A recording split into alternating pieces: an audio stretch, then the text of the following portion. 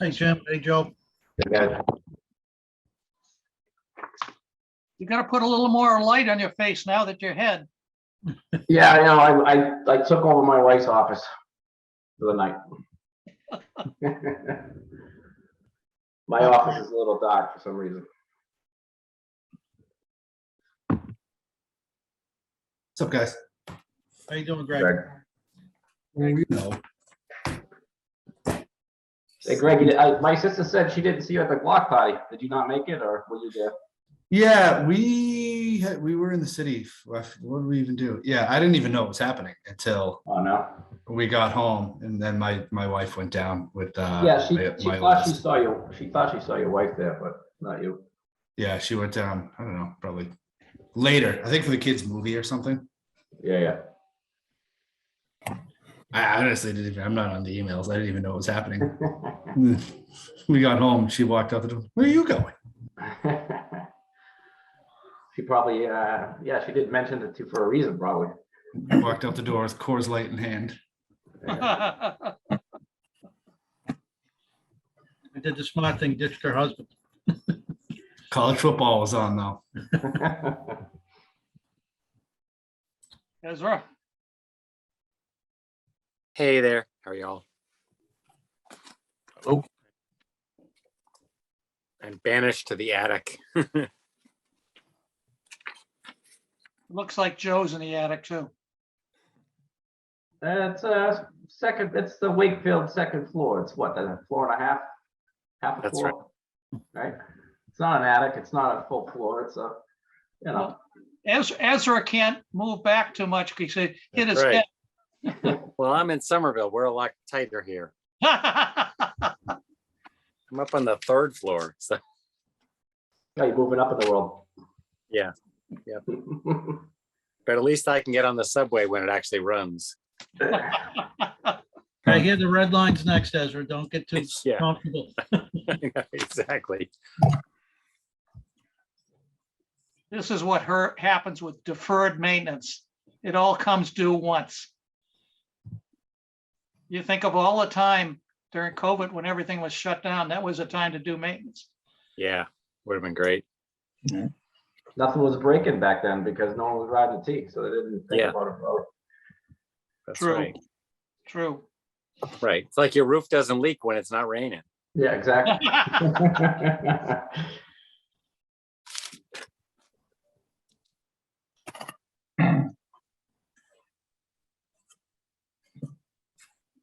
Guess we're missing Chipper, huh? Chip, Mike, is he on? Mikey, anywhere? I don't see him. Well, he was going to be a little bit late Oh, is he? getting back from the kids' ball game or something.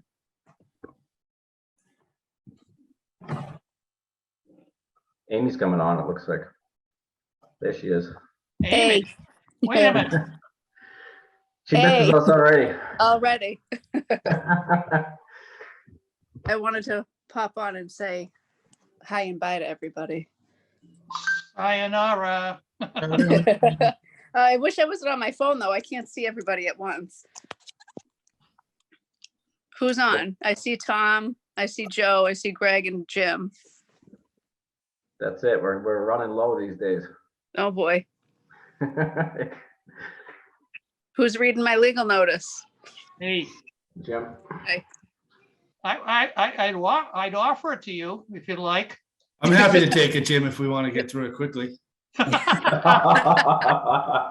You and Chip, basically, you know, really. We know, see, Amy, you're leaving and I'm getting picked on. Oh, see, I can't defend you. And I don't have enough hair to color No, or even to braid for that matter. right? Yeah. I know might got have the to go kids to, I at might play. have to go to Jack's Joke Shop. For those who knew about Jack's Joke Shop, I don't even know if it's around anymore. I don't know. There's some very wild stuff there. Used to be on the edge of Chinatown. Okay. You'll have to go check it out and get some funky hairdos then. There's a lot more than funky. And Oh, there's that God. chicken in the window. There's stuff there you can't bring in the office anymore. Oh, God. Chip's on. Oh, Chip has arrived with his straw. A little bit of everything for everybody. I hope that's caffeine. A little bit. Hopefully we won't need it. All right, I think we could start. I think we got a form. Hey, Amy, you want to say anything? Are you sticking on or do you want to? I'm not staying on, no, but I'll just say, so obviously all the board members know, but just wanted to say that I have officially resigned due to my work schedule, my new career. So, but I just wanted to say thank you to all you guys. It's been a long time, and it's been a lot of fun. You guys have become like family to me, like brothers and uncles and fathers and friends. So I just wanted to say thank you. And I know the board is in good hands, and keep me in mind when those tall buildings come, and what would Amy say? And Jim, if you're ever going on, you need a partner on a walkthrough, you know, I can come with you. I'm glad you didn't list grandfather on that list of yours. Nope, I didn't. I just left you at father. That was so kind of you. Yeah. You would have had to have gone to great grandfather, and then he would have been upset. Yeah, it would have been bad. So but I don't want to delay the meeting any more than I already have. So, but thank you guys. And obviously I'll see you around, hopefully not while I'm working, but I will see you around. And Well, good luck. Good luck, Amy. thank you. Talk to you Good luck. guys. Thank you, Amy. Thanks, Thank Amy. you. Good luck. Thank Bye, you guys. for everything. We'll miss you. Thanks. Miss you guys too. Bye-bye. All right, so we have our forum. Dave is on vacation, so I'll be stepping in as chair. Welcome to the Board of Appeals. Today is September 14th, 2022.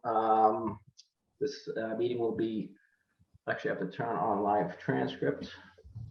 This meeting is recorded and it will be available on the website in a few days.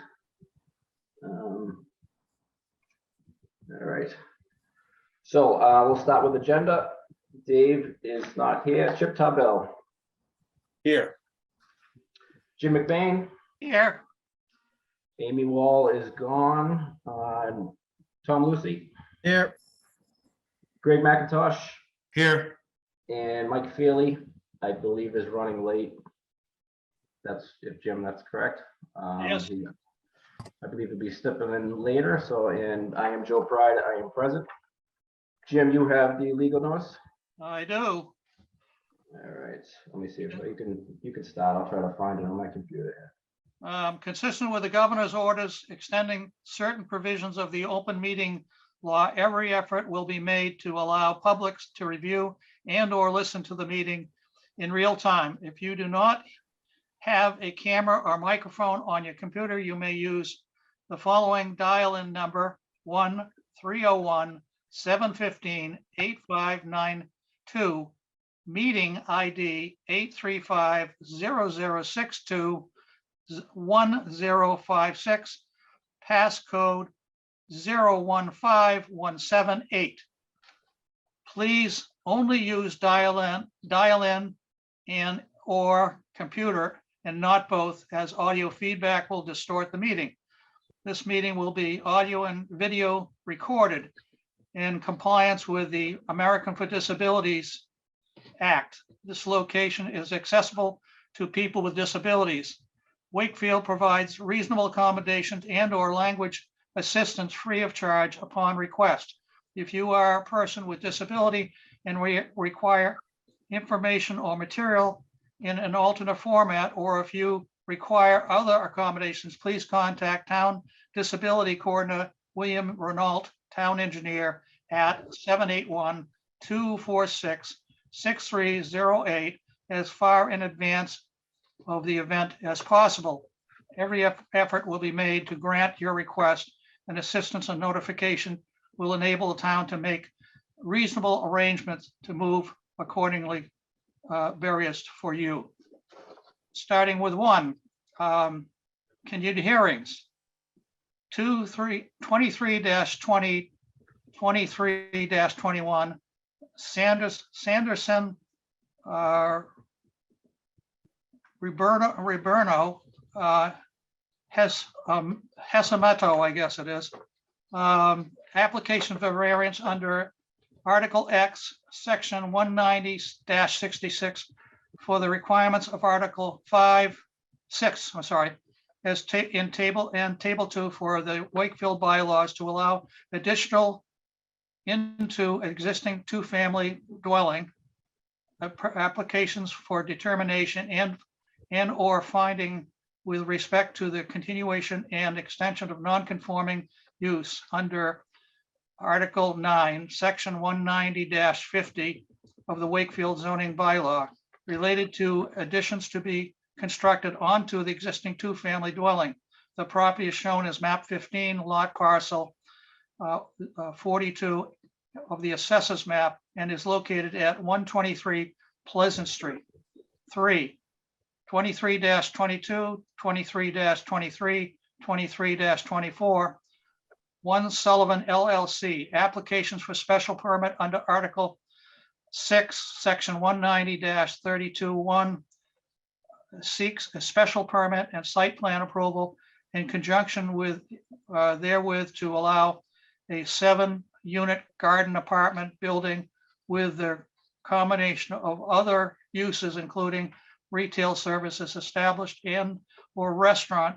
The applicant is seeking reductions and or alterations to the dimensional controls which are required under Section 190-32D and Table 2 of the Wakefield zoning bylaw. Application for a special permit under Article 6, Section 190-32 of the Wakefield bylaw to allow 7 units, garden apartments, building with a combination of other uses, including retail/services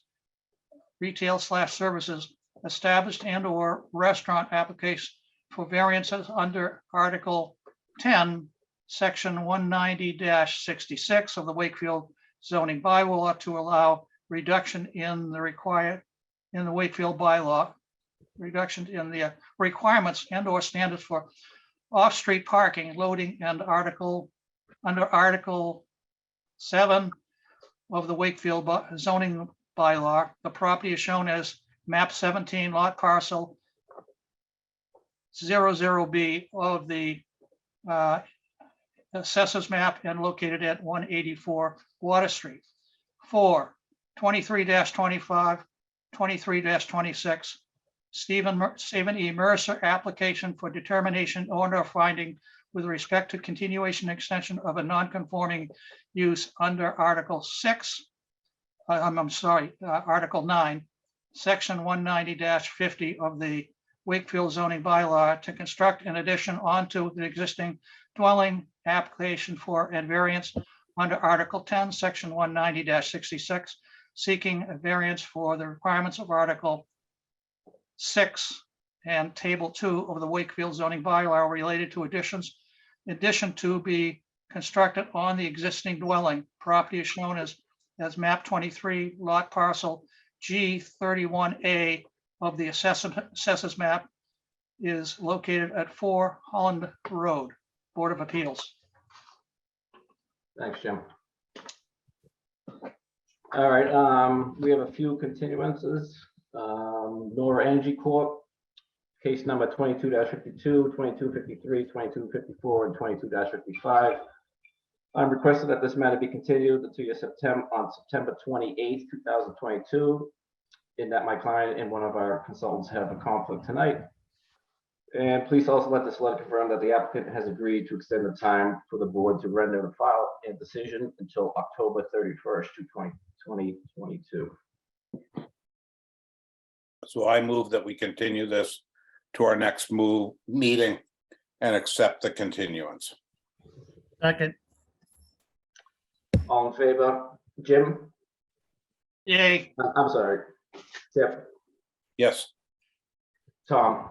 yes, Jim? Yes. And Greg? Yes. And I vote yes. So that's continued to our next meeting, September 28th. Next continuance, Sanderson's Ribeiro. I can't say this name. It's a Doe. It's 123 Pleasant Street. case number 23-20 and 23-2021.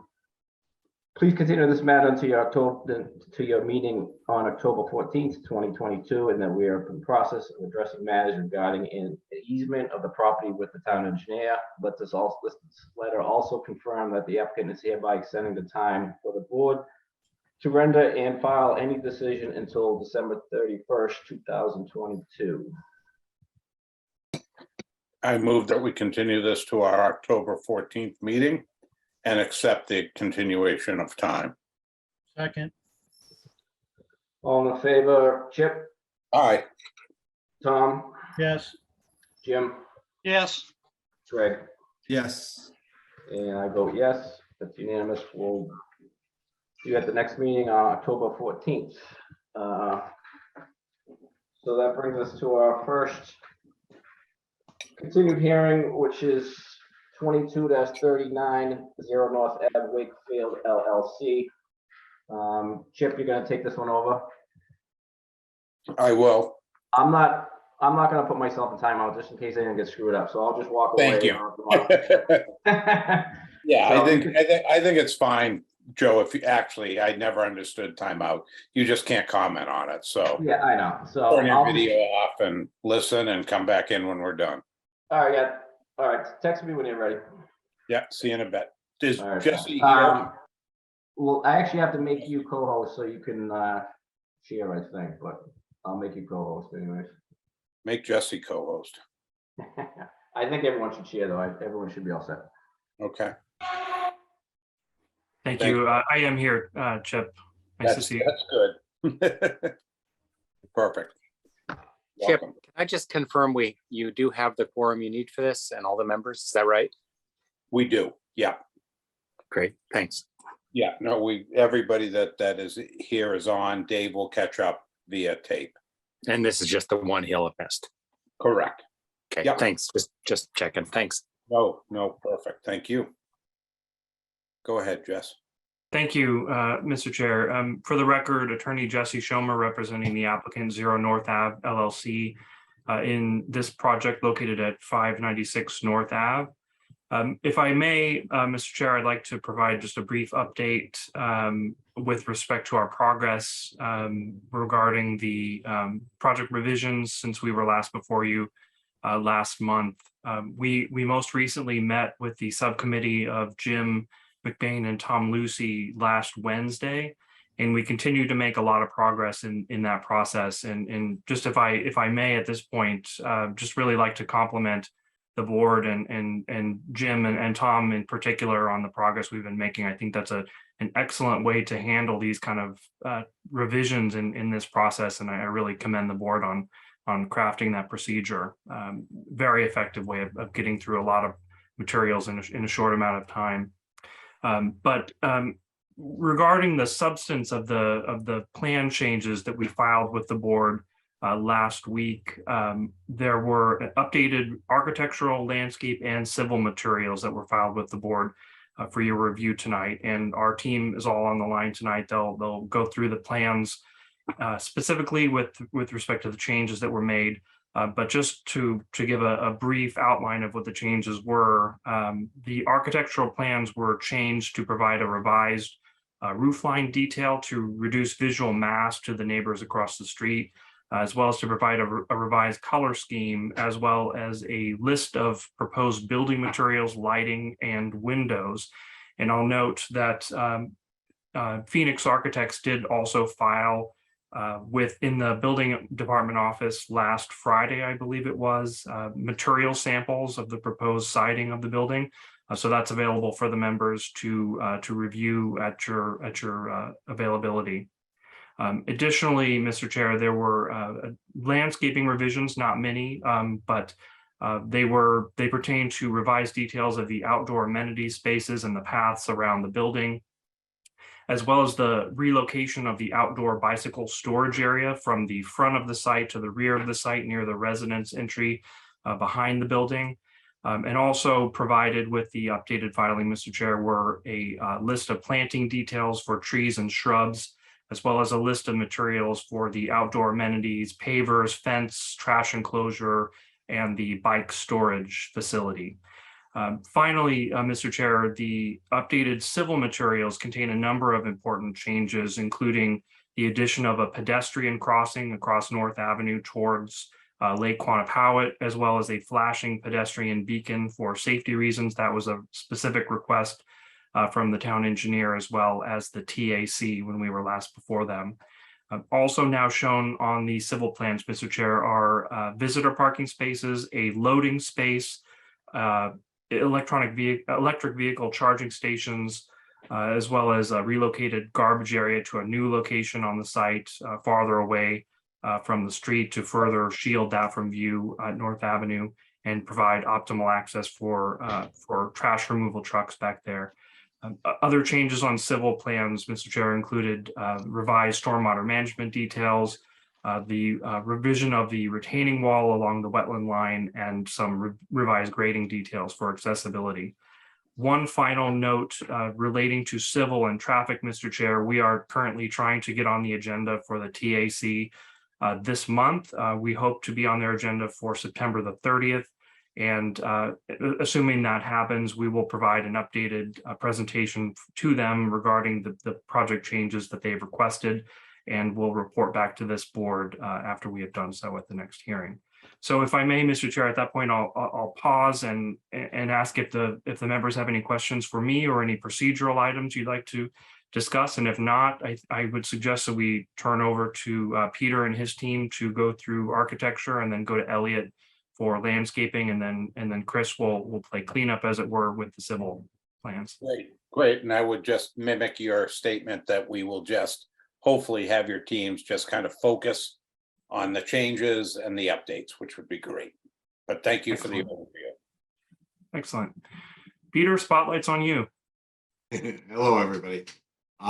Yes, Steve, are you going to bring up the plan tonight? Yeah, I'm here. I've got the plans ready. Okay, that'd be great. So, as discussed, we'll just focus on where we did the changes. So Steve will scroll through the floor plans because there were no changes there. We're looking at the front elevation. Last time we were before you, we had two gables in the front on the right and the left of the main entry. We took those back to hips to reduce the height and the magnitude of the feeling of the building coming forward. We took that change back through the right and left elevation, which takes us to the rear elevation, where we maintain the gable here. It's kind of hidden in the back, but we felt this is the main entry of the residence of the building, so we maintained it in that area. That was our update of the elevations. Then our work became coordination between our plans and what Elliot was working on. So we had several meetings in terms of what the plantings were, how the plantings are represented, size, etc. So these renderings now represent what Elliot's plans call out to the right of the site, through the site, location of the crosswalk, which I think you all remember has moved from the middle of the building further north. Steve, here showing the plantings in the front of the building, the street trees that are going to exist, the rising sidewalk, the very gentle slope that happens there. And Chip, you had asked us if we see in that rendering prior, Steve, if we see 598, we do not. We confirm that. It's just out of the view of that rendering at that point. There's many feet between our building and that building. Go to the next one, Steve. In here, we started to look at the front of the building, started to play with color scheme a little bit. The next rendering is going to talk about that. There was a lot of focus, the entry into the parking lot, the planting showing here all the way in. The next two renderings known, we're going to call them elevation A, elevation B. Elevation A, first color scheme, which is using in the vertical siding Navajo beige, on the horizontal siding. I can't read it. Cobblestone. and just the bays are now white. And then in the next rendering, known as rendering B, using the Navajo white for the horizontal siding, still the Navajo beige in the vertical, and then the white in the base center. So again, trying to keep the building subtle. The actual colors are now down at the building department, so everybody can see. And this was us working with Jim, Tom, and working through many color schemes, but trying to solidify. Here we show materials sheet using Anderson 400 series windows, black on the outside, black on the inside. Anderson commercial doors, which are also black, into the entries of the building. The stone, the roof, which is also at the building department.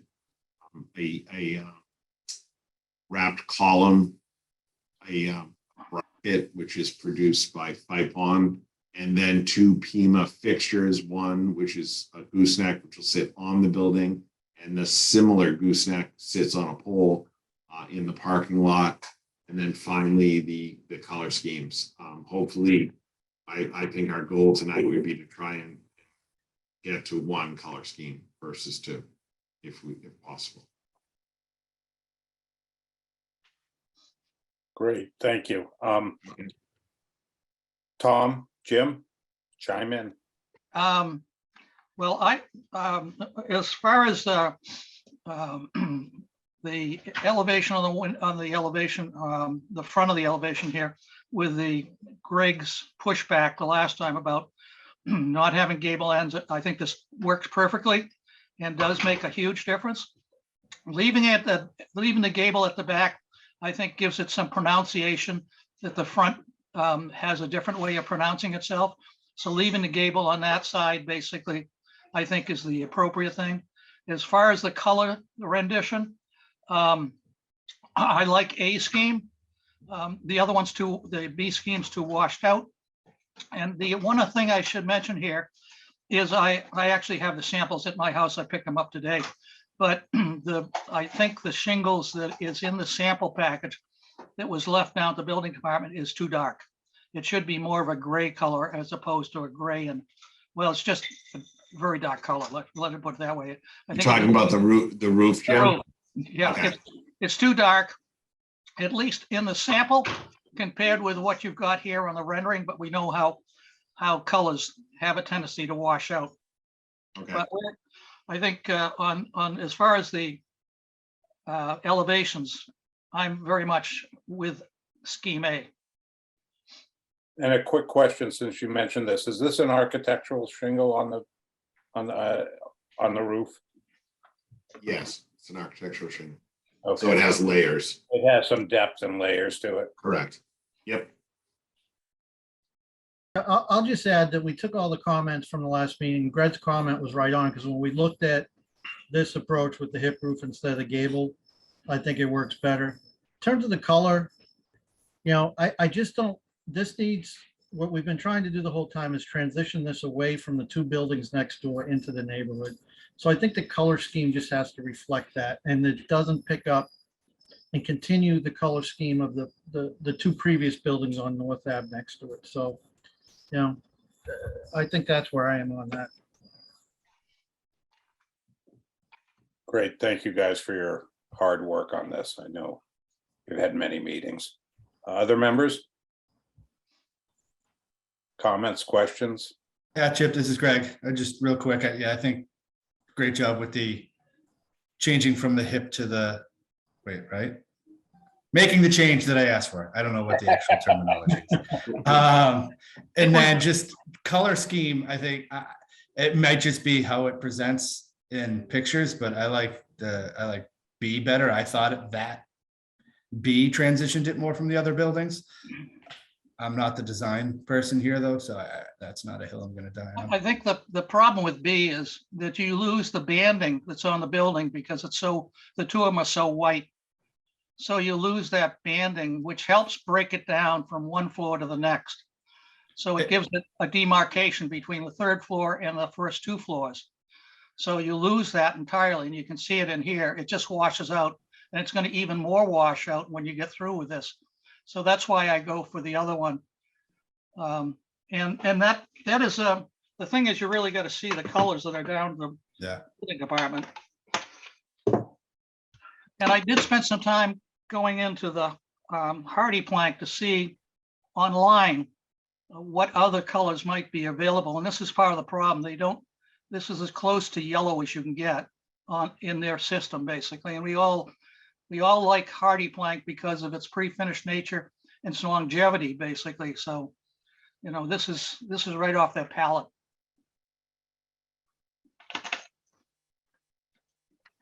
Okay, thanks, guys. Thanks, members. Jesse and Ezra, if it's all right with you, we're gonna go through all of these. I see a fellow has a hand raised, but we're gonna get the whole presentation and then we'll come back to public questions. So John, I see your hand raised, but we won't forget about you. So next, Jesse. Okay, next up, we'll go to Elliot for the updated landscape. Elliot, are you able to share your screen? I had it up. I'm sorry.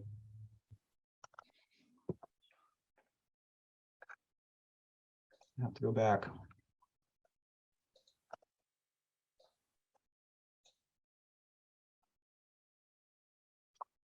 So quickly, the changes that we had reviewed in our last meeting, subcommittee meeting, related to accessibility over to the fire pit area and to the grilling station patio, as well as a connection from an accessible connection. Before we had pavers set in gravel, and it was brought about that we needed to make this connection fully around the building accessible. So this elevation at the Okay. Really? Not sure we can all see. I don't see a plan yet, Elliot. Oh, you don't? Nope. No, I we don't just know. see your desktop. Can you see that one? Nope, I see your home screen. That one? Oh, I can. Okay. Everybody else, can they see this? Yes. Yep. So this area on the left-hand side of the building, that was the major change since the last rendition. And again, it was creating an accessible path from this walkway at the rear of the building, connecting over to the grill station patio, and then creating an accessible way to the fire pit area. So these two elevations are the same. There's just a path connecting the two. We've added a retaining wall that is integrated into the entire perimeter retaining wall. We also have incorporated some safety fencing along the top of it because there is a grade change between 4 and 6 feet. So we added a safety fence along there, and it continues to this point at the back of the building. The other major change to address your concern, Mr. Tarbell, was adding the bike rack from the front area over on the right-hand side of the front over to the back area in this portion here, which is also the snow storage area. So the idea was to create a flat concrete area with vertical steel bike racks rather than creating a whole pavilion type of building, because we do need this area for snow storage. And that addresses the major, in addition to creating more screening here. We did add some more arborvitae screening around the fire pit area, and then added 2 more larger deciduous trees at the grill station patio. Other than that, it remains the same from what we've been presenting over the past few meetings. Elliot, on your submission for site items, there's a thing called metal picket fence. Where is that? That's going to be, so Jim, the difference with the there's also a difference in retaining walls. This is more of a larger block retaining wall system. And as we get closer to the amenities area, I'm proposing to change the dimensions of the block to smaller blocks. So that is going to contain the fence on top of it. So that metal fence is going to be at the grill station area and at the fire pit area. So it's a more decorative element as as opposed to this fencing on the right-hand side, which is going to be an opaque 6-foot screen fence, basically screening the Knights of Columbus from our site. And what about the rear, Elliot? What goes on top of that retaining wall? I think we're probably just going to have, we haven't decided exactly at this point, but it may be some sort of a vinyl coated chain link fence, something that's going to be a safety fence. But I think we really put the nicer elements on at the amenities area, and then we really need screening on the right-hand side from the Knights of Columbus. Looking out, we want something that's kind of translucent, looking out to the back, and I think that the chain link fence, a vinyl coated chain link fence, is going to address the visibility, kind of disappear if it's black coated vinyl, and also be a safety feature for that area. So those two other fences are not in your cut sheet. They are not. Okay.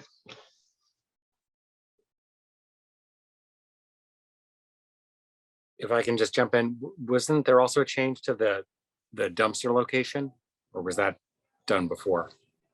No, that's new. That's new, and it's south of the it's right next to the bike. And that got you a delivery spot, didn't it? It's actually it's pulled away from the as you pull into the site. It used to be in this corner at the back of the site, and so it's basically what you see when you're driving through. So Right. It's tucked in. It worked out better, and Chris Sparages will explain the revisions to the retaining wall, which actually it creates a nicer space for the back, and really added to being able for us to put the dumpster in this location. Okay, thank you. Other members? Any questions? All right, Chris, you're up. Okay, thank you. Can everyone hear me okay? Yep. Okay, let me share my screen here. And can everyone see the site plan? Moving on. Yeah, I don't know what's on the left, but I can see the locus. Okay. All right. So you do see the site plan, the locus plan, correct? Yep. Okay. Okay, so just see here. Again, for the record, Chris Sparages, civil engineer from the Engineering and Survey Office of Williams and Sparages. And as you recall, our project site is shown here in gray. It's just over 5 acres. And there are several changes to the civil site plan, as Jesse mentioned, in order to address comments that we received from DPW, from the ZBA and subcommittee, traffic advisory, other boards in town who had submitted comments on our initial application, and coordination items between architecture and landscape architecture. And so I'll take you through those changes tonight. Our existing conditions plan here. This is our proposed grading and drainage plan.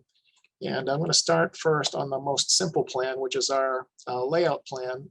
This shows the property in its entirety. I'm going to zoom in on the just under an acre part of the site that we're developing here, so that we can zoom in here.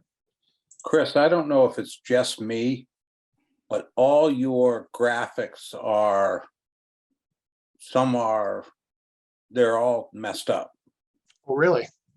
Some All are right, light, some are dark, some are small, some are big. Is everybody seeing that, or is it just me? Yeah, the letters. Yeah, Yeah, like they're all there. yeah, but some are dark, some are light. Is it better zoomed in, or is it still a problem on your Still a screen? problem, but we can get through it because we all have copies of it, but All right, let me do this, if that's okay with you, Chip. I'm going to stop sharing and then share again. try again. Yeah. Okay. All right, let's try that again. That's unusual.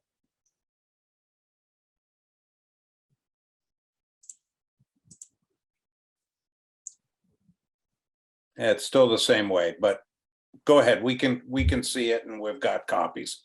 All right, one more option, if I could just bend your ear for a minute. Would you be opposed to looking at this at this screen, which is the AutoCAD screen? Can you see that screen any better? Yes, I'm okay with it. Are others okay? Can everybody Sounds see? fine. Anybody have a problem with it?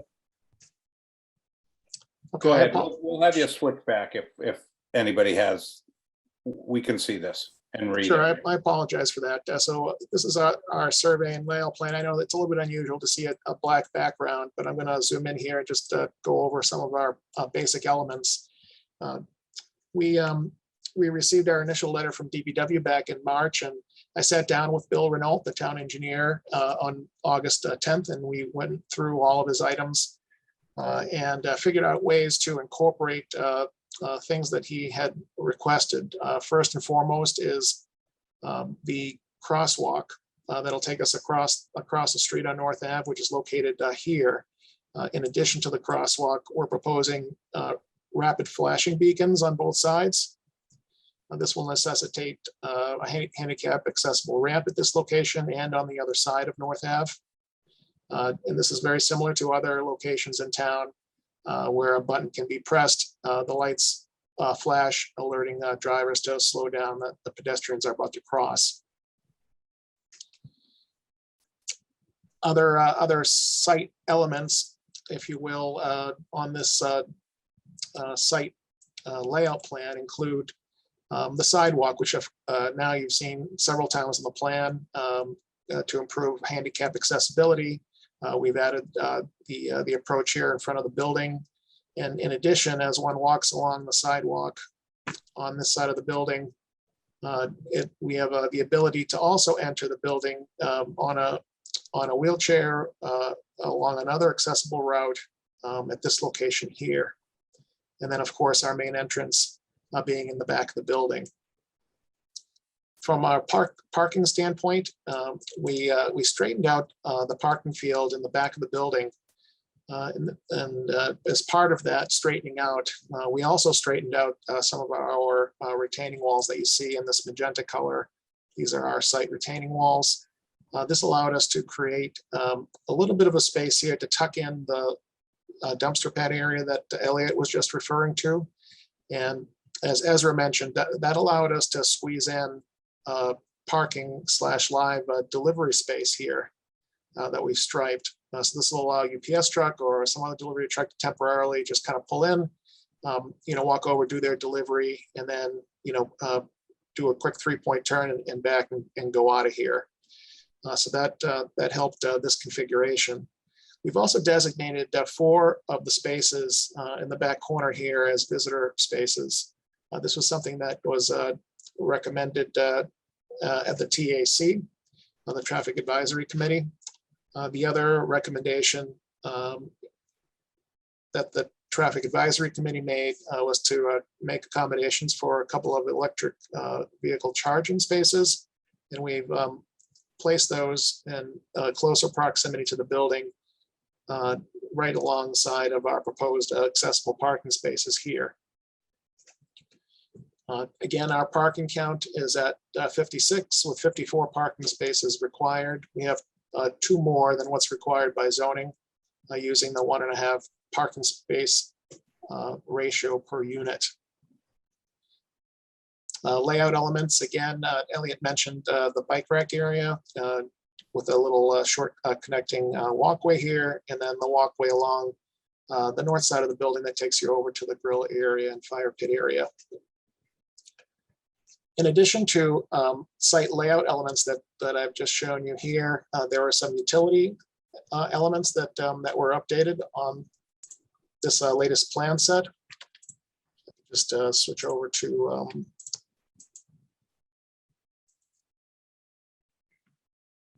that plan real quick. Our proposed utility plan is on the screen now. And one of the things that we did to address a comment early on from the ZBA members was to free up this landscaping strip. This was done by pulling back our underground stormwater management area, which is shown in this rectangular area, We squared it off, made it a little bit bigger in the process, and it freed up this landscape area here. In our discussions with Bill Renault, he explained to us that along North Avenue, there have been some recent water main improvements.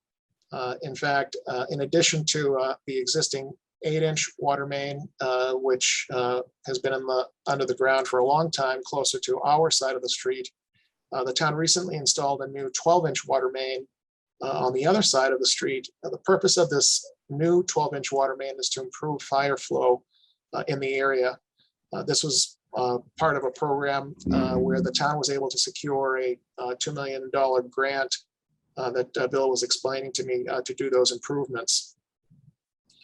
Now, what he's instructed us to do, because the purpose of this 12-inch water main is to improve fire flow, he's asked us to connect the fire suppression line from our building to the 12-inch line, and then the domestic line, which is a 2-inch connection to the 8-inch line in the street. So we'll be connecting to 2 different water pipes as part of that work. The other change since the last time you saw the site plan is that we did get together with Wakefield Gas and Light with Vincent McMahon. He's indicated to us a preferred pathway for the proposed transformer that will serve the building. We've placed the transformer at this island here, and we will have an underground service that will run under our sidewalk and out to a pole along the overhead pole line that exists along North Ave. So that's what that's going to look like there. There are a series of bollards, and Elliot has done a nice job with some screening in this area. Our stormwater management design remains essentially unchanged, except for the enlargement of the underground stormwater management area here. It's a rather simple system where we're collecting stormwater runoff in a couple of catch basins and directing them to a pre-treatment device before allowing it to enter this underground piping system, which is perforated.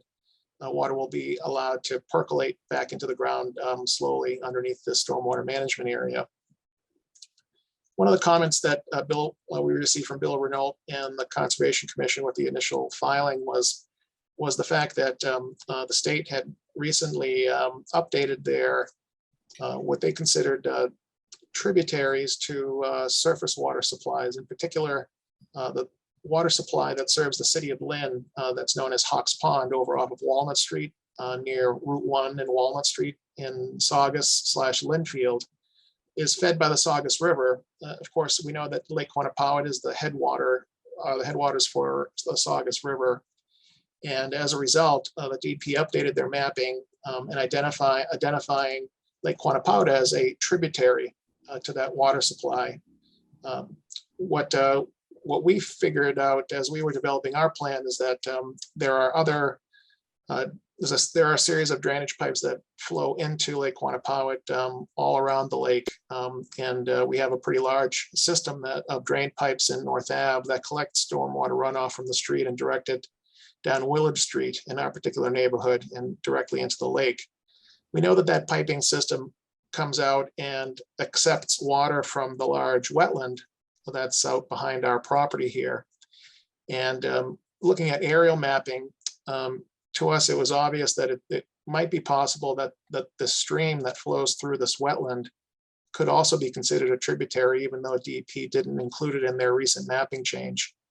So because of that status, a stream has a protective zone that extends 200 feet from the stream. And there are certain things that you can and can't do within 200 feet. And it affects the way we approach the stormwater management design. We designed our system to account for that possibility. Specifically, our underground stormwater management area and what we consider our structural stormwater BMPs are all placed more than 200 feet away from the stream. Now, both Bill Renault and the Concom office recognized that this stream might be considered a tributary. We all reached out to a representative from DEP who came out and confirmed that this, in fact, will be added to the map as a tributary. And so the way we have designed the project complies with DEP stormwater management standards and honors the setback from the stream. That hasn't changed since day one, and we've reviewed these items with Bill Renault. After we complete this process with the ZBA, hopefully receiving an approval of our comprehensive permit, we'll immediately then be filing a notice of intent with the Conservation Commission to complete that process with them.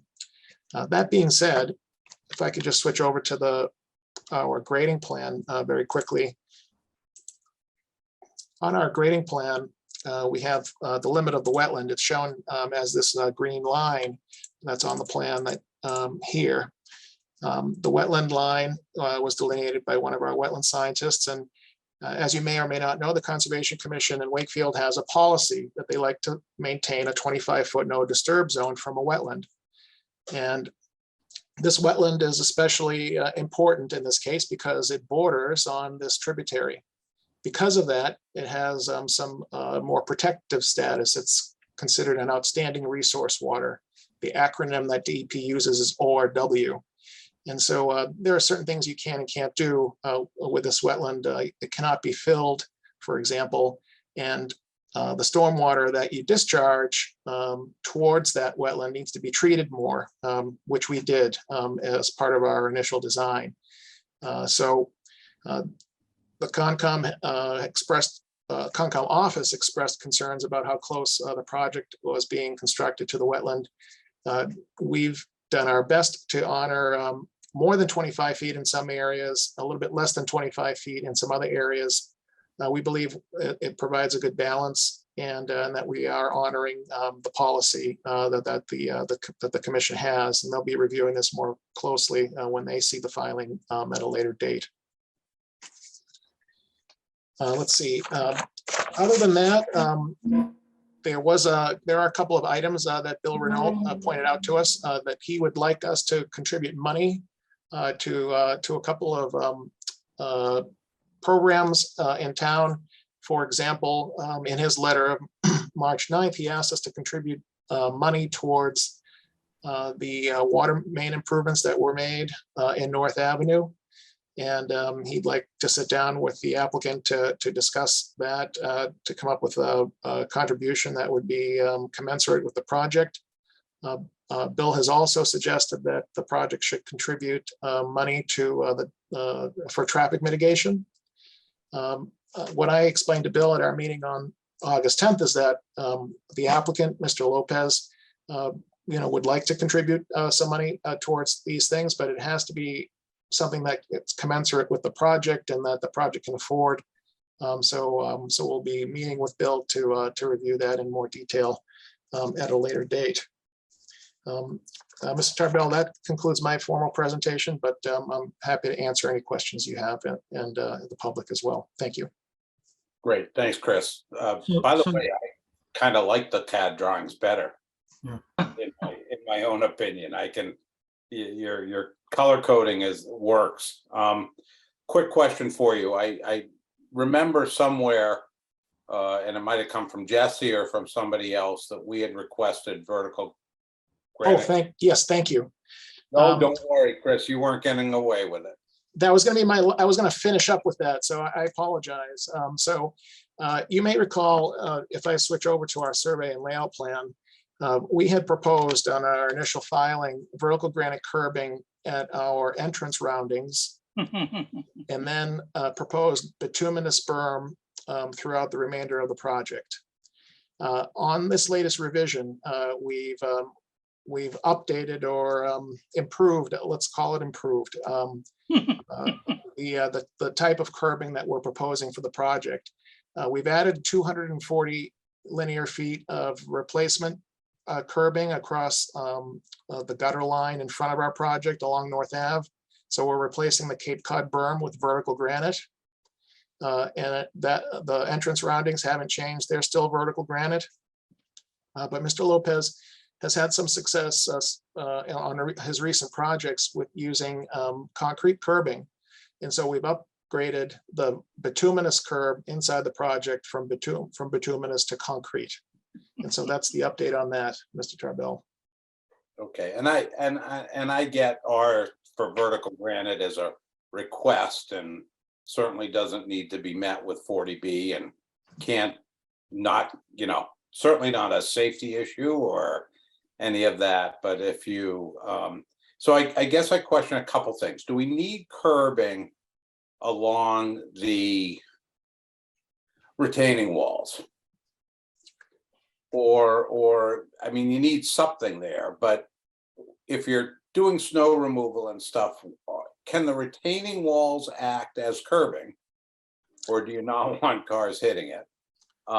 Because if you put I mean, certainly there's gonna have to be snow removal here because you don't have enough space for all the snow storage and we can't, all our kind of O&M say you can't lose spaces.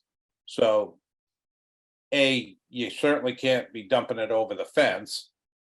So at some point it might have to be hauled out. And if you bring a Bobcat in or any other type of machine, you're going to be right up against that curb where it might be easier to clean right up against. I don't know, just a thought, and it would save you a lot of curbing. So I don't know if you've thought about any of that. But thank you for getting it to concrete. If Mr. Lopez and his desires to be a really nice guy wants to do vertical granite curbing, I will not be opposed to it. Nice. So Chris, I have several other questions. Looking at the retaining wall detail on your drawings, it's flush with the asphalt or whatever, and there is a thing called wood guardrail. So I assume the wood guardrail in the parking areas runs along that whole edge. Am I correct? That's correct. So if I were to zoom in here, we have a retaining wall along the property line that we share with the Knights of Columbus. And the proposed wall type that we're proposing is a large modular block style block. The details that we proposed in our detail sheets are the Recon product that's locally supplied by Shake Concrete. And they have details that incorporate a guardrail either within the wall, as we're proposing along the Knights of Columbus, or in front of the wall, as we're proposing along the back of the parking lot here. All right, so I see that detail. I see them separately in that you've got a cross section through the wall, and then you got another cross section that or an elevation basically of the wood guardrail. That's right. You're looking at them. Here's our detail sheet. Here are the two. Okay, I see the third one now too. Okay. Yeah. All right.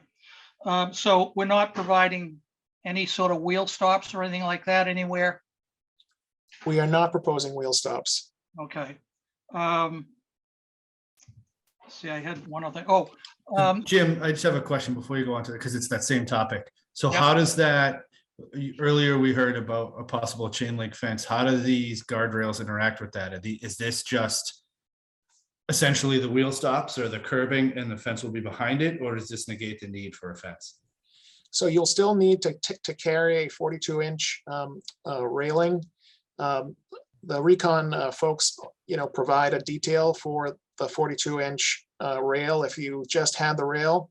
But in the case of the guardrail, because we need guardrail, the fence would get attached to the back of the guardrail post, bringing it up to a 42-inch height. so could we ask that, we're going to require that you show that detail basically along with which fence system it is. So we clearly know. I mean, right now, Landscapes provided us with one fence. And as I understand it, there are two other types of fences. So let's make sure we're clear on which fences go where and what their appearance is at the same time. Okay. That leads me to one other question is in our last meeting with the subcommittee, you had mentioned the drainage out front, basically running out to the street is what it's to solve the problem with what we talked about, the 200-foot it's within the 200-foot space. And Renault, I think, asked that that be graded in such a way that it go out to the street to be drained. Was that correct? Yes, so let me explain.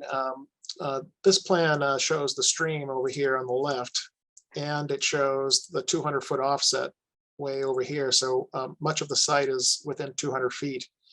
So our hands are tied a bit on stormwater management areas. They're just not allowed by the code within 200 feet of a tributary. So that being said, the front of our property in the existing condition, everything from the curb, from the top of the curb along North Ave today, slopes from the top of the curb, it slopes back towards the back of the site today. This proposed building, of course, sits up a little bit on the grade, and the area or the land in front of the building slopes downhill towards North Ave now. And so we found ourselves in a conundrum of not being able to collect stormwater and directing the stormwater in front of the building to a formal stormwater management area. It's not a large peak flow rate, but it's an increase over the existing condition. And so what Mr. Renault asked us to do is to analyze that amount of flow out in the street and model the existing catch basins. There are several of them here, and here, to make sure that they have the capacity to accept that water. And if we do show an increase here, what Mr. Renault suggested is that we help him by improving the mitigation on one of several projects that he currently has on the books. One came to mind, I guess, at the Veterans Ball Field, which is right next to the lake. There are some drainage improvements being proposed there. And he suggested that if we did have a slight increase here, what we could do is improve the condition at that other project that he's already working on, and then come up with a fee that would help pay for those improvements to offset a slight increase in the front of the project here. So that's the way Bill was thinking about handling that. So in reality, this is another donation. That's right. Yeah. So And that is public, that is on the public property side anyway. yeah, so It is. Chip, I just want to get in the meeting minutes. We need to memorialize these donations once, maybe Dave, when he comes back, can be part of the meeting with Bill Renault, so we understand what these donations are and we can condition them with our approvals. Yeah, so what I was gonna do, Tom, is at the end, ask Jesse to document all these suggestions and requests and then be able to review them. Right now, I have 3 different ones. And if there's somebody that has others, let me know, but I heard 3. But yeah, they do have to be memorialized. And then there has to be a dollar amount put with them. And because some of them were like, as long as they're in favor, as long as they're in, the right scope for the size of the projects. So many of the donations haven't been determined yet. Yeah, that's why I just don't want to lose them. I think there needs to be a little discussion and some engineering work on those flows from the site and so forth. So I just don't want to lose all those in the shuffle here. Yeah, we won't. Thank you. And I have a quick question along those same lines. This is for Jesse, I guess. You're okay with, I guess, the legal enforcement of those? I know there's some restrictions on what the town can ask for or require in off-site improvements with 40B, but if I'm assuming, although I could be wrong on this, that if the applicant is willing to fund those, then the state isn't going to say anything about that, are they? That's right, Greg. The 40B law typically does frown on requiring offsite improvements unless it's something that's a condition that is caused by the project and it's not feasible for the town to do the upgrades. But if the applicant is agreeable to it and assuming we can reach a consensus with Bill Renault, okay, the state will not be taking a second look at that. Okay, yeah, and that's why I asked, because if we're going to do something down at the field, that's not caused by this. So that was what sort of piqued my interest on that. Okay, sounds good. Thanks. And just a second, that I would say that the key there is to make sure it's part of the proposal.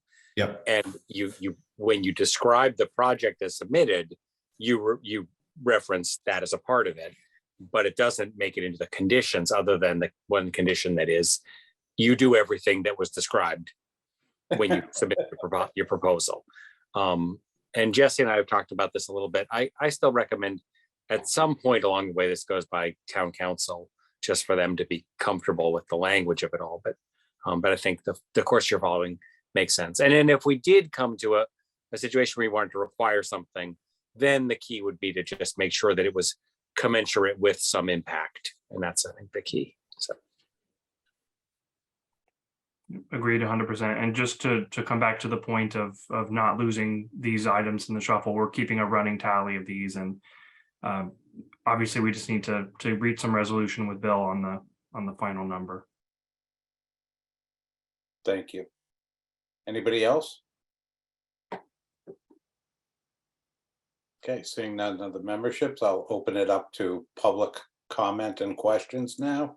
So I ask Jesse that you have all three team members ready to go to battle. Hopefully it doesn't come to that. Never. There was a fellow with his, John Chrisley has his hand raised again. John? Please state your name and address for the record. Sure. My name is John Chrisley. I live at 19 Humphrey Street. I'm actually, my interest in the meeting tonight, I'm one of the co-chairs of the Safe Streets Working Group.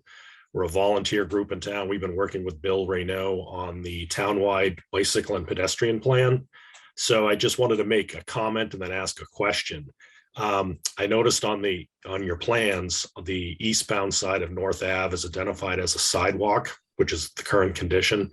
As part of the townwide bike plan, we've discussed with Bill that the proposed design is for a bi-directional bikeway, which will improve safety for pedestrians and cyclists. It'll be a 12-foot wide pathway usable by cyclists and pedestrians. So that's something to be aware of, that your project will be next to hopefully an improved section of North Ave. And so my question is, it seems like there would be an opportunity to put sheltered or secure bike parking in the place of an exterior bike rack. Sheltered parking is much preferable for people who are going to be riding either on a recreational basis or a commuter basis. So I wanted to ask the project proponents if they have thought about switching out the bike rack to a sheltered and secure arrangement. Through you, Mr. Chair, I can address that one. I think the issue of covered parking or non-covered parking is a detail we haven't quite got to yet at this stage in the process. I know that there are systems that can be added to the bike racks to provide a shelter over those. So it's something we're considering. We haven't decided one way or the other. I think it'll be a decision that ownership makes based on the demand on the site for whether the residents have a lot of bicycles. We have a lot of commuters in the building who are going to be riding, for example, down to the MBTA station just down the street. So it's a great suggestion. It's something we're seeing a lot in affordable housing projects and market rate housing projects. So we're certainly aware of it. We just haven't decided that detail yet. Thank you. And my last comment would be, we have one of the members of our group lives on North Ave in one of the other new apartment buildings there. So she's been working with us on this proposed design along with Bill Raynaud and my other co-chair, Julie Smith Galvin. So if the project does propose that, I think it'll be a great opportunity to address that future demand. Great, thank you, John. And certainly you're working with the right person with Bill, because they have to deal with Bill on everything else. So, he'll bring that up, I'm sure, as well. So thank you for your comments and making us aware of it all. Yeah. Thank you very much for your time. Thank you. Anybody else?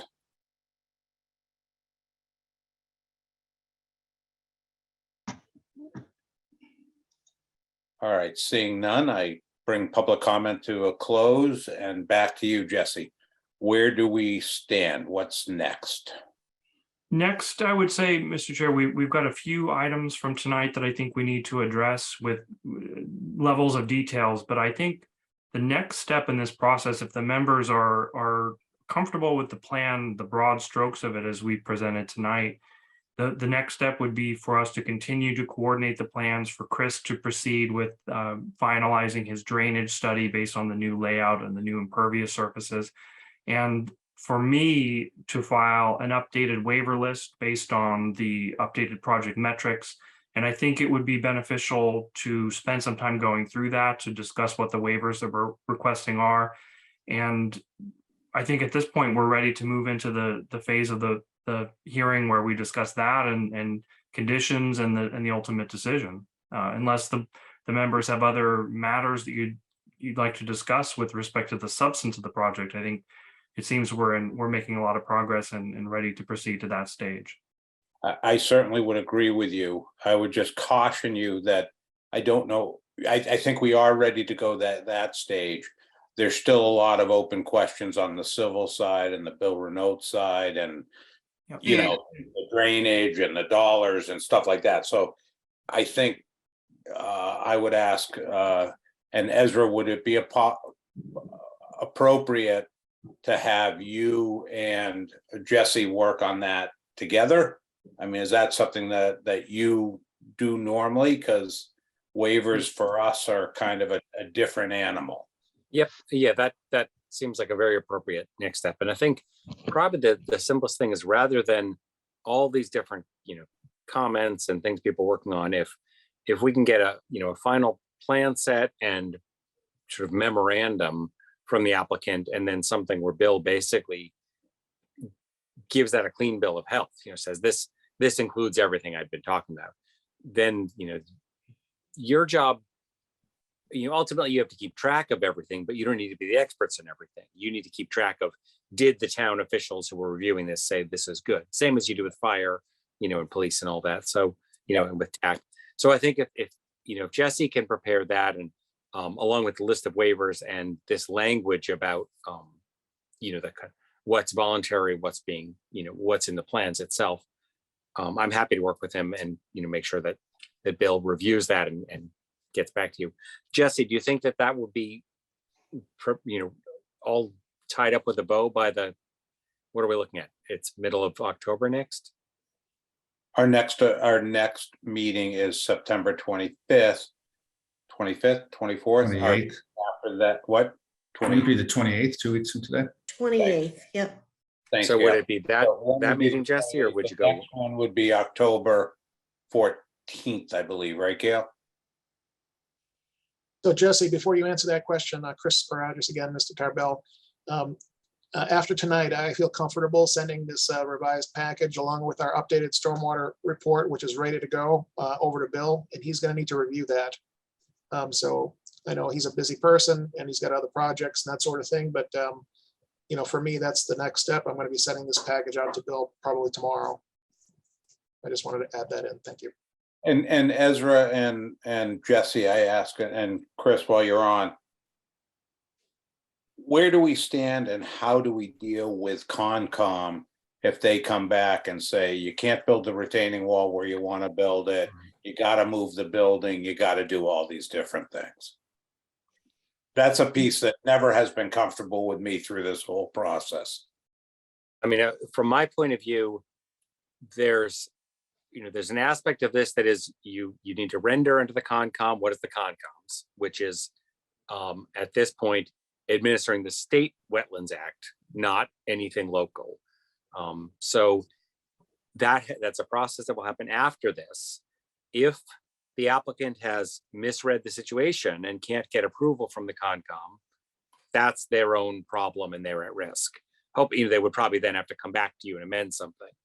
If the applicant has correctly, managed this and Concom is not happy but has no jurisdiction, then the situation is done. It will be done at this level. And my understanding is this question about the 25 foot is this isn't a part of the State Wetlands Act. This is a local policy, which this board has the right to waive. So Jesse would be asking for a waiver from that if it's even a stated policy.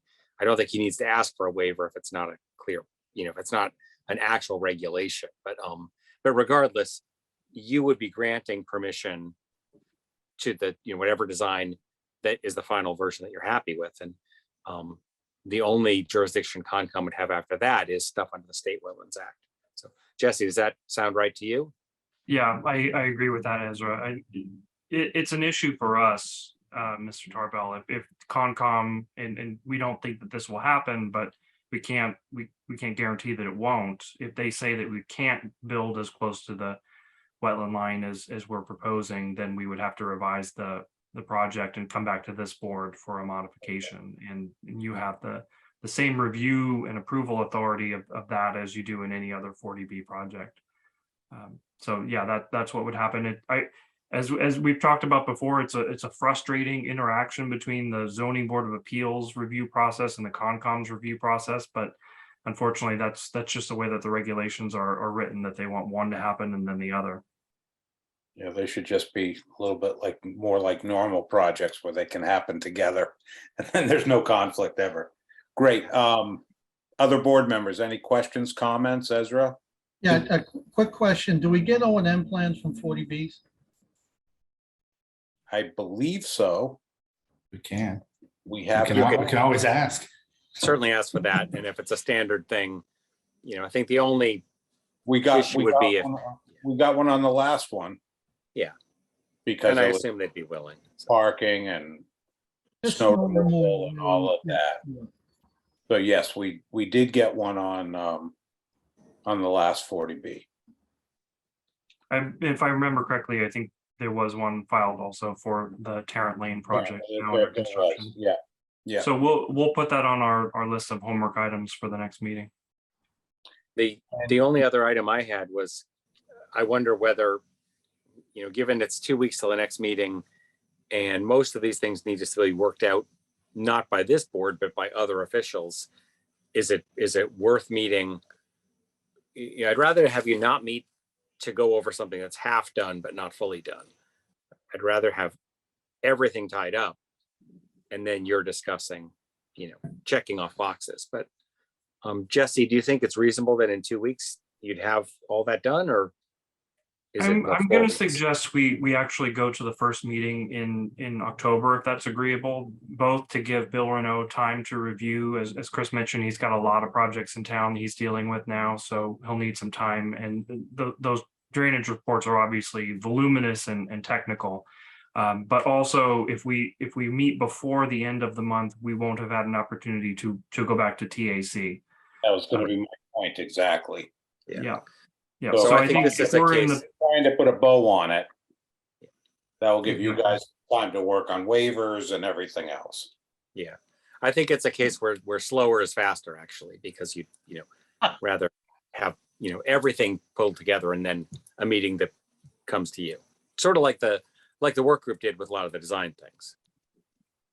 Let me just circle back to the work group quickly, and then others. Are we set with the design, guys? Are you happy that you don't need any more meetings and that you're comfortable where we're at? Go ahead, Tom. Did we ever give you guys a thumbs up, thumbs down? I think only Jim and I talked about they wanted a color scheme, direction on the color scheme. I mean, I guess if we want to take a straw poll on that, Greg, I mean, they wanted direction, and it seems like Jim and I are the only ones who said anything. So, yep, no, you're right. Anything? All right, so let's. I personally, A is the one without as much white. B is the one with white. I prefer A because I think it helps with the banding and the other thing. So, given that, that's where I'm headed. I agree with that. I think A looked great of the bunch. it is. You've been outvoted, Greg, sorry. All right, and just for the record as well, Mickey Feely is now on with us. He has joined the group. So, Greg, we still love you. All right. Is there anything else, Jesse, that you think you need direction from us on, or any of the other team members to move to the next step? I don't believe so, Mr. Chair. I think we're in good shape. We have our marching orders and we'll complete as much as we can, hopefully everything by the time we're next before you in early October. Yeah, and I guess I would just mimic Ezra's comments as well, is that if there's still outstanding issues in October, let's be ready to put a bow around it before we come back and rehash half done or we're almost here or there. So I ask you to keep that in the back of your mind. If we need to continue, there's no great shakes for another 2 weeks. Understood. With that being said, I now close this public hearing and I thank Jesse, you. Hold on, just don't close the public hearing. Close Just the close public the- hearing. No, excuse me, just tonight's, not the, thank you. We are not closing the public. Continuing. We are- Continue to a time certain. Chip, I'm going to move that we continue to October 12th. Thank you. Bail me out of this, Tom, quick. Second. I second that. Running 2022, right? 2022. Running through, Greg, Yes. Tom, Yes. Mickey, Yes.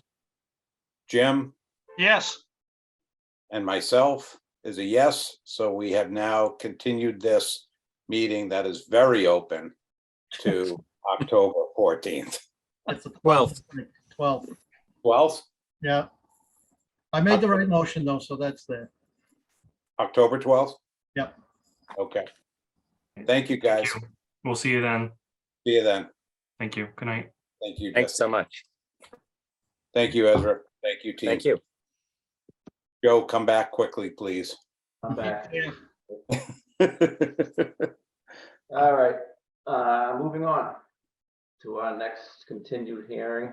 198 Albion Street, Real Estate LLC, 23-5, 23-6, 23-7, and 23-8. Brian, are you on? You're there somewhere. I'm here. There you are. I'm Hey, here. Brian. Thank you, Mr. Chair. Good evening, Mr. Chair. Good evening, members of the board. For the record, Attorney Brian McGrail representing the applicant, 198 Albion Street, Real Estate LLC. With us again tonight is Giancarlo Tiberi, who is the principal of the entity, owner of the property, John Ogle from Hayes Engineering, and Peter Sandors and Steve DeFuria from Phoenix Architects. What we plan to do tonight is present an update on the architectural details that Peter and Steve have been working on based on the board's last comments. It's kind of a work in progress, as you know.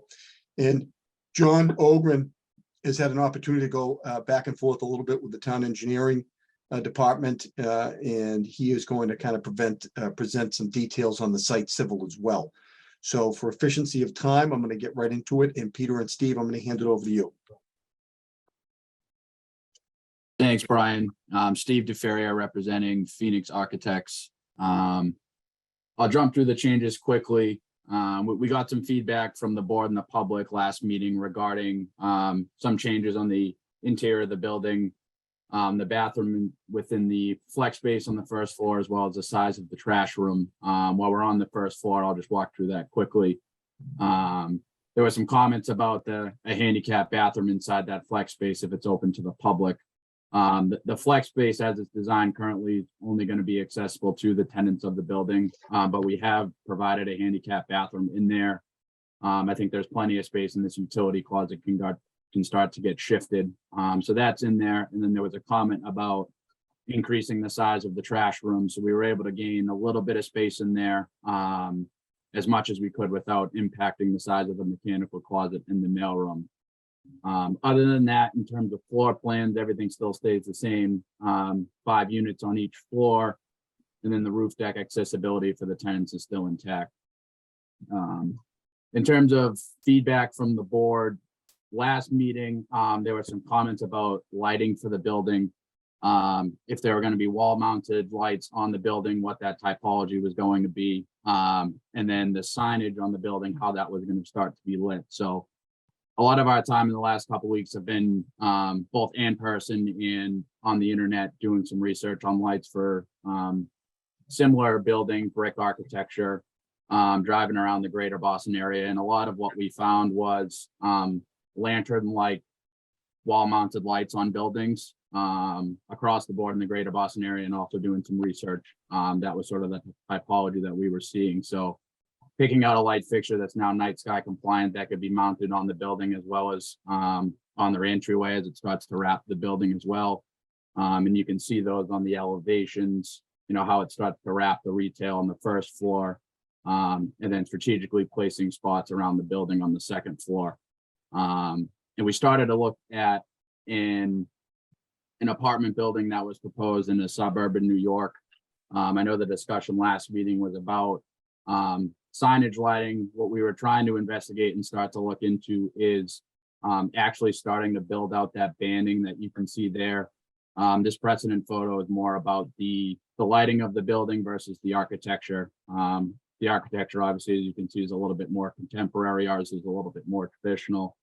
But you can see underneath the banding how they start to build out those spots in areas where there's entrances and signage to really start to illuminate those areas.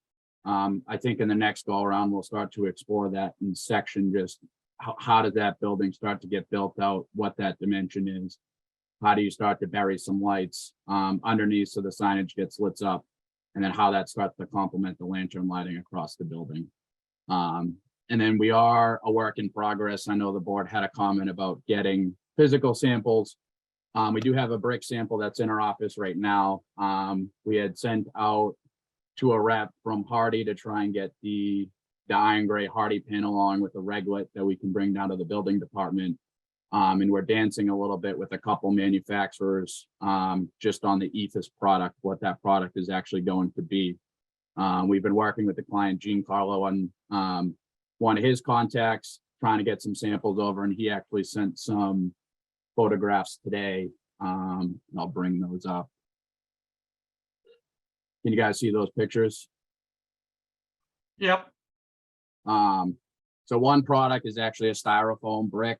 So it's a similar application to the thin cut brick that we were proposing. Again, the price is a little bit cheaper. We as an office, Peter and I, what we're trying to investigate is just the discoloration. How does that start to come into play? And then this, similar to the Stow Corp that we're calling out in our materials packet, is actually just a flat panel that gets applied to the paneling product. Again, doing a little bit of research on our end just to figure out how does that discoloration comes in. But again, the materials, physical samples are a work in progress. Once we have that in hand, we'll box it up and bring it down to the building department, similar to what we did with 596. And that wraps up the architectural updates. Do you guys have any questions before we move on? Any question from the board? Yeah, this is Greg.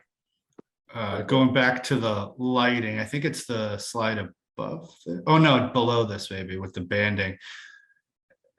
I know you said this was more to focus on that lighting than the actual contemporary nature of this building, but on the lighting of the signs, if we're going sort of, I want to call it traditional, but it's even older than traditional look of the building, why aren't we staying there? Like I think we mentioned goosenecks or something last time. It seems like there's pushback on that. This, to me, when you're putting in a banding like this, you know, you have this old looking building and then all of a sudden this one small contemporary piece.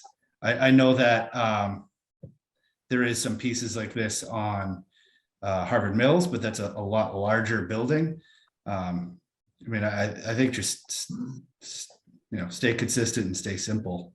You know, goosenecks, sort of, you have the lanterns.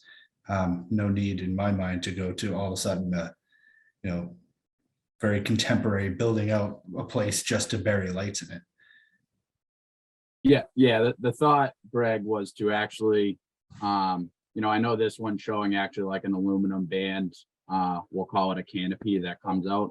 I think what we'll just have to explore is if we're going to do it, it's probably that whole banding itself that we're showing on the rendering as like a limestone cap between the retail and the residential up above. You know, it's play for us on our end just to figure out what that dimension wants to be so it sits comfortable. But the thought would be that whole banding cap would come out. So you wouldn't be seeing Sort of what you're seeing in the image here of just, almost like tacked on, like you had commented on.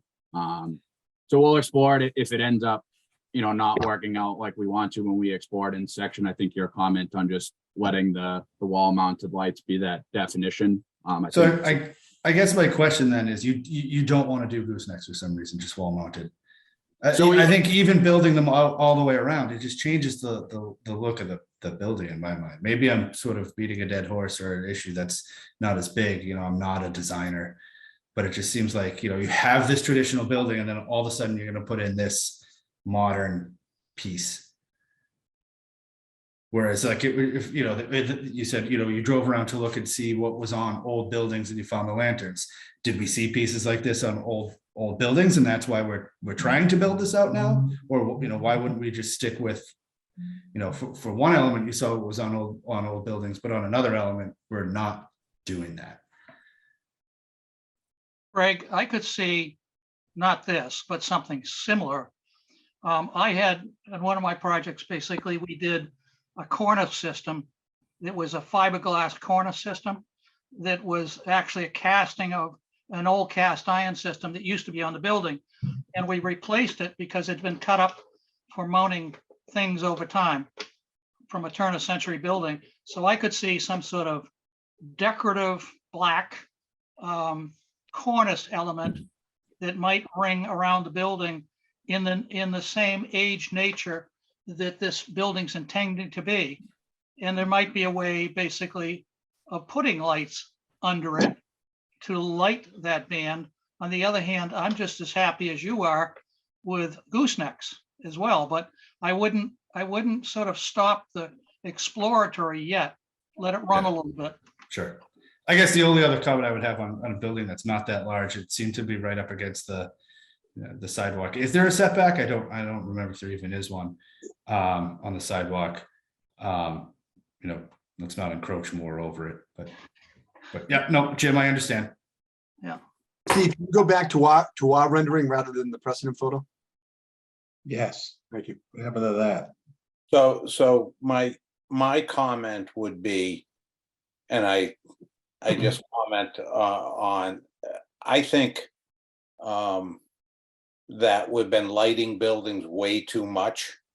That have been running all through the night. You come down North Ave, and I know they're your buildings, but we've got the up and down lights, and we light wash through the evening the entire building, and there's a glow. And even though they're nightlight compatible, I just caution that if we're doing something under, why do we need the lanterns on the posts? I mean, it seems like there's a lot of lights on this building, and there's a lot of ambient light from the street already with street lights.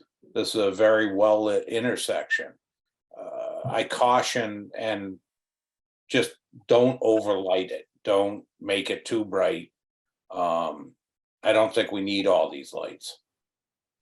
Brian, Mike Feely, what happened to this picture and how did it turn into that thing that you just showed us? Oh, that was what they were showing you, Michael, was a precedent photo. Go back to that to just show a lighting option. That's not the style building we're proposing. All right, That's so it just- has nothing to, okay. This is nothing to do with what we're proposing, except for a concept of lighting. Right. Kind of looks like you're driving into the Westin. Yeah, I don't like that building. I don't like that building either. That's why I told But I you. think he's talking about with the lights, right? Yeah, it's the That lights. or I mean, going down the I get it. theater You're trying to one or the maximize. other. Yeah, that's why I asked them to change it, because I don't like the building. That's the building. Love that. Yeah. I lived on Hanover Street for 15 years. I know what a building looks like in the North End or Charles Street, and that's close. But I just question whether we need the lights up in that upper tier. Just don't overlight the building. Let it live on its own. Yes. I agree with that, Understood. Chip. I wasn't going to say anything. I didn't think I would have the backing up, but yeah, it doesn't need it. No, I'm contemplating how we get the buildings on North Ave to shut off their lights. BB gun. Hate them. All right, anybody else? I have one comment. Steve, why the fake brick? Did we touch on this a couple weeks ago? I'm really Yeah. I'm not feeling the fake brick. I mean, I know it's a money saver. It just reminds me of the old New England Brickmaster kind of stuff they used to sell. I mean, if you're gonna go with brick, you should just go with the old brick. If you're gonna try to get that North End look, to me, that's Yeah, my no, opinion. I 100% agree with you, Joe. I think it's been a conversation with the client just on ways, if we need to save on cost. I think the brick, and you guys see in the sample when we bring it down, is a thin cut brick. So in terms of cost of material and labor, it's probably going to be a little bit less than a traditional brick. But it'll obviously give that same look and discoloration. So I think the whole reason why it's in discussion is if we end up going with it down the road when we come to construction, just having that conversation now versus coming back for a minor mod, and just having that discussion of, oh, well, if we can't color match it, this and that. So just opening up for discussion at this stage. Yeah, I would tell you from my opinion that panel you held on somebody's lap looked about as fake as I've ever seen. I mean, the mortar's not rough. It doesn't look, it's not something that I would approve. The thing too is that when you have real brick, you have each piece, like those panels, sometimes when you step back, you can actually see, it looks like a jigsaw puzzle sometimes, you know, the way they fit together. Yeah, I'm not a big fan, so if you can, it's not even a huge building either. It's only, you got 3 floors there, so it's not a ton of brick you're doing. Yeah, opinion, if anything, we would explore it on the back. That's kind of been our discussion. I agree with you, everybody, 100%. And Peter and I have been discussing it with Gene Carlo as well about, if we're gonna do it, you have to find the right product. So A, it doesn't look fake, but B, you're not just tacking on a whole different element that doesn't even tie into the brick sample. So we've been doing our research and backlogging. It's just finding the right product if we go that route. All right, and then one more. I mean, if you do brick, are you doing brick all 4 sides, or did you talk about doing brick in the front and this, like the 2 street sides, and then something on the back side, or is it all brick and no, basically 100% brick? You talking about? Yeah, so if we were gonna do the ephes on one, it would probably be the rear elevation. So the one that would be up against the back of the building, and then the 3 dominant sides that you would see from Albion Street would be the brick. Yeah, the problem is you're on a corner lot, so you really don't have a back side. Yeah, except Yeah, the exactly. neighbor's side. You know. Giancarlo, are you there? Yes, sir. I'm here. Why don't you give the board your thoughts on that? You've done a lot of constructions. Yeah, absolutely. And Joe, I want them to hear from you rather than Steve on this. Yep, no, absolutely. So just to throw a little bit of color, gentlemen, as well. I know somebody mentioned that they used to live in the North End. My office is based out of the North End. So I own a real estate company. We have an office in the North End as well as South Boston. We work, a lot in the urban core as well as suburbs. So I've worked predominantly on a lot of, 4 to 6 to 8 unit buildings in the North End. So brick is a lot of what I know. Obviously, not new construction in those areas so much. Some of my clients have done new construction on, the various, few lots that are available or were available. But so I'm obviously all for, if unfortunately construction's run obviously astronomical over the past, 24 months. So I actually talked to 2 companies that I've used in the past that do, use Stowe, that use, some of these other systems and whatnot. And obviously I understand the same thing with the Brickmaster look, not that, I don't want the building to look fake as well. I have no inclination to build this building and then sell it. I'm going to hold it. I'm going to keep it. So I want it to look just as nice as anybody else on the board. And, the town does as well. I hope to be back in front of the board to do, other projects and whatnot. So I guess what we're looking at just as a fallback on that, if, who knows where we're going to be at that point in such an inflationary environment once we get there of I guess the actual overall cost to brick the 3 dominant sides of the building. As as you mentioned, obviously we have a back side, but the other sides rather are pretty dominant. So that's really my inclination, and that's my sentiment. I want it to look, I want it to look like the rendering. And, obviously Steve and Peter Sandos from Phoenix understand that vision as well, and obviously have done, a plethora of other projects as well. So I think and as well as John Ogren, as well as Brian, our vision is all aligned. And obviously to make the board happy, the town happy, and obviously, build the best looking building we can. Thank you. You're welcome. Thank you. All right, if there's no more questions, what do you got next, Brian? Site? Yes. You all set, Steve? Yeah, all set, Brian. Thank you. All right. And John, do you want to kind of give the board a status on where you are with site civil and your correspondence with the town engineering department? Sure. Thank you. John Ogren, Hayes Engineering. I would like to just quickly go over the site. We haven't gone in extreme detail, from a site civil standpoint. I will be quick. There's the existing conditions plan, and as you can see, just in looking at it, predominantly it's impervious, pavement and building and whatnot. There is actually 3 entrances on this site. There's one driveway opening here on Albion Street, a second one here, and a third one out to Lake Street. Just to kind of get an idea of what existing out there and how we're changing the site itself. This is the proposed.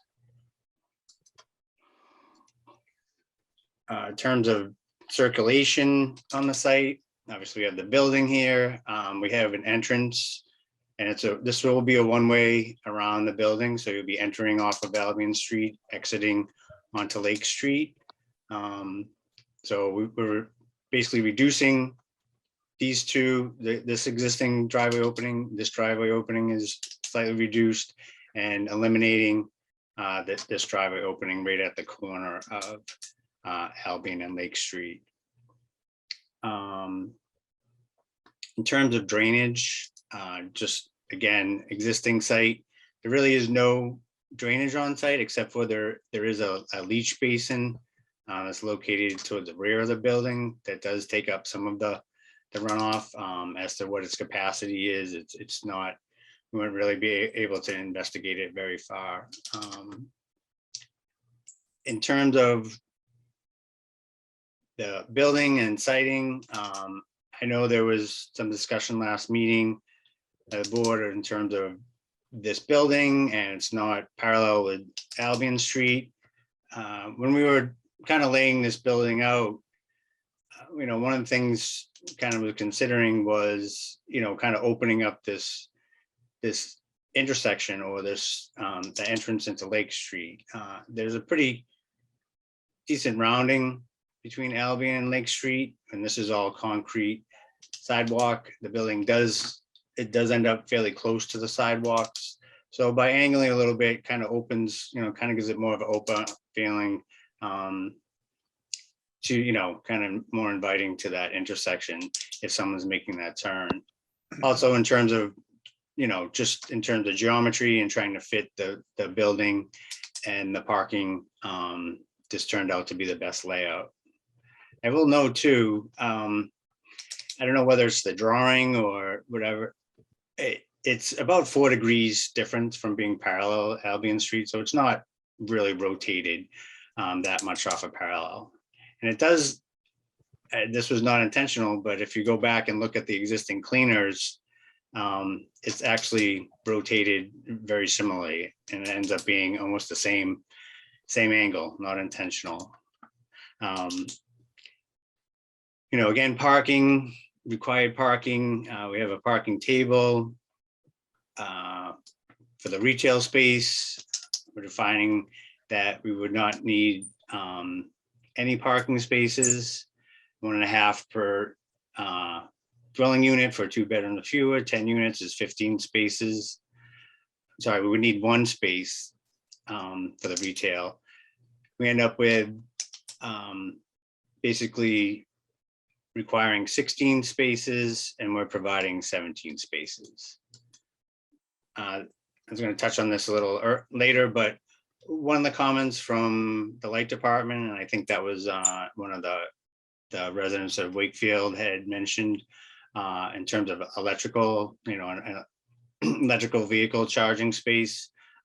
We have called out that one space to be a level 2 charging space.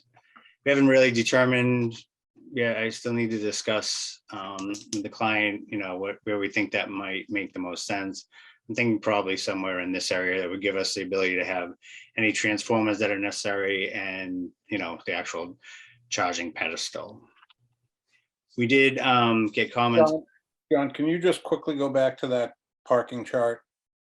Yep. Read it a little differently than you did. Yeah, sorry, I was. In the required, I see 3 spaces needed for the retail. Right, and this goes back I to. need 15 spaces, which means you need 18 spaces. So it looks to me like you only are proposing 17. Right, there's a note here in the zoning. There's an exemption for small establishments. Off-street parking space shall not be required for non-residential uses when the computed required results in 4 spaces or fewer for all non-residential uses on the lot. So that's why that calculation is there, to show that we would only be required to have 3 parking spaces. And that's obviously below the 4 space requirement. Does that make sense? Yeah, your calculation makes sense. Our zoning bylaw, I don't remember that being in there, but that doesn't make sense. Okay.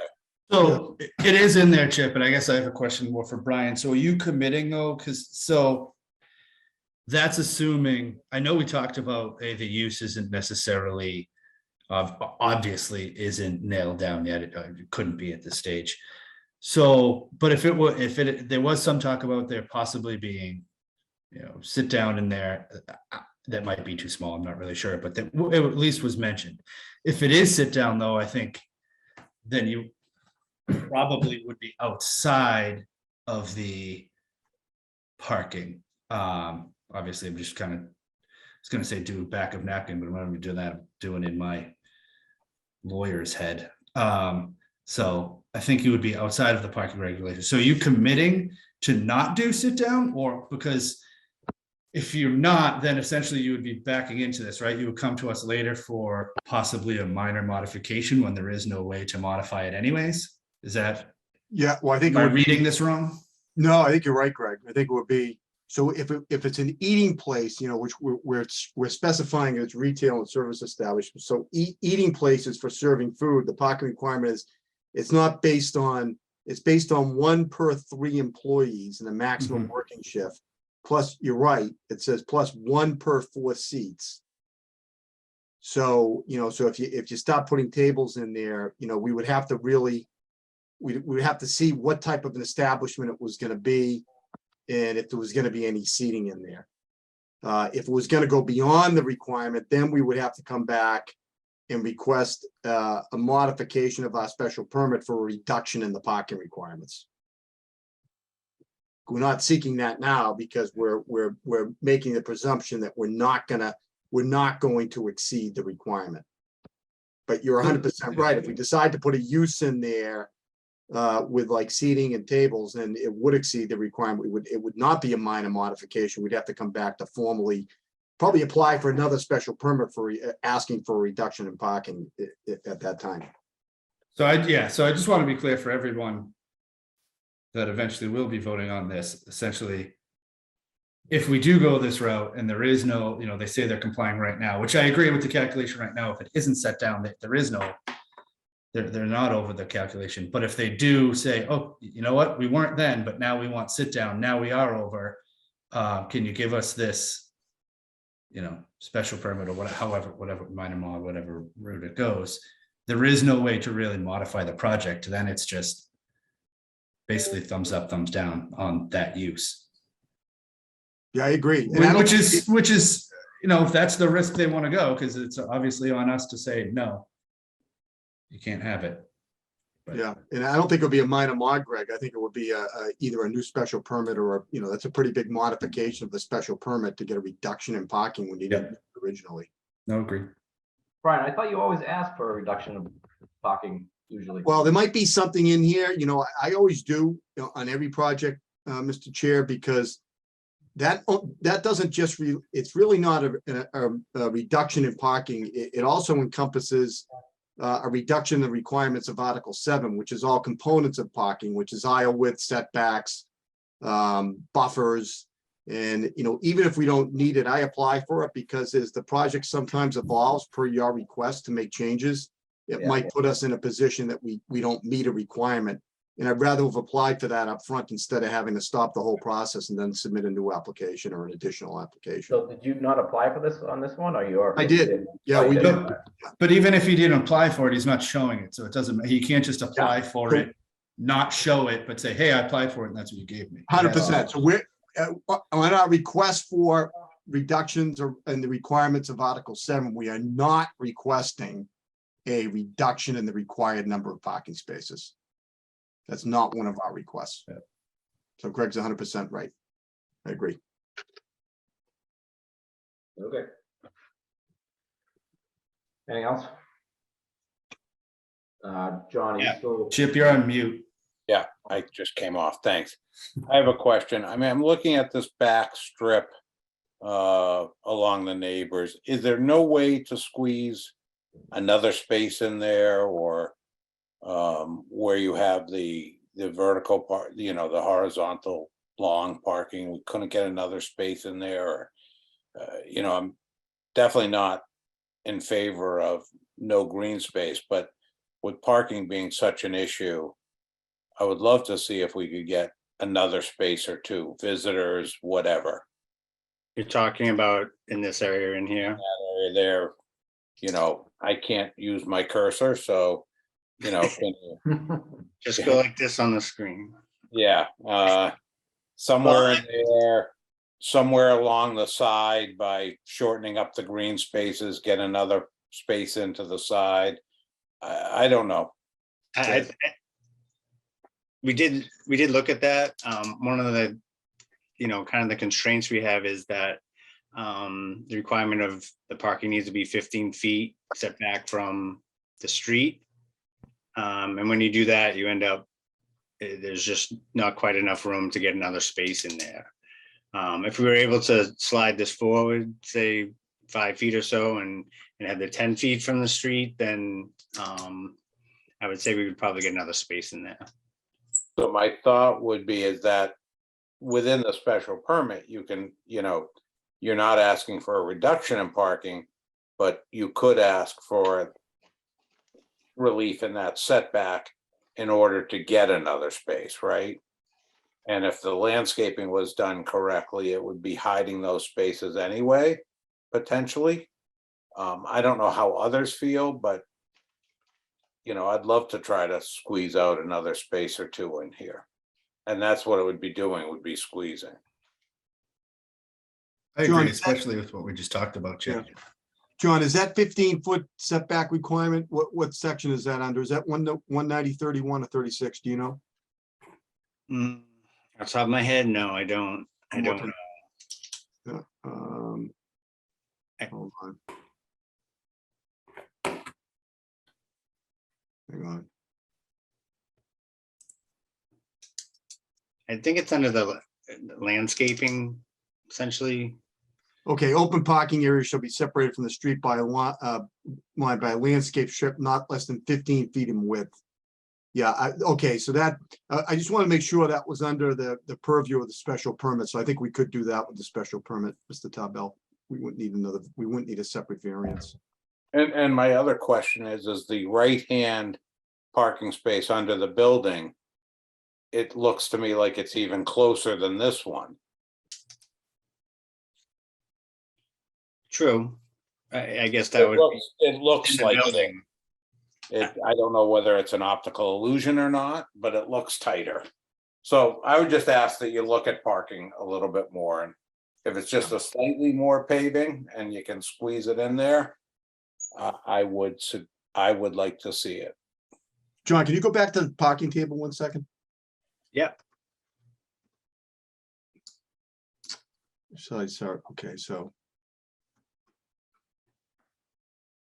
So why, where it says 1.5 per 10 units, 15 spaces, why are you saying, okay, you're saying we're provided,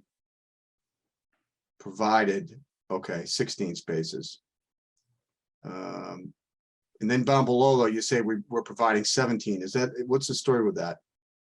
You got one bigger One space is 9 by 22. That's the Oh, okay, thank you. parallel space. Yeah, got it. Thanks, John. Okay, thanks, Chip. I missed that. Thank you. So on Google Map, that property line between there, that property line about, it's got at least 2, maybe 3 parking spots along it, right up against the parking, right up against the property line. Currently. Yeah.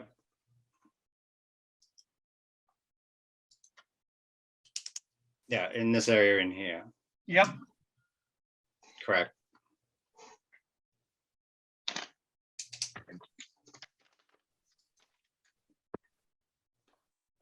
Yeah, I just ask you to look, with landscaping, we can always, you could do a fence, you could do arborvitae's, you could do whatever you wanted to do to shield it.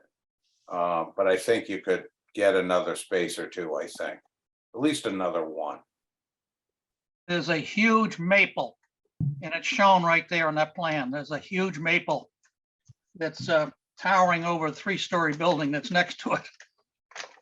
Right, On but the property line. right, there's a couple in there, but the pavement isn't affected by that right now, so. Yeah, there's just a small strip. Right. So if you'd look at that, John, I'd appreciate it. Yep. Excuse me, Brian, Mike Feely, what is the definition, and maybe you don't know this, is there any more detail as to what the definition of sit down is? Is sit down, 3 courses and having dinner, or is it a couple of plastic chairs at a cafe? There's a Nemo or one of those coffee shops with the couches and stuff like that. I mean, is there a definition for what sit down is? No, well, I think Cafe Nero. Yeah, I think it would be differentiated. If you're serving food, I think you would, and I'm just taking a look. I'm pretty sure there's no definition for a restaurant. Well, no, there is. Restaurant, an establishment where the principal activity is the service of or sale of food or drink for on-premises consumption. So if it's a principal activity, so, like restaurants downtown that do takeout, their principal is sale of food for on premises, but they do takeout. And then there's a definition of fast food, which is an establishment whose primary business is a sale of food for consumption on or off premises, which is primarily intended for immediate consumption, rather than for the use as an ingredient. Available upon short waiting time, 5 to 8 minutes, and packaged or presented in such a manner that it can be readily eaten either inside or outside the premises. So there's your Brugger's Bagels type place. Yeah. So I think, so if we wanted to do like a takeout, like a, coffee type takeout, we would probably need to come back and apply for a fast food special permit. Because we haven't asked for that. And that's a separate special, fast food requires a separate special permit under the bylaw.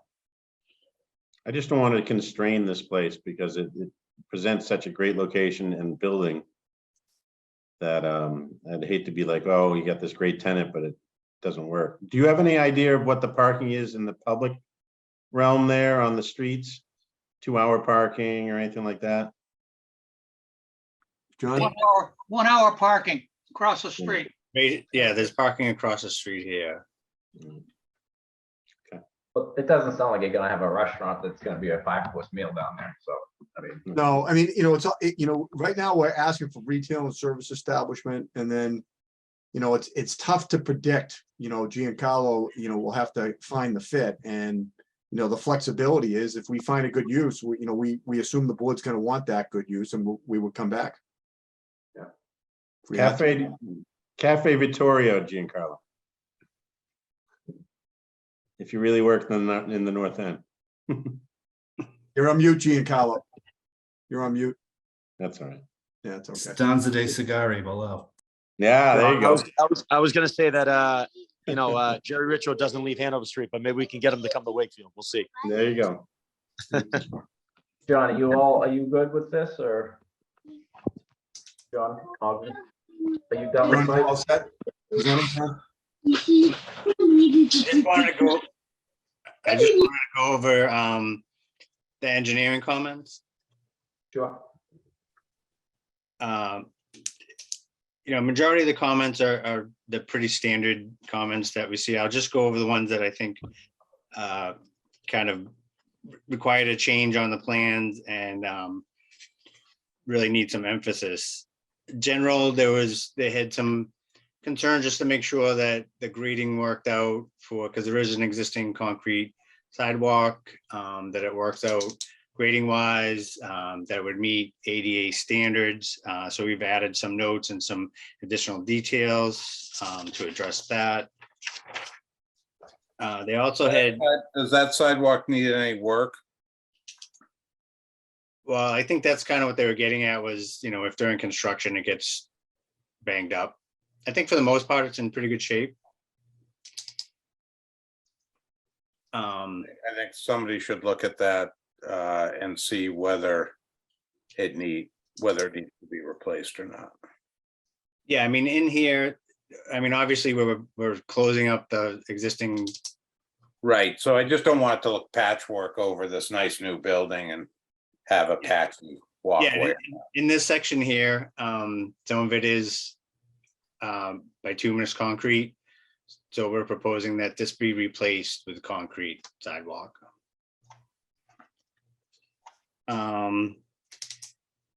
In terms of the drainage, even though we were showing an overall reduction in runoff from the site, obviously because there's a lot less, there's less impervious area proposed than what's existing. Engineering asked us to redo the drainage analysis, do a little more detail, kind of break it down into each sub catchment. And they were concerned there was a slight increase to the Lake Street drainage system. So in order to mitigate for that, we did some soil testing, determine the groundwater elevation, and we've added some infiltration units to mitigate for that increase. As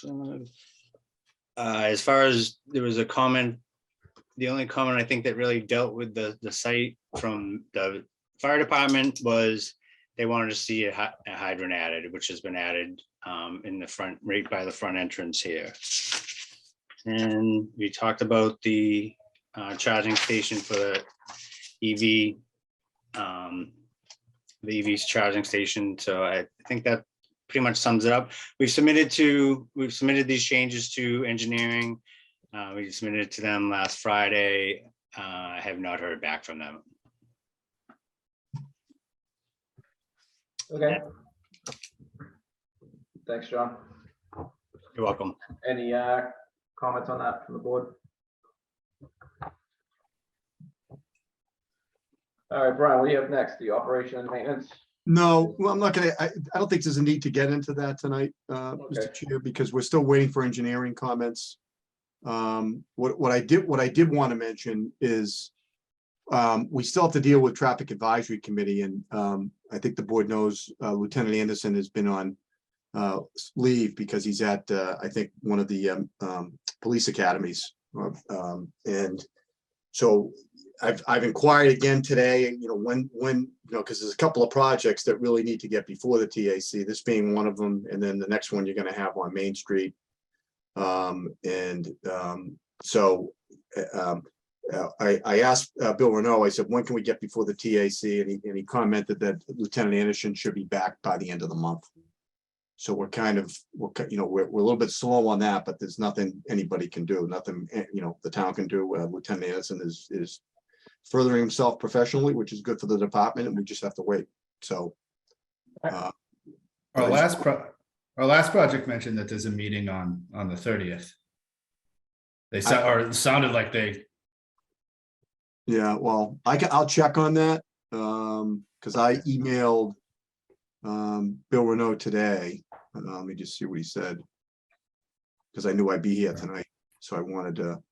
Either way, just so you know, in case, obviously don't want you to miss it in case. No, yeah, he said to me, they want to wait. I said, any idea when they have another TAC meeting? I'm at the ZBA tonight in a few projects, and they somewhat install mode at the CBA until we can get a TAC. Let me know. And he said, Steve wants to wait until Joe A is back end of this month, I believe. So that makes sense. So I'll see if I can lock that in, Greg. Thanks for letting me know that. All right. I got nothing from the town here in the folder. I do have one. Did you have anything else, Brian? No. All right, I do have one letter from the abutter. I don't know if you got this from Bonnie Carter. I'm an abutter from the rear of this property. The back parking lot runs along our parking lot at 7 to 9 Lake Street. We have had problems with the rain runoff overtopping the berm at the fence line and flooding our depressed loading dock. The drainage should be remediated to prevent collapsing of our parking lot. We have been in this building for over 40 years and I've lived there 3 major renovations. And the traffic impact to the area. Hopefully we'll be able to maintain access for trucks handling shipping to from our entry at 9 Lake Street. I'm very pleased with the proposed building design. It will help to further improve the neighborhood. From Bonnie Carter over at Metric Saw and Tool. That's just from her. So if there's no other comments from the board, I will open up to public testimony. Public comments, rather.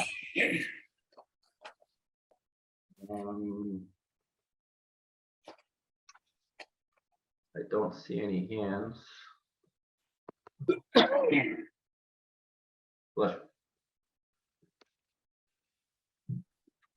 Seeing no hands, I will close it to tonight's meeting to public testimony. Back to the board.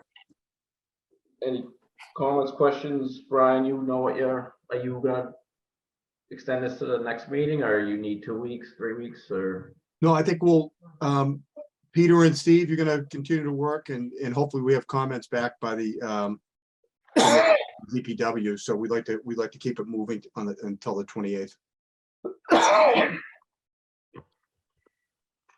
I move that we continue this meeting to the 28th, to September 28th. Yeah, and Greg, before, if I can just give you some more information, we're extended now through the 31st of October. So I think that's okay at this point, unless the board wants to go further at this point. So that gives you what, 3 more meetings? Yeah, we can deal with that at the next meeting, I guess. Yeah. Okay. I'll second Greg's motion. All right, all in favor to continue us to the next meeting? Greg? Yes. Tom? Yes. Chip? Yes. Jim? Yes. And I vote yes. So we'll see you in 2 weeks. Thank you all very much. Thank you. Thank you. Thank you. All right. Next hearing, continued hearing. 23-14, 23-15, 23-16, and 23-17 Kingman Block LLC application for determination and off finding over at 369, 371 Main Street. Great, Mr. Chair. For the record, Attorney Brian McGrail, representing the applicant on this Kingman Block LLC property at 369, 371 Main Street. With me tonight is Bill Tebow. I believe he's on here somewhere. And he is a principal of the LLC, which is the owner of the property. Rick Salvo from Engineering Alliance, and Daniel Martinez from KDI, who is our architect. I think the board recalls, we were just here a couple of weeks ago. This involves the rehabilitation or revitalization of the old Santander Bank building at 369 Main Street, with additional development in the rear parking lot in the form of residential and parking. And a restaurant use and a proposed office use in the original bank building. We received great feedback from the last meeting from the board that included parking. And we heard you. And, at that meeting, to kind of recap, Mr. Tarbell stated that he wanted to understand parking with a lot of concern for the parking needs generated by the office use. And Chip, you had said that in general, you're okay with the restaurant and residential use, but you're struggling with the 43 of the 97 required parking spaces for the office. And that's a hurdle that we need to get over as far as you're concerned with the board. And then Mr. Feely, you felt the same in that regard, but you were excited about the possibility of more residential downtown, people walking around and utilizing the businesses. And you encourage us to think outside the box, maybe some theater, live music, arts oriented but the concern with the office parking as proposed. So we heard that. As I mentioned at that meeting, this is a work in progress and we needed to start somewhere. So, we continue to try to move forward and work with the board and the town on this project. As I mentioned, Bill has a commitment to revitalize this property and he has a real desire to work with the town. So after the last meeting, based on your comments, we recognize the need to make some parking adjustments. And we like the idea of the cultural components. Bill likes that idea that was mentioned by Mr. Feely. But that takes time to figure out. You don't just say, hey, we're going to just throw this in here. You just kind of have to figure out how another type of use might fit in. And, Rick Salvo, our site civil engineer who's on there, was accurate when he said, really, the office was really a placeholder. In any event, there's a question of the financial feasibility of the office use. There's not a huge office demand in downtown areas. People are working more remote. So, I don't think Bill was overly excited about the office type use from a financial feasibility. It was somewhat of an easy, low hanging fruit because it's always been used as an office. So, hey, just keep it that way. But what we decided is Bill wants time to find the right use for that current office space and not do anything in haste. And perhaps, we get the restaurant in operation with the residential, see how that works in conjunction with each other. And then we can take a better look at that extra space that we have upstairs and work with the board in the town to maybe at that time do modifications to our permits to expand the use.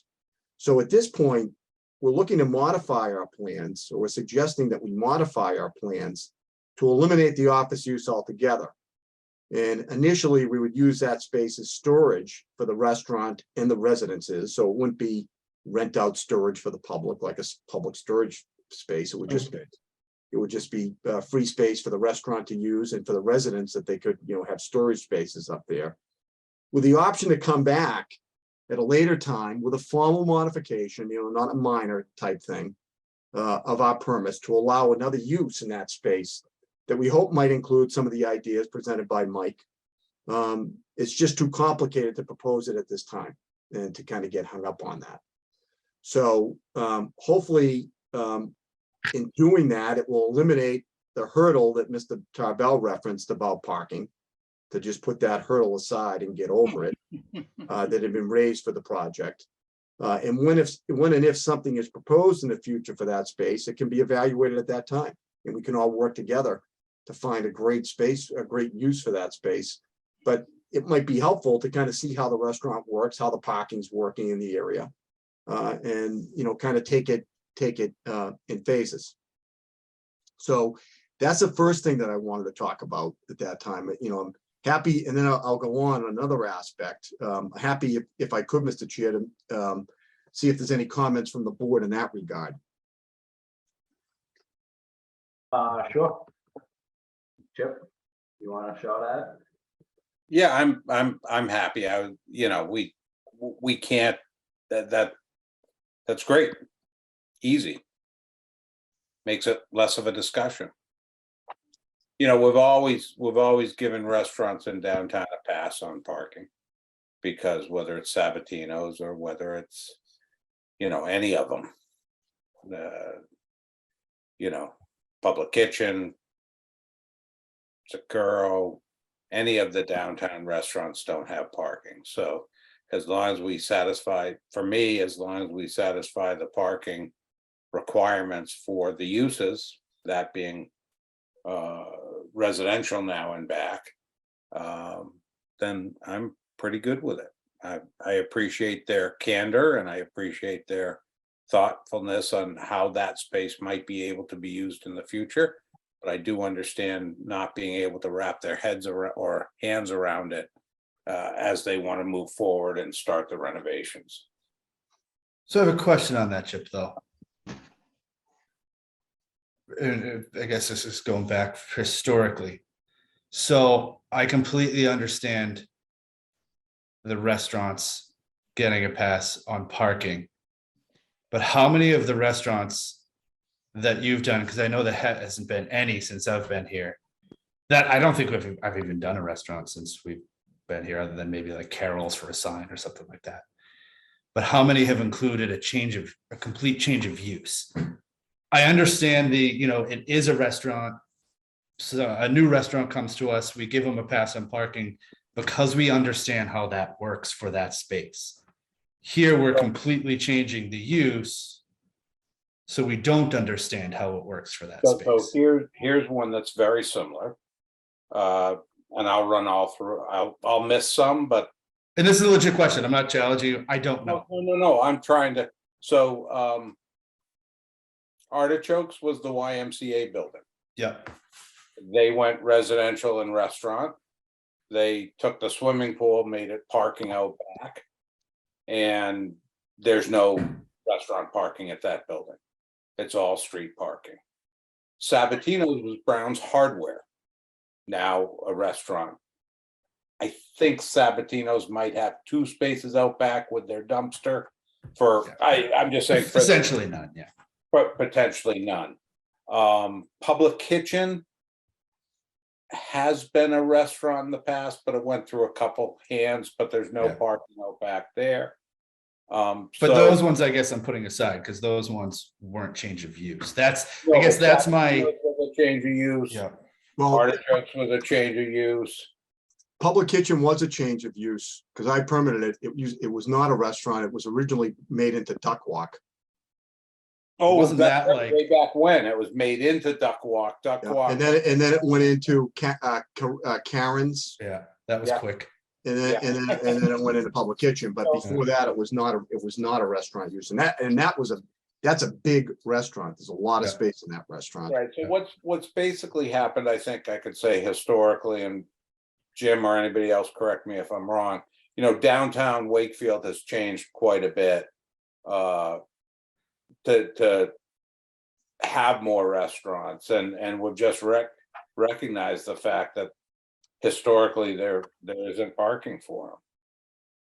If I could just add to that too, the restaurants do not compete with the business parking during the day to a good extent, because if you take, Bill's plan for this is it's going to be a high-end restaurant. So, they're busy at night. They're Open busy at 5, Thursday night. They're on a Saturday night. I mean, so, they bring activity, good activity to your downtown area in a time when it might be dead and quiet on a Saturday night. And, and that provides other opportunities for ice cream places, for people to go get dessert, to stay open on Saturday, maybe dessert, coffee shops. So, I think it is a good mix for parking when you look at a restaurant compared to some of the, the banks are open during the day, they need parking, but this restaurant's not going to be open at 10 o'clock on a Tuesday morning. Why wouldn't you split this building off from the other property? Is a separate building? Yep. Separate, like 2 different, split the lots in different ownership? Yep. Because he owns them both. And it's mixed use. But essentially what you're doing is splitting, you're deferring the decision on another piece of building that really becomes a separate parcel. I guess my concern is that there's no master plan for how you make this accessible, how you, and this may affect the adjoining property, where is your trash going to be picked up and handled? How is where's the elevator entrance basically for this building? Are we're going to discuss this later on this and just sort of put this off to the side and forget it exists? You talking about the old building or new building or both, Jim? I'm talking about Santana Building. Oh, yeah, we're gonna, that's gonna be dealt with as we move forward, once we have direction.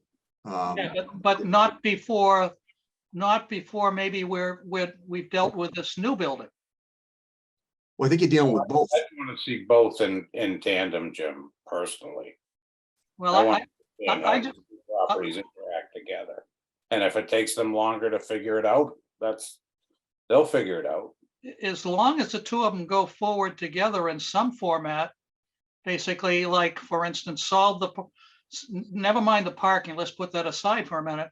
Solve the trash handling, solve how people get into the building, because right now it's up a set of stairs and you're not going to be coming in from the side.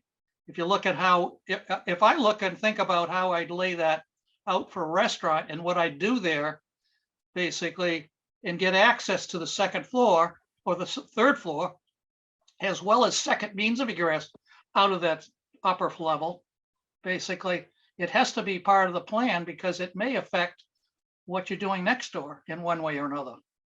And the problem is, of course, there's this access way between the two buildings, which cuts you off to some degree as to what you're going to do with trash.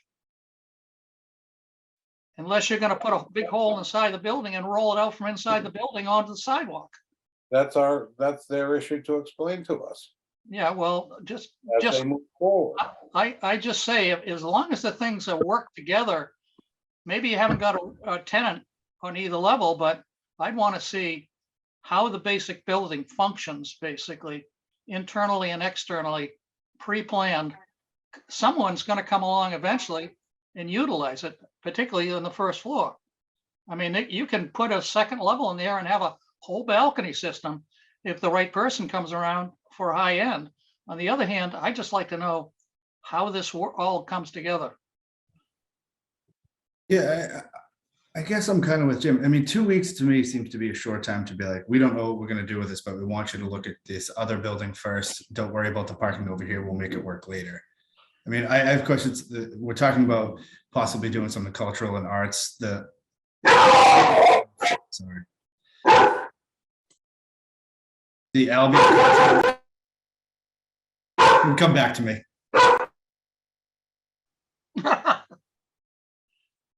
Brian, so when I first looked at this project a few weeks ago, the parking lot obviously was a concern, but to me, I guess I'm just worried about the tenant parking. As long as you could fill that, which, if I remember correctly, I feel like you were one short on the tenant Yeah, parking. we were 1 or 2 short on that.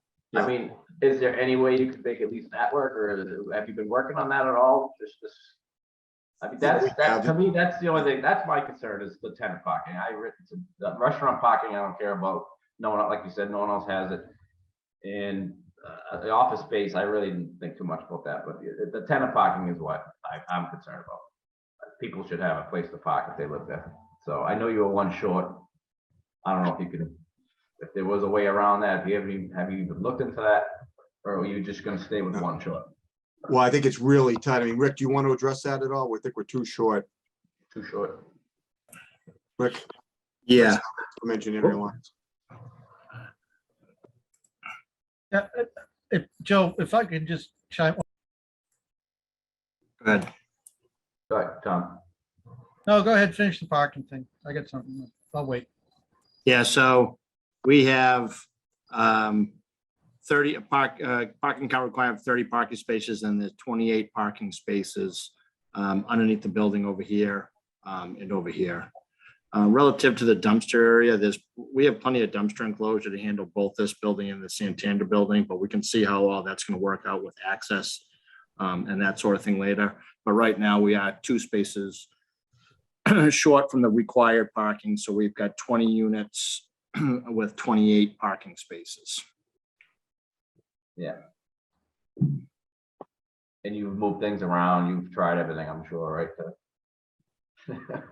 Other than Well, I mean, losing- we can do here, what we, something similar we did on Crescent Street. We can, build a requirement, in the leasing requirements that, certain units can only have one car. So, Yeah, so like, is there a you studio? the closer one of the goals, as you know, is to, and Mike Feely touched on it, is to get, residential downtown, and the closer you get to downtown, the more difficult it's gonna be Yeah, to 100% meet that parking requirement. This is pretty close by, it is. Again, like your downtowns, which means there's one person that's gonna come home and not find a spot, which. Well, you're thinking here, I mean, basically it's a scoot to the train. I mean, this is like really close. So, there's gonna be commuters here. And we can condition it, that basically is gonna say that, certain, units can't have 2 cars. I'd rather shrink the number of units.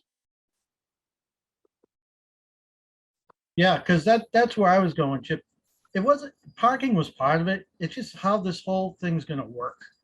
And how it relates to this, the new housing relates to Santander building, but also how it relates to those buildings on Albion Street.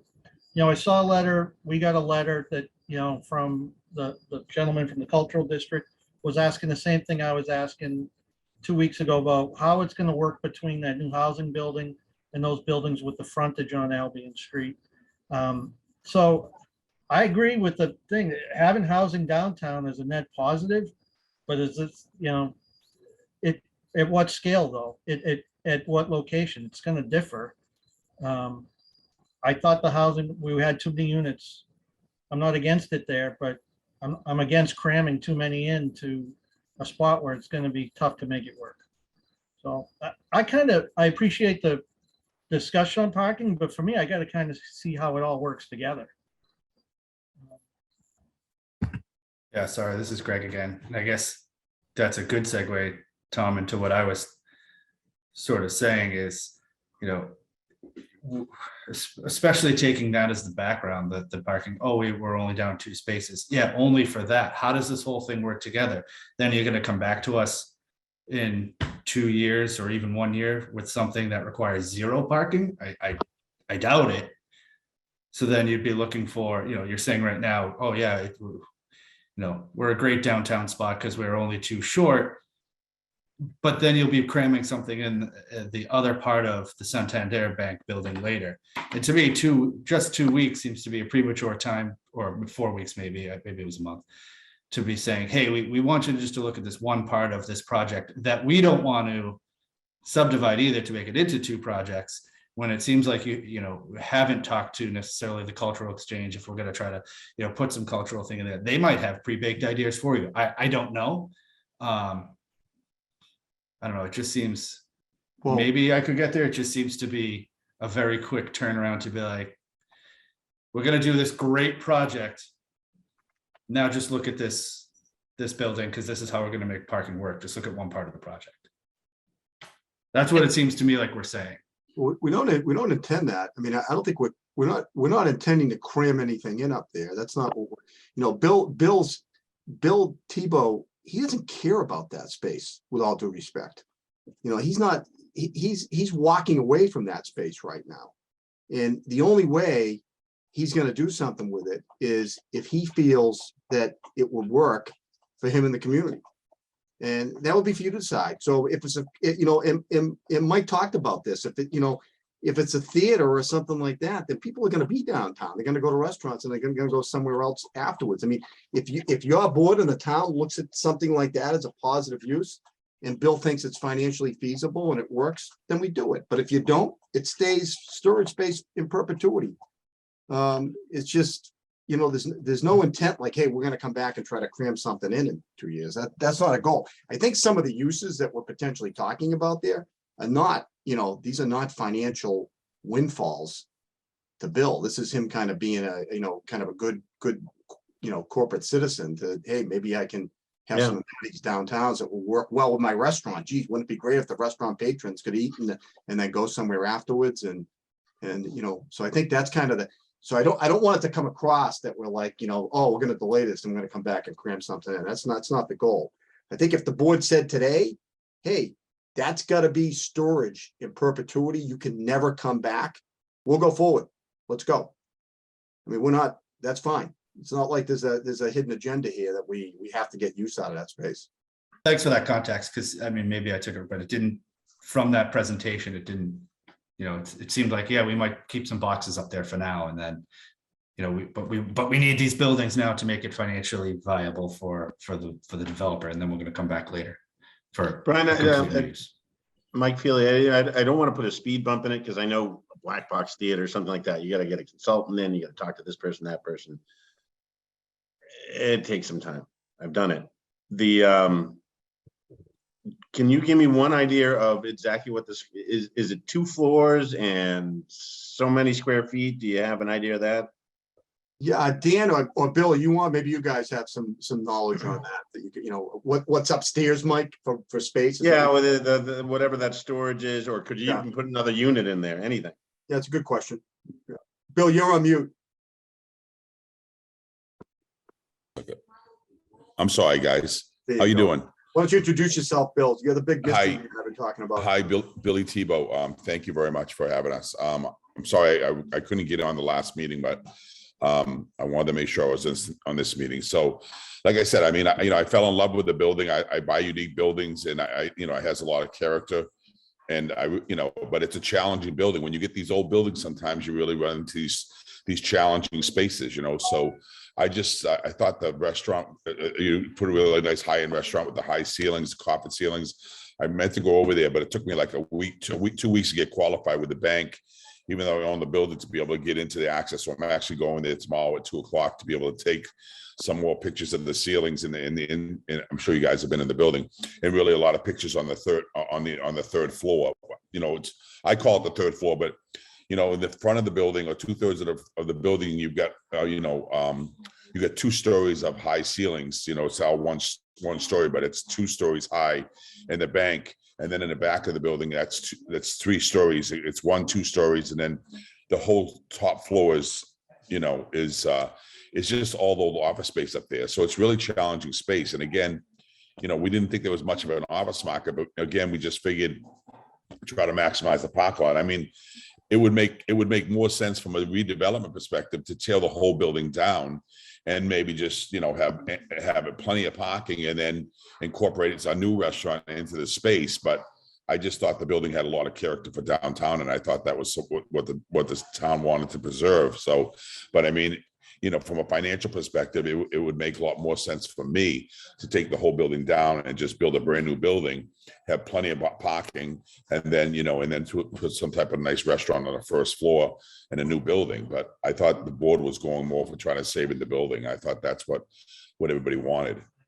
So Bill, do you not know what's up there for total area? Because you haven't really been able to. Oh, I'm sorry. So do we know, Rick, do we have a square footage, or does somebody have a square footage of the building? Because it's the whole footplate of the building. So does anybody have that from an architectural perspective?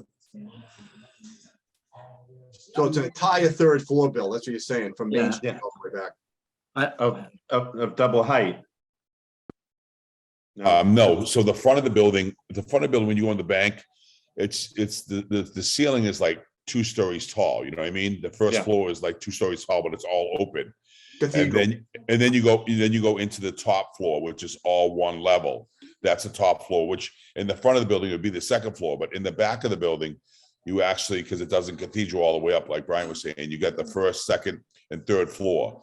But that's all. The third floor is the one. I thought the same thing, where you could do like some nice balcony space maybe on the second part of that building, on the second floor in the backside, overlooking the whole cathedral, open, the open concept. I thought that might be cool, like private events or something up there. But the third floor is only it's only like 10, 12 feet.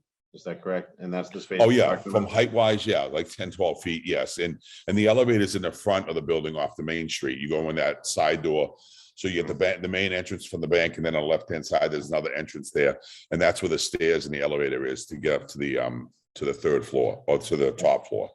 I don't want to complicate it, but I'd like that you're at least thinking of it. Thanks. Yeah, I mean, I'm open to any ideas. Again, it's just like, it's challenging space and then, we just try to, focus on preserving the building. And, it's kind of like Brian says, it's all bonus space, really. We're just focused on the restaurant and the units and trying to develop and build that out. And then whatever we can come up with. But again, it's going to take some time. Like Brian says, the office market's tough right now and with COVID and everything else. And so we're just trying to run through. We don't see it's really usable space for the restaurant. So, it's not industrial space. It's, when you start running through all the options, it's limited, Who's asking you to keep it? I thought that was when we originally spoke to somebody, and maybe I misspoke, but I thought when we spoke I thought the city, the town wanted to save that building. I mean, that's the kind of. And we had a meet. Well, I think it's pretty obvious that I think it's pretty obvious the town would want to save that building. That's my thought. I think it's that will be a goal of most people in town.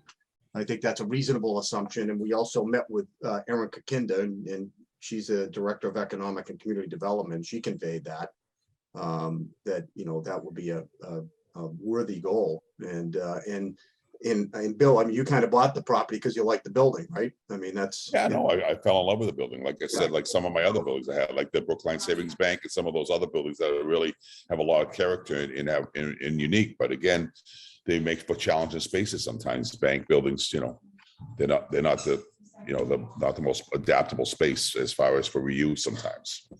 So, but I mean, does the town want us to save the building, or they don't want us to save the building, or would they like to see? I mean, not that we want to go back to a whole design, but I mean, we'd have, you'd have ample parking, you'd have plenty of parking from that perspective, and then we just lay out the building as far as a whole new, more of a straight building, I think, So this is Greg McIntosh. After that discussion, I calling it bonus space, I'm more comfortable. I understand better now. So that makes sense to me. And I mean, I would just one of multiple on this board, but yeah, I mean, I think keeping the building is the best way to go. But yeah, no, I understand now. So thanks, Brian, and thank you, Bill. That makes a lot more better sense to me now. All right, thank you. That's what I thought. So I just wanted to kind of clarify that. So, but I think it's keeping the building and particularly putting a restaurant with a balcony or something like that on it would be so unique because of what you got for architecture you can save in there, even to multiple levels within the first floor. It would be so unique and special compared with anything else in town. I would suggest that even on that third floor, that you could open a light well with open space without not glass or anything like that in the middle of the upper floor and have like a glass wall around the corridor or into the offices and the like up there that make that space unique compared with normal offices anywhere in town. You got exterior windows and you'd have this interior light well or place where people can go out and sit and chat or whatever else, basically an indoor outdoor space, so to speak. So I would suggest that you might look into that concept possibly on the upper level of the bank, as opposed to just, well, let's just do it storage space for now and think about it later. I'm just giving you an idea to think about it now. On the other side of it with the new building, I'm sort of where Greg is and somebody else may be making these comments, was I've always liked to see the building step into the area. And I have no idea of what the type of this building is in relationship to the bank currently. Does it carry the same line or not? It certainly doesn't carry the line on Albion Street. So the question is, should it step down on the other side, or like we did on Bennett Street, where we shrunk the units on the top floor and gave them more outside space, basically. So there were more suites, basically, of sorts, with their own outside balconies or deck areas, basically. We've done that on several buildings actually here. And you get basically a better unit out of it. You get less units, but you get maybe a 2 or 3 bedroom or something like that with an outside balcony. But you can do it in such a way that maybe you can step down onto Albion Street instead of being the 4-story building overlooking 2 stories and 3-story buildings at the back. whereby if the bank and this building are at the same height, then it sort of carries a line on the street, basically. But I don't know how that works. Certainly, with the current elevation that's shown up, basically in a rendering, it's going in my mind in a better direction than it was when we got the first one, which didn't have any relationship to anything else in the area. This at least is bringing some brick in, bringing some cornice work, bringing some architecture, basically of an older style into this building, but still a certain amount of modernism to them, basically at the same time. Right. So just to answer your first question, so on the upper floor, so you mentioned office. So do you want office up there or you don't? Because I was confused that you said you thought you could do some nice office up there with it we've done that in other buildings where we. No, you don't have the parking for offices. Right. That's right. That's what I was. Right. That's what I was.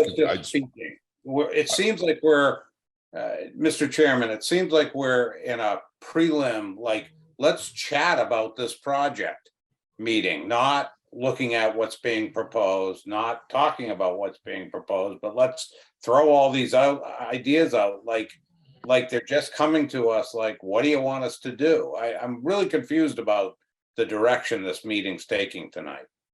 Yeah, Brian, can we, I guess, where are we going with this? Well, I think where the meeting's going tonight is we were told that the three mixed uses that we had on the property didn't work because of parking. And we've come in and we've said, we're going to get rid of the use that requires the most parking. And that was the hurdle that the board said we needed to get over. So that's the purpose of that discussion. And we're willing to do that. I think there was some confusion on that. And, I think I clarified that and Bill clarified that with Greg. So that's where we are. Agreed. So now, the other component where we're going tonight, is the architectural aspect of it, because that was also discussed at the last meeting. And there were a couple of things that were mentioned. So, Tom Lucy mentioned, how's this work with the heights of the buildings around us? I had that in my notes. We haven't forgotten that. We just haven't had time to look at it. It's only been a couple of weeks, but we heard you and we'll deal with that and address it and present it. Amy had mentioned, gee, for comparison, I think our building is like 47 feet. Where do you stand with the Odd Fellows? Because that's a good kind of bellwether for height downtown. I looked into that. I did get the answer on that. I said I would. The Odd Fellows building is 54 feet tall. And then, what your board said at the last meeting, Amy and Joe, you had mentioned it, more similar to the bank, make it blend in, more old school. And Greg and Jim, you guys referenced the 198 Albion Street. So we went back and in a very short period of time, 2 weeks, not a long time, KDI, we met and we said, these are the concerns that we've heard. And KDI said, we want to take a shot at it. And I said, I don't know if you really want to take a shot at it because you don't have a lot of time. And I don't want to present something that, isn't kind of like going in the right direction, because that's never a positive way to go. But they said, we want to take a shot and we want to, we're not saying this is final by any means, but we want to make sure that we're going in the right direction and get comments on our revision. So with that said, I'd like Dan to kind of present the new elevation, the revised elevation from what we had presented before. So Dan, could you do that? Sure. Good evening, everyone. I'm Daniel from KDI. And as Brian said, I wanted to introduce to you guys the revisions that we made last. If I may share my screen. So basically, maybe Rick can touch up on these plans, but basically just want to show the previous design, just to kind of give you a visual cue of the major changes and talk about the architectural features we included in this design. As it was mentioned, first of all, we changed the massing. So for example, we stepped back some of the upper floor, the top floor, and this way we can make the facade a little bit more dynamic. We're adding more depth to the street side. And we're also making that top floor feel a little bit lighter. I think that was also one of the aspects that we're trying to do with the material choices. One of the things we're doing is we're introducing brick. We're introducing more traditional detailing like the lintel beam. We're also planning on using cast stone at this bottom motif here where the parking is located. In regards to making this more related to the neighborhood and contextualizing it, we carried the cornice line across our base over here. And we are also introducing the arch element and the arc elements that are in the Santander Bank in the prominent base, and again in the parking spaces. So we're really trying to, again, be more in tune with the neighborhood and provide a traditional design that is also fresh and that feels like a new building when it's built. If I can also show you the 3D aerial view. This kind of shows the high relationship to, again, the Santander building. And again, just wanted to show how the difference in the base and the articulation of the architecture impact the design, you know, in a positive way to make it blend in more with the existing context and the comments that were provided at the last meeting. So yes, for material choices, we're planning on doing brick here. We're planning on doing stucco. We're planning on doing cast stone. And as Brian mentioned, this is still a work in progress. We're presenting you with the broad strokes and plan on, again, revising from there, pending on your comments. The building will not change in the, or like the building hasn't changed in this design. For the program, every unit has a balcony, outdoor space, and, you know, it's 20 units, 2-bedroom units each. So with that, I you know, that's kind of where the architectural aspect is. Just wondering if you guys had any questions. Daniel, can you go back to the original, like kind of back and forth a couple of times? Sure.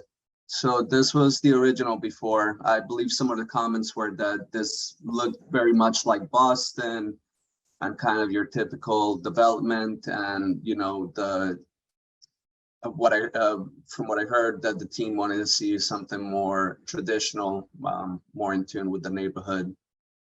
And I think we did our best to address that. Thanks, Dan. You're welcome. Board members? I like the blue, or the gray or darker. By a You lot. like the original? That's the original. Yeah, I like that. Better. I like I like the newer version better, actually. It's myself. So my comments would be that I don't think, to me, the facade is the least important of the conversation yet. Because one, this building doesn't meet the parking requirements. Even to meet it, never mind to also have a visitor parker or two.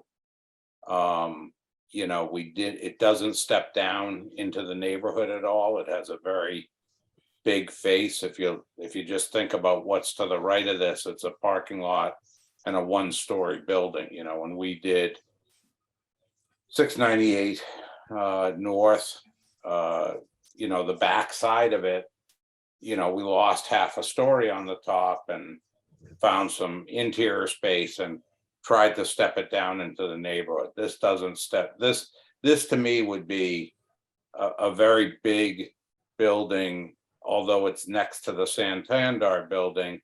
You know, it doesn't relate to any of the other buildings around. And even though it's less height than the Oddfellows, it's not less height than the Santander.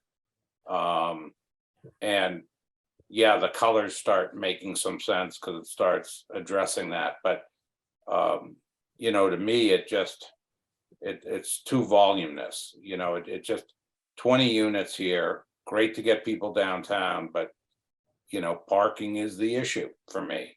And I think we got to meet the parking. So if the only way you can meet the parking is to lose units, you got to either make some units bigger or, you know, possibly shrink that top floor somehow so that it steps down more into the neighborhood.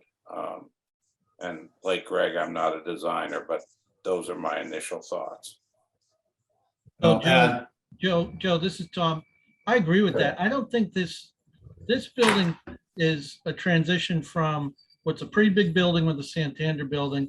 And as you go up further up Chestnut Street, they're all wood frames, 1, 2 family, some of them might be 3.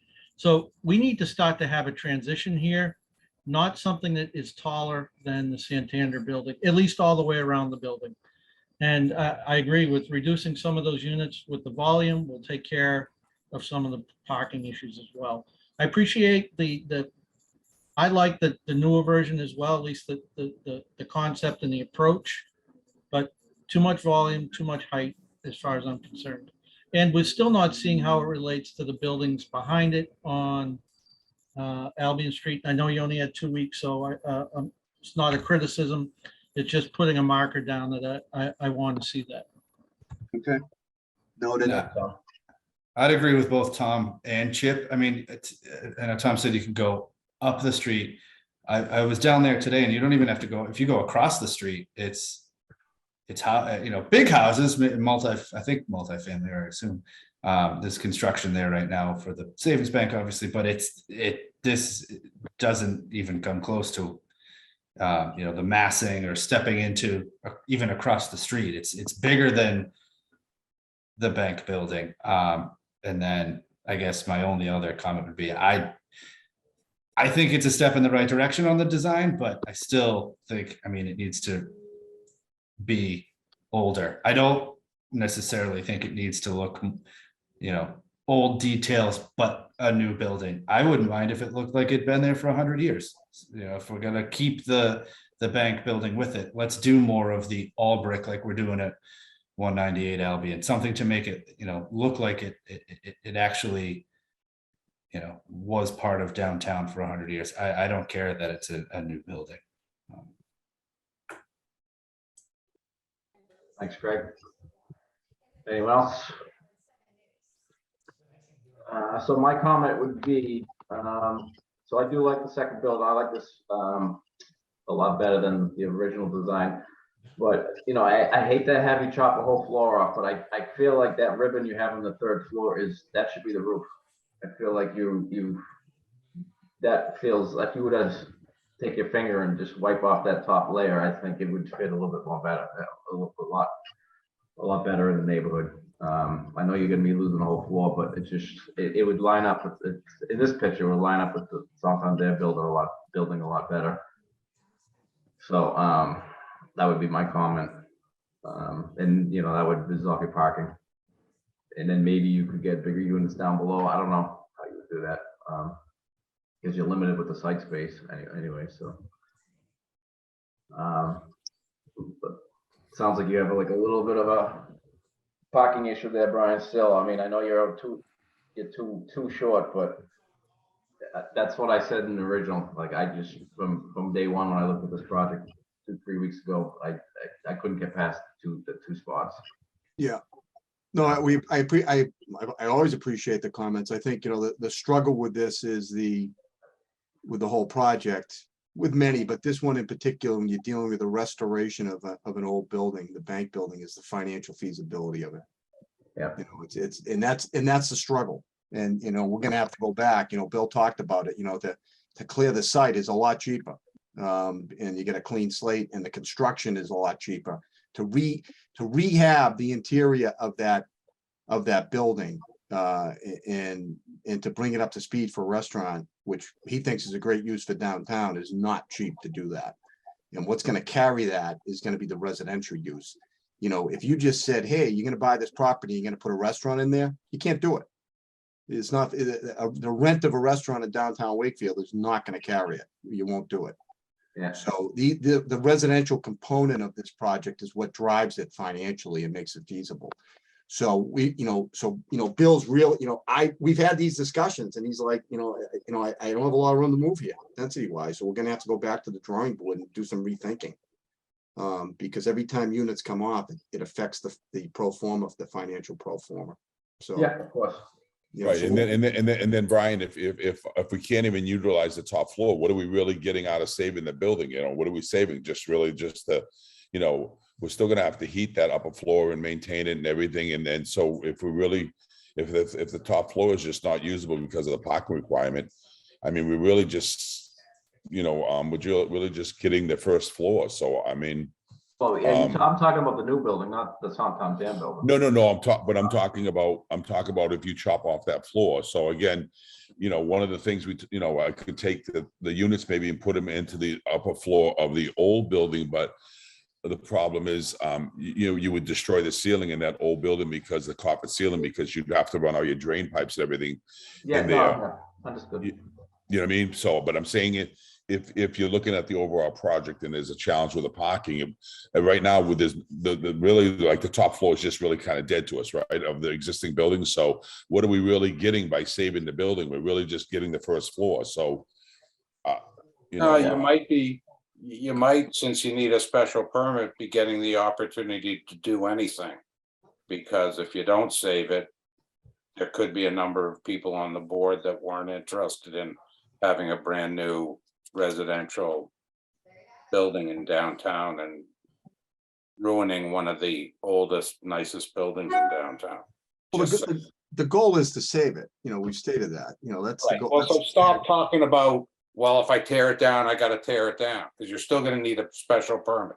He So didn't the say, reason he we're didn't even say, talking he- is he- No, he didn't say he was gonna tear it down. He talked about, Chip, when I started the presentation on this, I told you that most of the people that wanted to buy the building wanted to tear it down, because a lot of them called me. So Yeah. that's what they want, and they had no, don't and- threaten that anymore. and, Right? We're saving the building. We're talking about how we can, and we've given you some ideas on what needs to happen in the residential side. I know, but we're telling I you. don't know on why the we can't cut that back to if we tear down the building, we can do it and have parking. I don't know why. We're telling you, we're all trying to work together, but we understand your desire to shrink the back building. We're conveying to you the financial ramifications of that. It's a balance. That's all. It's a balance of reality. Yep. So we'll look at that. There's no one saying that he's gonna tear down the building. I wasn't trying to insinuate that. I'm sorry if that came across that way. I was just thinking out loud that, if I can't utilize the top floor for anything, what am I really preserving, or what am I really going to be able to use to generate revenue out of the existing building? It's really just the first floor. So, like I said, I looked at taking off, maybe putting some units in the upper floor, but then again, when you run all your drain pipes and everything, you're going to be having to cut into the carpet ceiling and the bank, and that kind of takes away from that whole, the whole historical look that I'm trying to preserve. So that's the point I was trying to make. I'm just, just thinking out loud. The problem with putting the units in the bank building, Billy, it's not going to help you with parking. That's right. Yeah, exactly. Yeah, that's. But it would help. It would help take the top floor off, and It would help. It would help with the massing of the building, which is a concern of the board on the back building.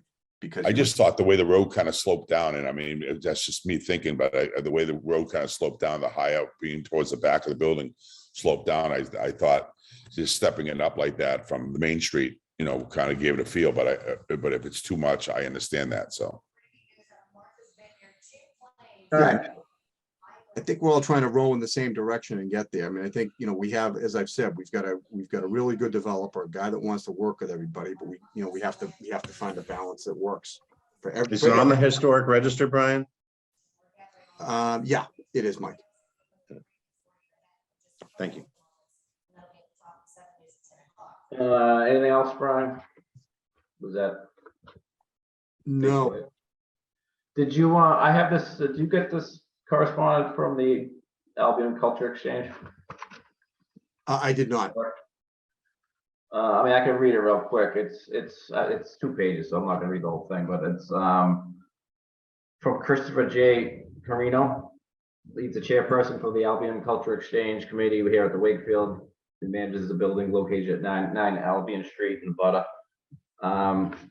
He basically says, we would like to request that our team be included and considered during the new development process of the property which abuts our facility. Special things we are interested in include access to our rear entrance, which is secured by right of way, currently identified by a fire lane across the back of the bank building, parking for the events at 9 Albion Street, signing on Chestnut Street, height of any proposed structurals, potential exterior for an consideration for an elevator,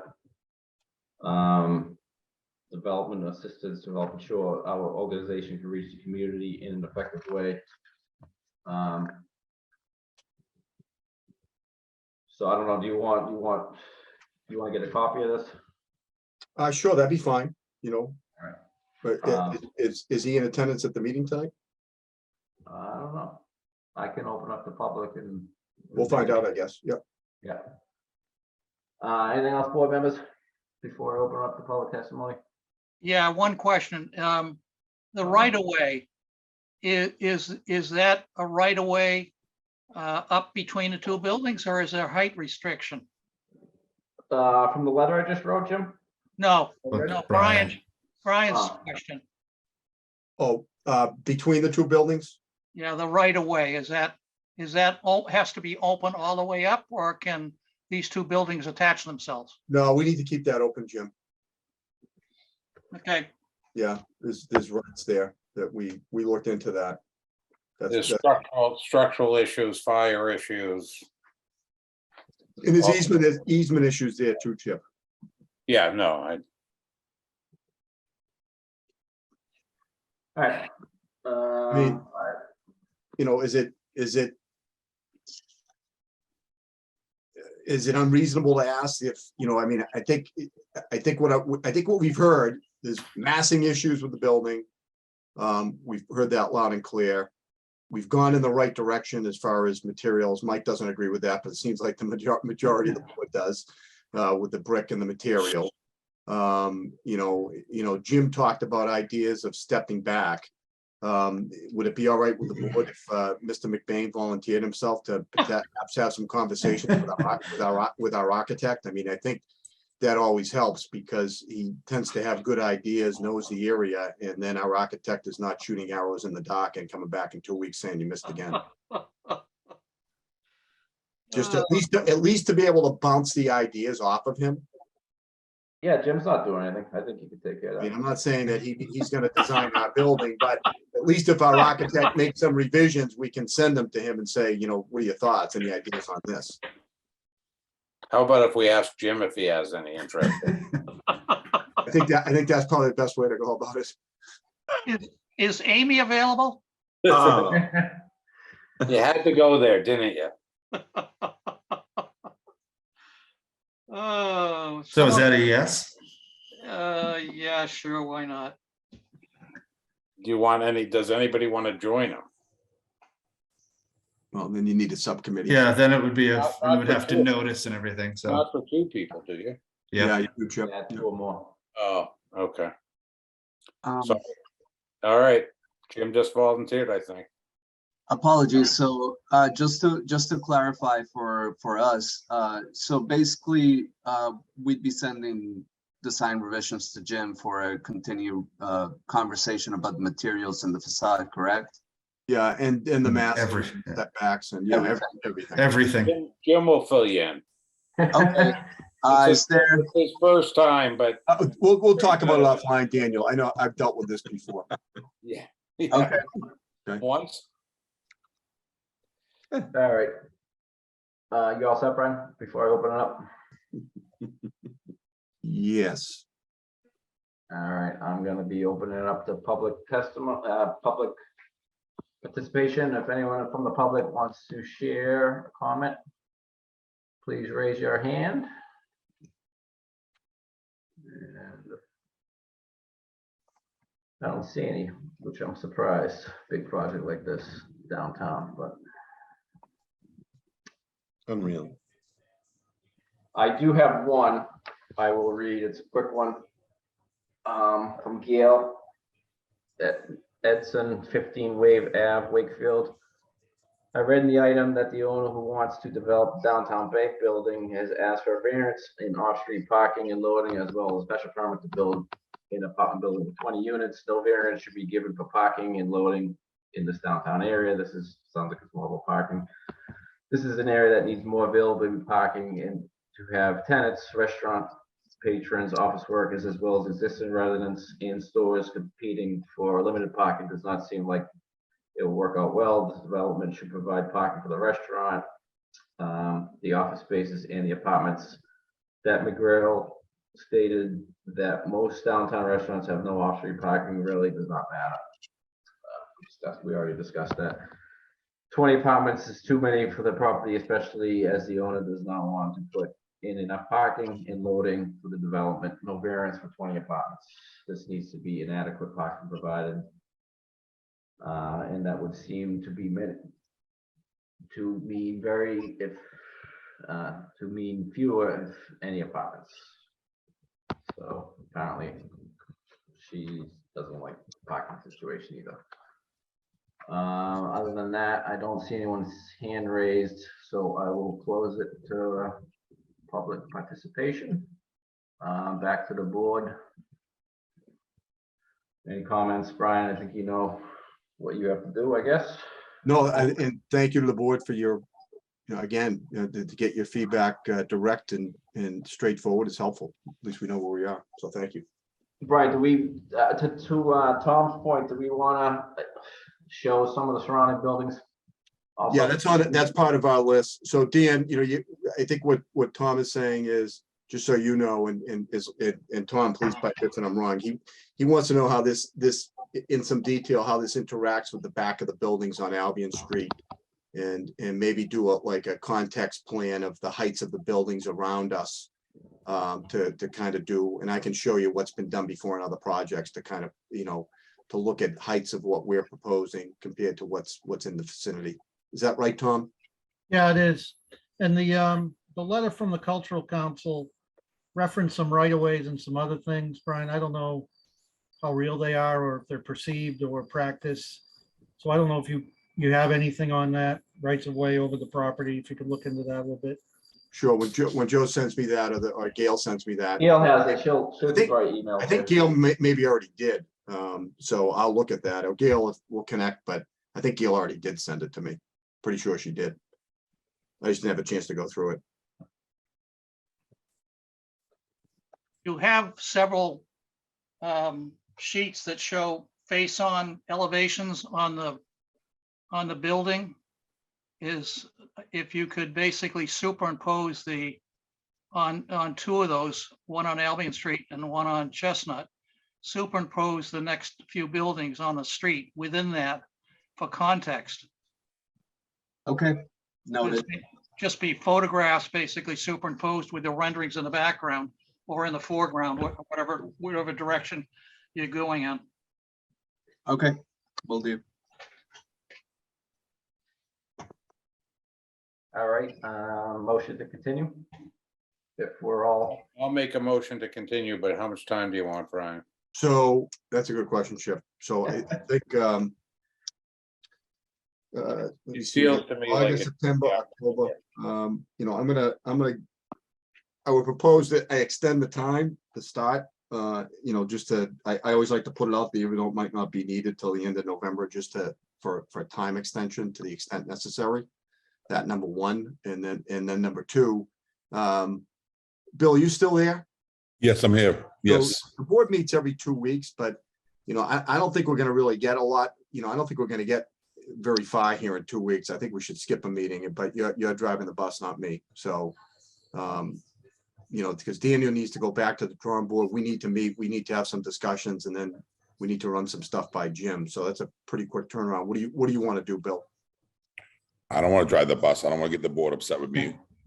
Well, I'm talking about time. Daniel, what do you need for time? It's 2 weeks. I'm joking. Yeah, no, I would say probably a month. We'll come back. Let's say we'll skip a meeting. Let's regroup and let's try to see if what we can figure out. I mean, it's just, we gotta think it through. So we really don't have a direction, right now. So, I mean, we just got to kind of kind of rethink the whole thing. I don't know. We gotta talk to Daniel and put our heads together, I guess. Yeah, I think if we come back in 2 weeks, it's gonna be in haste and unproductive. Right. I really do. And I think we've got some homework to do and some information to put together that Tom wants, and and then we want to run some things by Jim. So I would say, Chip, to the first meeting in October. Does that make sense? Sense to me. Okay. Is that the October 12th meeting? Yes, 12th? Not the Yeah. 14th. the Thank 12th. you. That's what I have written now, the 12th. I crossed out the 14th. I move that we continue, I move that we accept Brian's extension of time to the end of November. And secondly, that we continue this hearing on October 12th. Second, Okay, all in favor, Chip, Yes.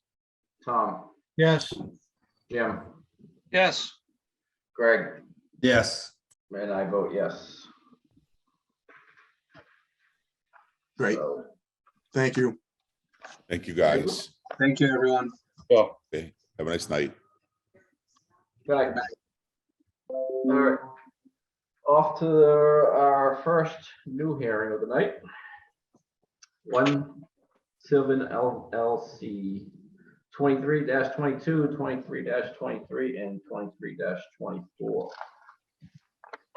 184 Water Street. Brian, this is you, right? It is, Mr. Chair. First presentation. First presentation. Yeah, So you're gonna unload on us? we're gonna unload on you. Yep. Let me just find it here. Okay, so again, Attorney Brian McGrail here on behalf of One Sylvan LLC. Savario Funicetti is the principal of One Sylvan LLC. He is on here tonight. I think you're familiar with Savario. This is now his third project in Wakefield. He did a project on Wakefield Avenue, and then he recently permitted the infamous light department power line project at 9799. It might have been the longest hearing in the history of the board. And he's about to get going on construction on that. So Savario has the property at 184 Water Street under agreement to purchase. Closing is coming up quickly. He's going to buy the property. And he is proposing a mixed use project at the property, which would include 7 garden apartments in combination with retail service establishment, or possibly a restaurant, which we can get into because there are parking issues on that. Probably not a restaurant. It's really a similar discussion that we had on 198 Albion Street. Don't see a sit-down event happening there, but maybe some type of shop or ice cream or something like that, because you got the ball field right there. And so there's a combination of applications for this use. This is a great opportunity for this property. It's in a significant state of disrepair. And it's got contamination on the site that needs to be remediated, environmental issues that is going to be done as part of this, which is standard. You know, a lot of industrial properties have that. It's not unique. But Savario will deal with that as the process goes on. So, and the development goes on. So in addition to Savario, also, we have Carlton Quinn and Stephen Lee from Allen and Major Engineering, near our site civil, and also Rob Passione, who was the architect on 9799, and Carlton and Steve also worked on 97 and 99. Where this is our first hearing, we are pretty organized on this, and what we said, instead of having each expert give a detailed presentation on their component, what we decided to do is try something different, and we put together a PowerPoint presentation which kind of incorporates everything in one. And we thought it would be time efficient and it would be the best way to present initially to the board. So we all worked on this together, but we all agreed that because Savario is very passionate about this property and this development, that he is going to be the one that is going to present that. So if he may, Mr. Chair, can you share his screen? Savario, are you there? Yeah, you should be all set. Great. So you can All take right, it. I'm just gonna, yeah, I had a PowerPoint for you guys. I'm just gonna do it in PDF if you don't mind, so it'll look a little off. All right, can everyone see that? Yeah. All right, cool. So, yep, I am back for another beating. I'm a glutton for punishment, so I'm here again. Hopefully, I will not end up on Jim's agenda as well tonight. You know, I know we're filling his docket. So, my goal for tonight really just to give you guys an update on you know where we're at in terms of planning and introducing this thing to the board. I'm going to go through and just give you a high level. You know, then we'll open it up for some questions and we can go through and discuss some things in more detail. But what I'll do is try to be as efficient as possible. I know it's late and I know it's past my bedtime. I don't know about you guys, but I'll try to be as efficient as possible, and then we can start answering some questions for you. So as Brian mentioned, what we're talking about is 184 Water Street. So just to open up, just kind of give you a level set of what this thing looks like. So it's a roughly 8,600 square foot lot. It's zoned industrial. It's at the corner of Melvin and Water. So on two sides, we're basically abutted by Nizella. In the back, we've got the field, and then to the right, we've got the playground. Right now, what we've got is a mixed-use building. So we've got an apartment on that second floor, but on the first floor, we've got an auto repair shop, and it creates a bit of a parking graveyard there. So there's just always cars coming and going, tons of cars parked out front, obviously in line with the current use. At the moment, the use as it stands is a bit disconnected from the streetscape. They're using 3 curb cuts. So you can kind of see from the picture, and we'll go through it in a little bit more detail on the existing conditions, but they've got 2 curb cuts along Water Street, one at Melvin just as you take the corner. So it's a bit of an unmanaged situation there, and a little bit of a safety risk, I'd say. So in addition, of course, the building is suffering from some deferred maintenance, as Brian said. So there is a great opportunity here. And we did discover we did do a limited subsurface investigation.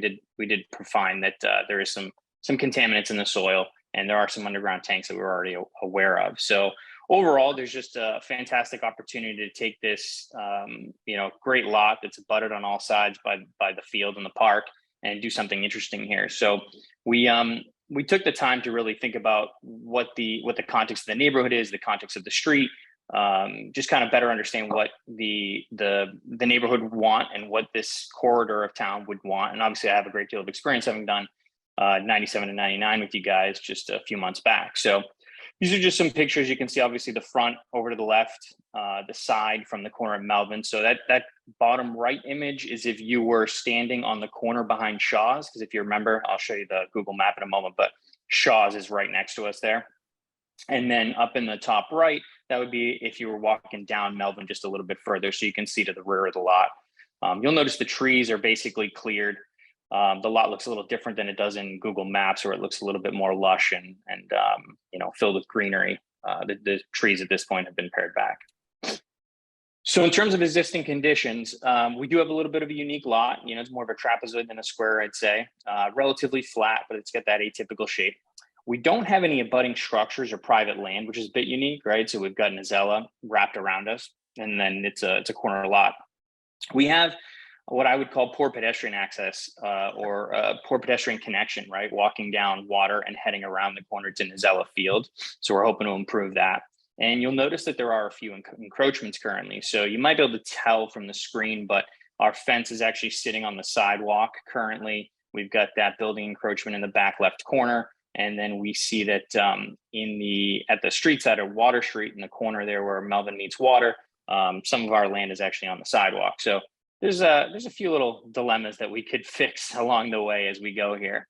But that's basically the gist of what we're looking at in terms of existing conditions there.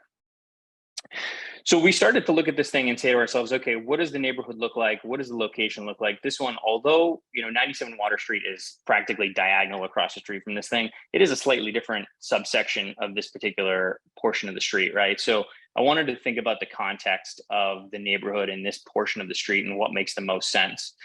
So we started to look at a Google map first, right? And we started thinking about what's around us. So again, Nizella wrapped around us. To the left, you can see Shaw's. We're at this really interesting intersection where diagonal across, we've got the church, and then we've got our neighbors at Banner and Shellmar right across the way. Diagonal next to Banner, of course, is that extra space storage that got built not too long ago. So this is a little different, but this is kind of where we start to see across the street the that row that leads up to the corner of Wakefield Ave and 97 Water, where we've got a lot of those 3-story mixed use properties, you know, a lot of housing, smaller retail shops. It's also interesting to note and think kind of about the topography here. If you're coming from downtown Wakefield, what you're basically doing is kind of coming down at a grade. So you're coming down like a little bit of a hill, let's say, and that'll become a little bit more important when I show you guys the elevations that we came up with. So generally speaking, like I mentioned, I mean, we've got a mix of uses, right? So running along the street, we've got Shaw's headed to, let's call it the left side, right, of that Google map that I showed you. And heading down the street, we've got a mix of different businesses, but our side of the street is industrial, a lot of small shops, you know, bowling alleys, grocery stores, you know, service uses, et cetera. So here's what the zoning map looks like. And interestingly, you know, a few steps in one direction, we're back in the business zone, and just a few steps across the street, we're in that business zone. So it's a little unique in that we're in the industrial zone, but the uses around us, abutting us, are actually what I would say, you know, you've got the grocery use, so more of a retail, and then down the way, you've got that bowling alley, and then the Horizon House. So while it's industrial, it seems as though the corridor, you know, takes shape a little differently, right? What I did learn is that this particular section of the corridor here is part of the East Side walking loop. So it turns out that this is a particularly important section of walking trail for the town. I found this on, I think it was like Mass Walks or something like that. So just to give you some context, the property itself is about 0.7 miles from the train station, obviously even closer to downtown. So it is kind of important from a pedestrian standpoint. And I would say, just given the fact that it's in context of the field and everything else, that's going to be important. And that was part of our planning process. So here's some shots just from the property itself, just to give you some context. This is at the very front corner, headed down water towards, I would say, like that extra space storage building. And that's the Nazella Playground. This is on the opposite corner if you were standing behind Shaw's. So you see the church across the way, and you can almost make out 97 and 99 down in the far distance a little bit. The Shelmar building right across the street if you were standing behind Shaw's. Another angle headed down Water Street at the church corner. And this is heading up towards Wakefield Ave. And you see, of course, 97 to 99. But, you know, again, just seeing the consistency in the architecture along the streetscape, right? You've got those 3-story buildings, a lot of residential, a lot of mixed use. So brings us to the fun part, what we're proposing. So what we're thinking and what we came up with, given the context that I've already described, is basically a structure that's in line with the historical use of the property, right? We've got a mixed use property getting replaced by a mixed use property. Of course, the scale and the size of it is different. We're offering a 3-story project. What we've got in total is 7 residential units, 1 retail unit. Of course, 1 residential unit will become part of the affordable housing stock. The rest of the apartments are all 2-bedroom, 2-bath, but they are slightly different in terms of sizes. I'll take you guys through the floor plans, but slightly different floor plans and amenities mean that, you know, there'll be slightly different price points. And lastly, of course, we've got that 1 retail unit. It does stay under the 1,000 square foot requirement in the bylaw, so it is actually exactly 999 square feet. So a great space, small space for the neighborhood to, you know, find an opportunity business to service this neighborhood in a different way. I think, you know, obviously there are a bunch of small spaces here, but really there's not a lot of new construction opportunity here, not class A retail, let's say. So in terms of our site plan and our landscape, what we've really tried to do, and I think you'll notice right out of the gate, is that we've pushed this building off the street a little bit. So as opposed to what we did at 97, 99, what we're trying to do is push it back off the street. And what we've done is we've used that opportunity space to really infill it with a lot of landscaping, create a lot of curb appeal, and do something different in terms of green space here. It just felt more appropriate for this particular application. Again, because we're near the park, we're next to a lot of green space. It just felt, from a design standpoint, a little bit more appropriate. We've eliminated that unmanaged, what I would call unsafe access in and out of the lot with 3 different curb cuts all in close proximity to each other. And instead what we've done is we've brought access to the rear of the lot. At the rear, you'll obviously notice that We've got 7 surface parking spaces. We've got 4 inside the garage. We've also added some landscaping in the back there all the way around. But we've also got a dumpster in the far left corner, you'll notice. So we've tucked it to the back away from the street. It's not at the streetscape. You're not seeing it. It's, you know, buried behind the building. We will have a fence along the Nizella Park and field sides. But ultimately, what we've really done here is directed all of the residential traffic to the rear. We've got a rear access point with a door in between those 2 garage doors, which I'll show you guys in the elevations. We've got 1 managed access point into the front of the building. So you'll see that walkway in the front off of Water Street. And we have a retail access door off of Melvin. So if you're walking up to the building, you'll see that it's right around that corner at Melvin. By doing that, what we've done is we've removed that, you know, over a small facade. We didn't want to have a bunch of doors across the front of the building, right? We didn't want to take away from the curb appeal. So we've got that singular managed access, and now this becomes quite a bit more organized and a little bit more efficient. You'll also notice a little bit of a step back, and I'll explain in a little bit about the elevation, how we did that, and kind of the impact to the massing and the scale, and how it kind of improves the overall aesthetic. But basically, we had to work with the lot a little bit, that trapezoid, and that's why you see that happening. So overall, what we've done, I think, is you know, take advantage of the space that we have there to do as much as we can in terms of curb appeal and improving the look and feel of this. So in terms of architecture, I'm going to do my best at doing Rob's design justice here, but Savario, could you go back to that? This is Brian. Could you go back to that? Could you just point out here quickly just the sidewalk that you're proposing with the connectivity down Melvin Street? Yeah, so compared to what's there today for kids walking to the park. Yeah, exactly. Yeah, so all of this is really getting upgraded because we're going to replace all of this. So all the way around. Right now, because of the way the encroachments are all set up, we're going to have to kind of reshape this a little bit. And so we obviously proposed the same type of work at 97, 99. We're basically proposing that we're going to do all those upgrades pretty much all over again here. And that should allow for much better access. Of course, you can walk in off of Water Street and cut through the park, but it's just not quite the same thing, right? If you're making your way around to the fields. So that's what we're hoping to do, is improve that. Thank you. Yep. So here's what the south elevation looks like. So this is Water Street. There's that staggered footprint we were talking about and that singular managed access.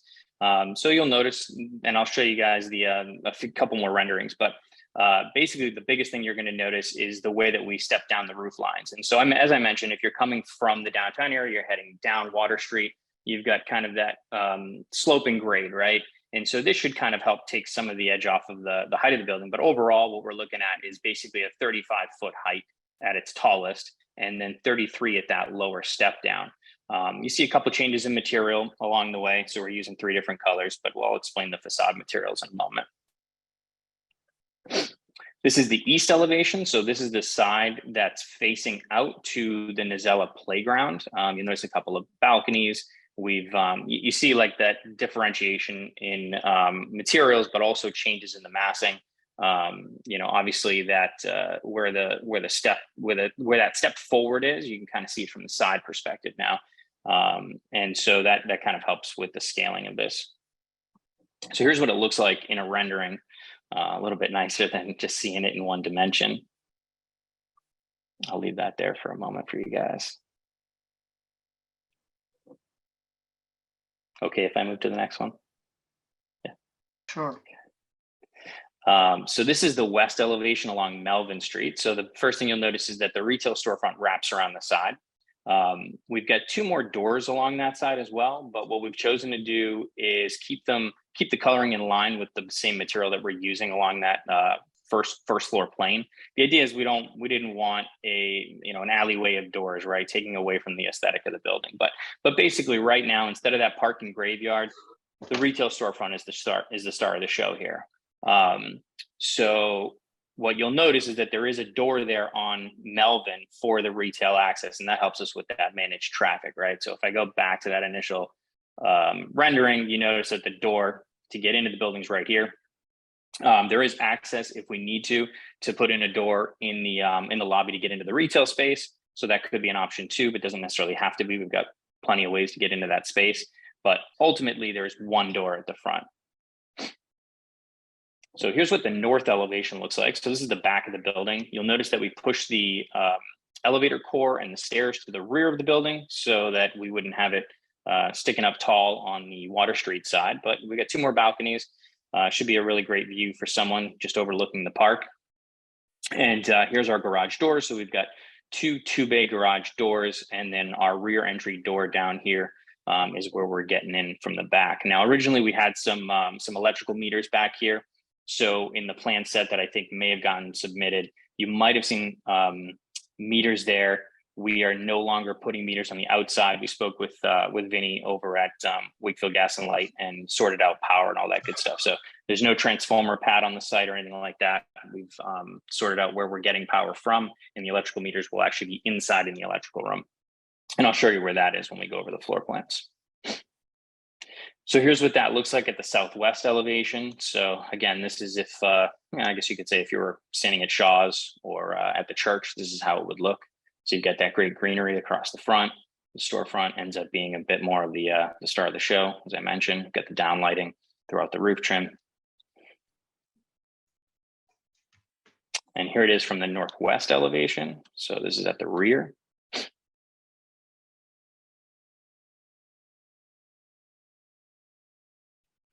And then in terms of finishes, so Rob's picked out a few different materials, but what we tried to go with were more natural wood textures. So overall, we've got three colors that we're mixing in through this palette. We're using a Trespa Puraline panel system. It tends to be a longer lasting, low maintenance, high impact, scratch resistant. So this thing is a material that will stand the test of time, so to speak. It comes pre-finished, pre-colored, so there's no painting or anything like that involved. In terms of the screening and the railings, so we've got an angled louver, very similar to the one we're using at 9799. It will not be red. We couldn't find a different picture.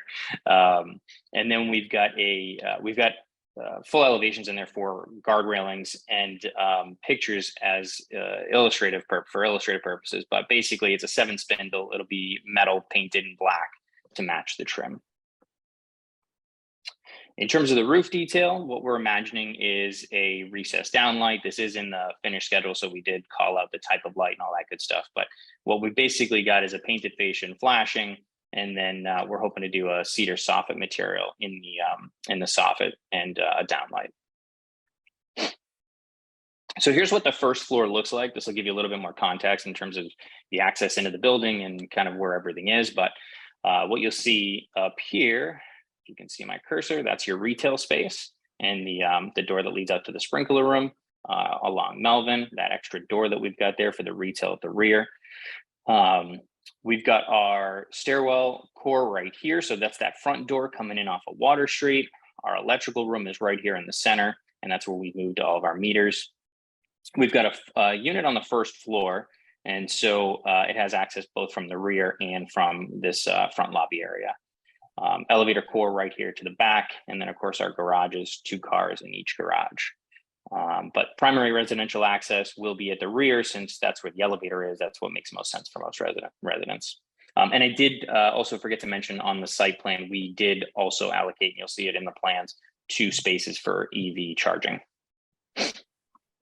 So here's what the second and third floor looks like. Ultimately the same on the second as the third, but we've got 3 units per floor, 2 bedrooms per unit. 2 out of every 3 units on each floor do have balconies, outdoor space. They're pretty expansive. But you can see why it makes most sense to come in through the rear, because obviously you're going to come up that elevator to make it up to that second and third floor. So of course, parking and traffic is always a question, always a concern. So we've hired the folks at Van Ass again to undertake a parking and traffic study for us. So I wanted to share with you some of the numbers there. I won't bore you with all of it, but I'll just give you a brief overview, and then if we've got some questions, we can or some takeaways, we can deal with those after. But what we're providing are 11 parking spaces. There's 4 in the enclosed garage, 7 at the rear of the site. Ultimately, that works out to about 1.57 spaces per unit, where we need 1.5. So it's just a hair more than the requirement, I guess you could say, but we're just rounding. The ITE suggests that basically 8 spaces is sufficient for the 7 residential units. So, by their suggestion, I suppose that We've got basically 4 extra spaces. Our retail use doesn't require any, given that it's under 1,000 square feet. 2 of the surface spaces will have EV charging, so they'll be EV ready. In terms of the curb cuts and what we've done there, as I mentioned a couple of times, we've got, the 3 unmanaged curb cuts getting reduced to 1. So obviously that's going to help in terms of managed access and safety. So this is a figure from the traffic study that Van Ness provided. So basically what you're looking at is parking in the immediate area. The site benefits from being surrounded by a lot of unregulated space along both Water and Melvin. So along Water, we've got 16 unrestricted spaces, another 5 along Melvin, 20 unrestricted at Nacella, giving us basically 41 unrestricted spaces within 50 feet of the site. So in addition to meeting the requirements of parking, we've got a lot of unrestricted parking available in the immediate area. In terms of trip generation, right now, as the current use stands, again, it's a bit of a parking graveyard. That picture from Google Images is a little older, so you see it looks a little bit more lush in the back there, so that's inaccurate. But the takeaway you can see is that in the driveway up front, you've got about 10 to 12 cars. Inside the garage, you're probably fitting about another 8 or so because you've got 3 garage bays. And then along Melvin, you see another 5. So that's a lot of cars in the street based on the existing use. In terms of trip generation, so these calculations are a bit conservative by Van Ness's standards, but basically weekday morning peak, we're generating 1 less trip than the existing use versus weekday evening peak, we're adding just 3 trips. So the net impact is almost non-existent, right? These figures are conservative because what we're using, or what they used, is the strip retail plaza under 40,000 rating. So we're basically comparing one 999 square foot retail unit to like any retail plaza under 40,000 square feet, which is obviously a significant difference. But overall, it's negligible.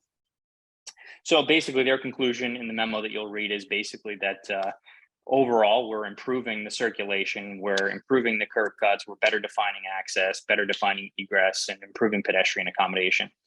So overall, they feel like there's minor impact, if any, from the site, but substantial benefits.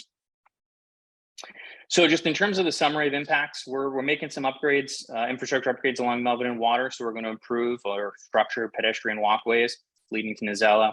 We're improving all that access and the curb cuts and all that fun stuff that I've talked about a few times. We're going to fix all those encroachments. We're going to add an affordable unit to the housing stock. We're going to contribute what I would call a more useful space to the community and to the immediate neighborhood, where I would say, there is a need, or they're lacking in this particular area for Wakefield. The environmental issues in the lot will be remediated. The underground tanks will be removed. We're going to remove what I would say is, an unsightly parking graveyard and replace it with a much nicer looking use. And ultimately, we're going to remove an obsolete structure and replace it with housing and business and things that better connect with their surroundings, the streetscape and the neighborhood. And that's it. I hope that was fast enough. Was that efficient enough? Yeah, it was good. Cool. You almost don't even need a lawyer. That was so good. I know, right? Jeez, man, I gotta get a check back from Brian. So I'll hand the mic back to Brian. I don't know if you've got anything you want to add, Brian, but. You're on mute, Brian.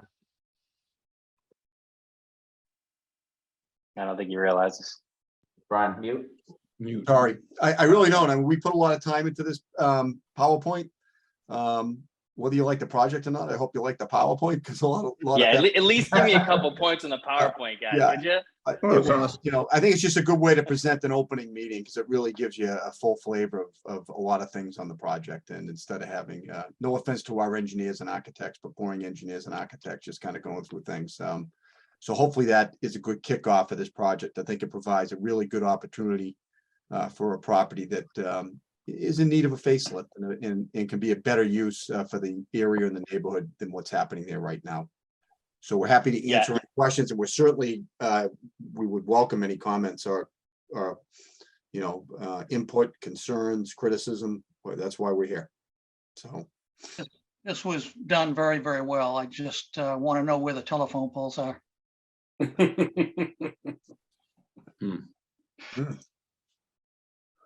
question.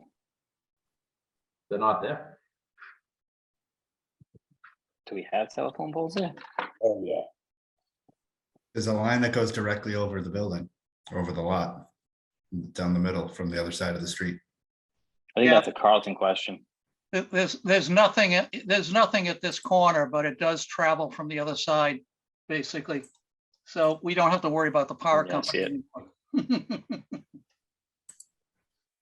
Yeah, they did take a look at this and give us their feedback already. So I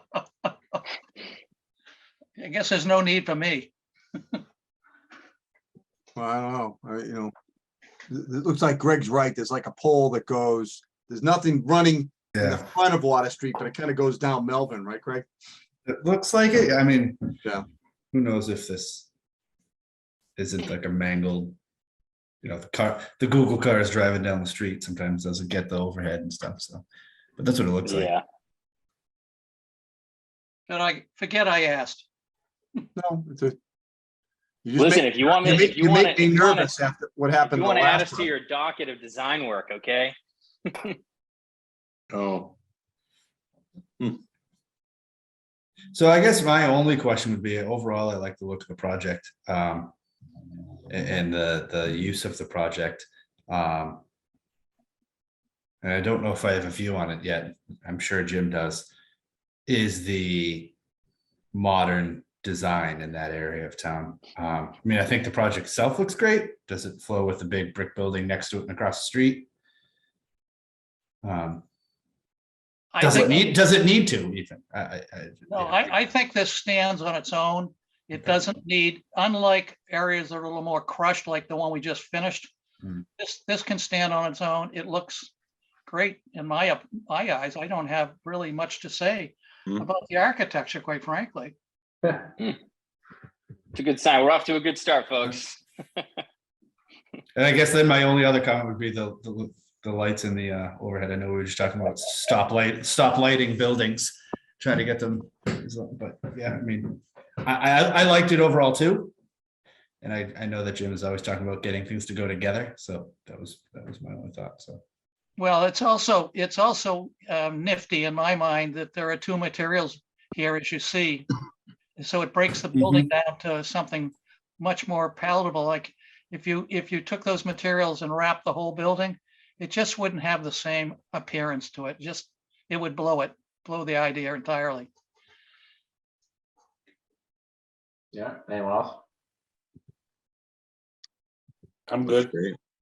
Hey, Savario, can you let me share for a minute? Got it. I want to show something.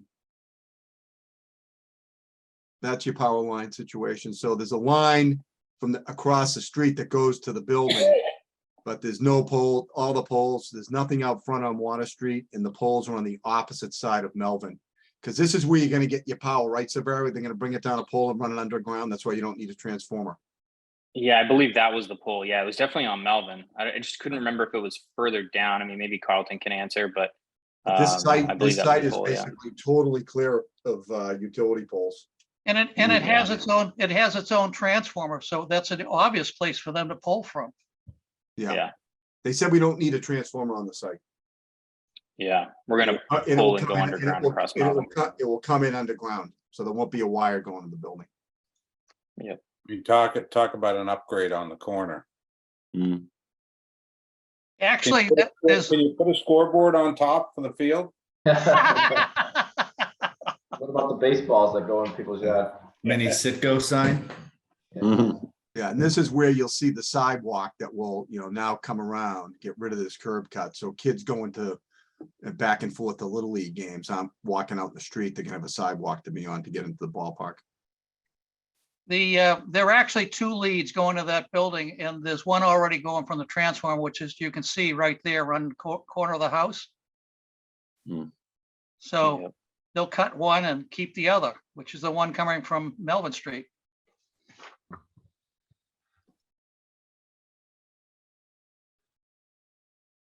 All right. Right, let's keep going. My only comment, I'm kind of with Greg. I'm not a big fan of the design. It's kind of California a little bit, but I'm not living there, and I see this design coming up a couple times in Wakefield, so I don't know, maybe it's a new one up and coming design.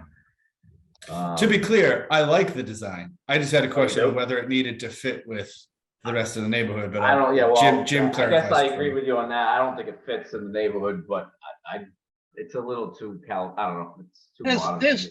There's nothing in the neighborhood. Yeah, so wanna Jim know. clarified it for me. I'm with Jim. No questions from me anymore. It's Del Carmine. Yeah, like again, I'm not living there, so it doesn't matter to me. So, anything else, Brian? Is that it? That's what we have for our presentation tonight. All right, if there's no more comments, I guess I'll, well, hold on, I got a couple things from, where are they? I got something here from Tim Wilson, just general comments, no removal. Sure you got this. We did get it. Yep, Gail sent it. Thank you. So you got all that regular comments, and then this another one from the fire department. Your basic stuff, sprinklers. I think I did see one thing here. What did he say? Fire hydrant. He did have a concern about the visitor parking. No visitor parking. That was something on his list. Well, it meets the parking requirements, and I think if visitors come to stay at night, they're gonna be able to park at Nassau Playground because there's nobody. Yeah, no, exactly. So I was just pointing out that was one comment he had. That was everything else was normal. Fire sprinklers and all that other good stuff. Other than that, I can open it up to the public. If anyone wants to ask questions or comments. I got one guy here, Larry. You can unmute yourself, state your name and address. You're on mute. Larry, you're on mute. You're unmuted. Do you want to say anything? It's not Larry, it's Mark. Me. No, yeah, we'll just say who you are. Hello. Good evening, board, Mr. McGrail. This is Mark Siepka from Cardillo Industrial in a butter. Okay, go ahead. Larry, hold on one second. Larry, you were on mute, so we're on to the next one. We'll go right back to you. Okay. Go ahead. Say your name and address, please. I'm sorry.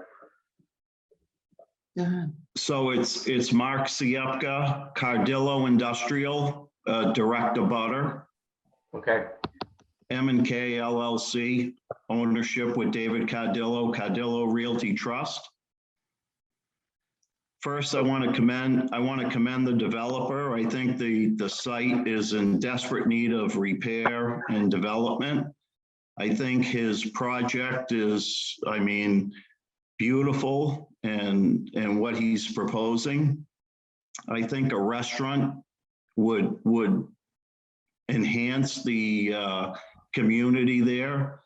We probably have 10, 12 businesses in the industrial park that could utilize meetings or getting together at the restaurant after work. I think parking shouldn't be an issue with the playground, additional parking. And we would be open-minded if he needed additional parking to meetings with them. So I think it's a great project, and I commend the developer for this. Thank you. Thank you, Mark. Mark, thanks for the kind words. I appreciate the support. I'll connect with you offline. Okay, thank you. Next, Larry, go ahead. State your name and address, please. Larry Rosenfield, and I own Banner Glass Shelmer.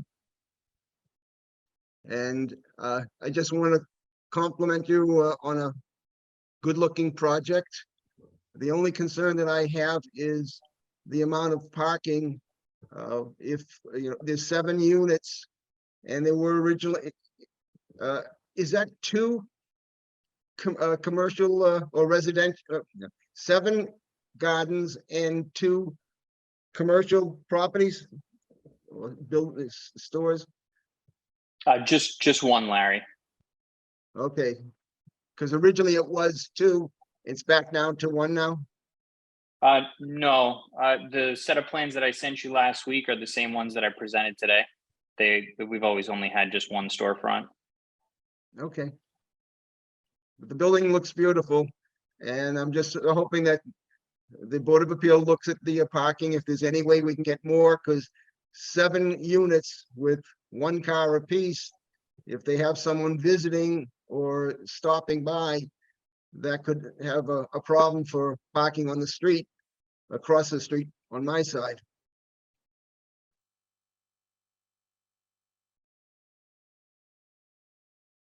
All right, is that it? Yes. Thanks, Larry. Thanks, Larry. I'll connect with you offline as well. We'll keep chatting about options and what I can do to help. Okay.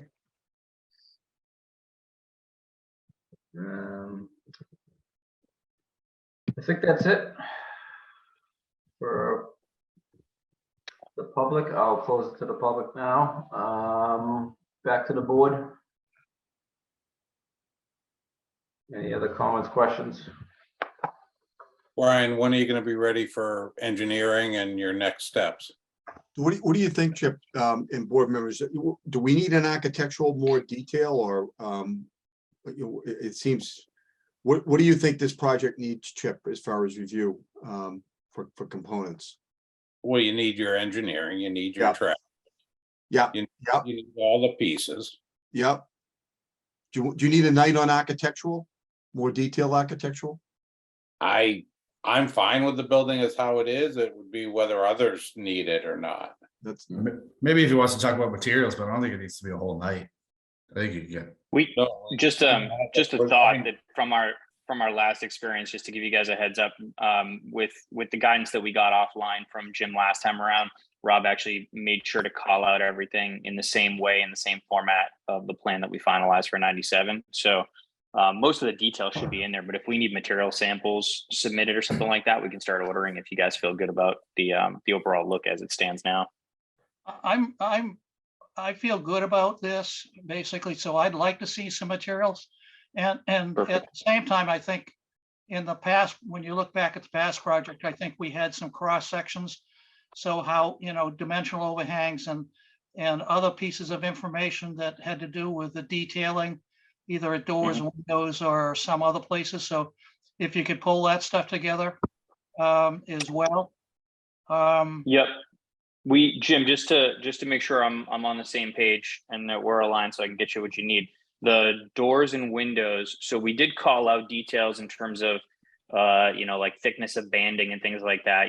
4-inch trim versus 2-inch or whatever. And we do have a preliminary window schedule, I guess you could say, just kind of calling out what we've got there. Is there more detail you'd like to see?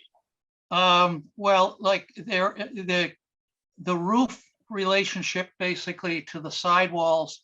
What are you doing there? Is there a parapet or no parapet? Certainly what the mechanical units might be on the roof and where they might be placed, so that they don't show up. I mean, we had that conversation with the last project as well.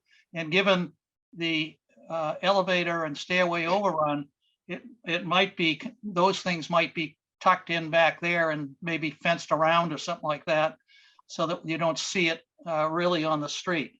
So I think it appears to be well thought out at this point in my mind. So it's minor things in my mind at this point, but certainly samples material, because as you might have listened to before, is no matter what you do for images, basically, it's not the real material. When you try to print it out or scan it or something, it just is not what you actually are proposing, So that sort of information would be helpful. And you say you're using Trespa? Yeah, Trespa. Okay. Yeah, in the folder in the Dropbox folder we sent over, that I think Brian sent the link over to, we actually included the Trespa Pura line, like the line book, the brochure, so you can see the material and the breakdown and all that. So the other piece when Jim mentioned mechanicals, which we often forget about, is all the venting, the bathroom venting, the kitchen hood venting, all of that. Yep, we actually went ahead this time Sure. around just to get ahead of the process and called all those cutouts out on the plan itself because because Jim had us do that on 97, so we just got ahead of it and did it this time. The only thing I would say is if you'd Coming out like, the I don't know if it's side of the- helpful. They're coming out the side of the building or up through the roof? Yeah, anywhere where we've got penetrations along the planes, Rob's called that stuff out in the plans. Yeah. In the plans, but not in the, not in your, Elevations, renderings. In the elevations. That's exactly what I mean. Sorry. But not in the renderings, as I think. Not in the renderings. The renderings match, but you won't see obviously detailed notes. You'll see the call out in the 1D, either color or non-color. We've included both color and non-color in there. You'll notice, and they are called out in there. If you also could think about signage basically for the address of this place, but more so for the business basically is there.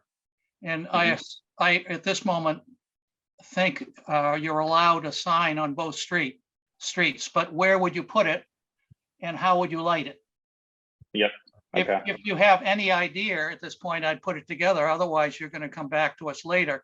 We prefer basically, once we approve this, to approve it entirely. That doesn't mean, it just means you have a placeholder where that sign is going to be, because you probably won't have a tenant right away, of course.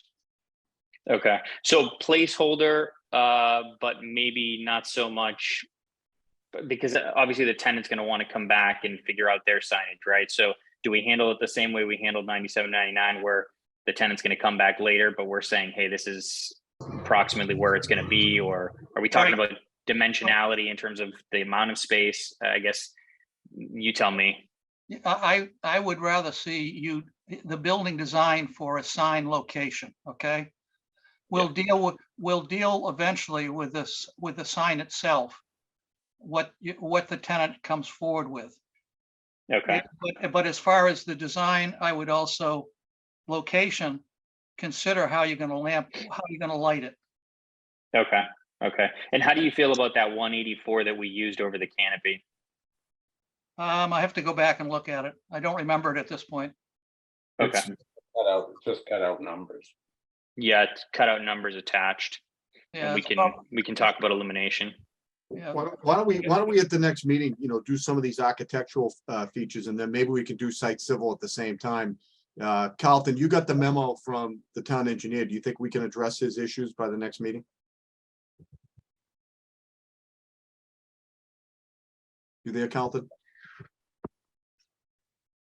Sorry. I think Carlton fell asleep. We took middle too long. deadline for the next. 28, 2 weeks from middle today. deadline? 2 weeks from today. But It's possible. He asked us to investigate something in the field, and we may need to wait on a cleaning, but I would say yes, assuming that we can. Okay, so we'll be, we're not gonna waste any of the board's time again tonight. It's getting late. So we'll be back and we'll be prepared to talk a little bit more detail about architectural severity, some of these things that we're, the mechanicals, the venting a little bit, the signage location.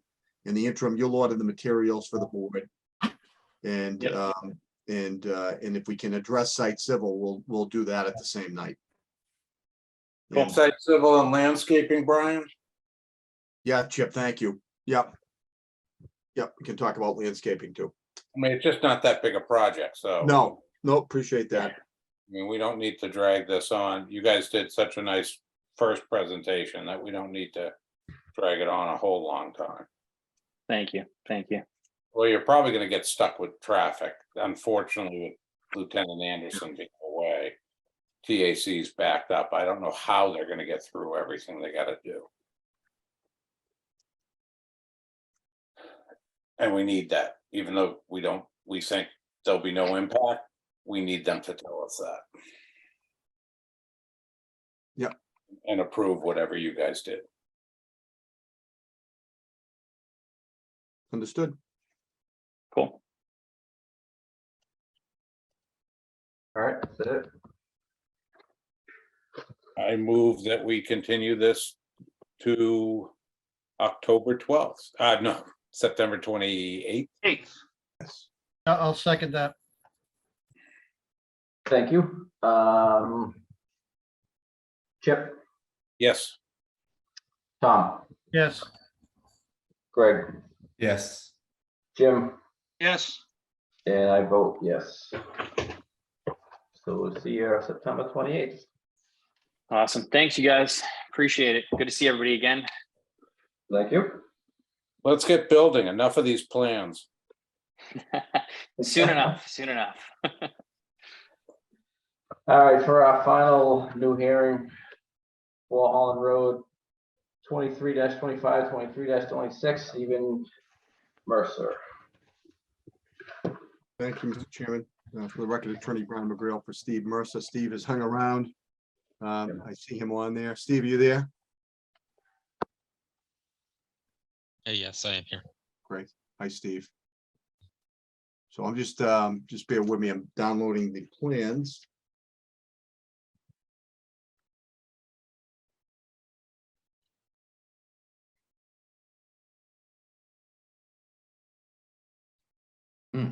And also with us tonight, besides Steve, is also Michael Mercurio, who is Steve's contractor. So, Mike, are you still on here too? Oh, they might go to bed. We're down to 16 people. So. Yeah. Okay, here they come.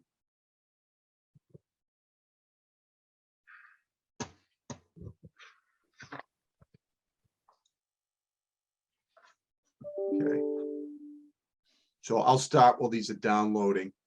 Here on behalf of Steve Mercer, property is located. I'm just finishing. I'm done. Am I all set here, Mr. Chair? Yeah, I don't lose that. Something happened. That's okay. So property is located at 4 Holland Road. And Steve is proposing to do, I think, a modest addition to the property that really won't have any impact on anybody near him. And I am going to, now that my plans have downloaded, it's getting late, so I'll bring these up quickly.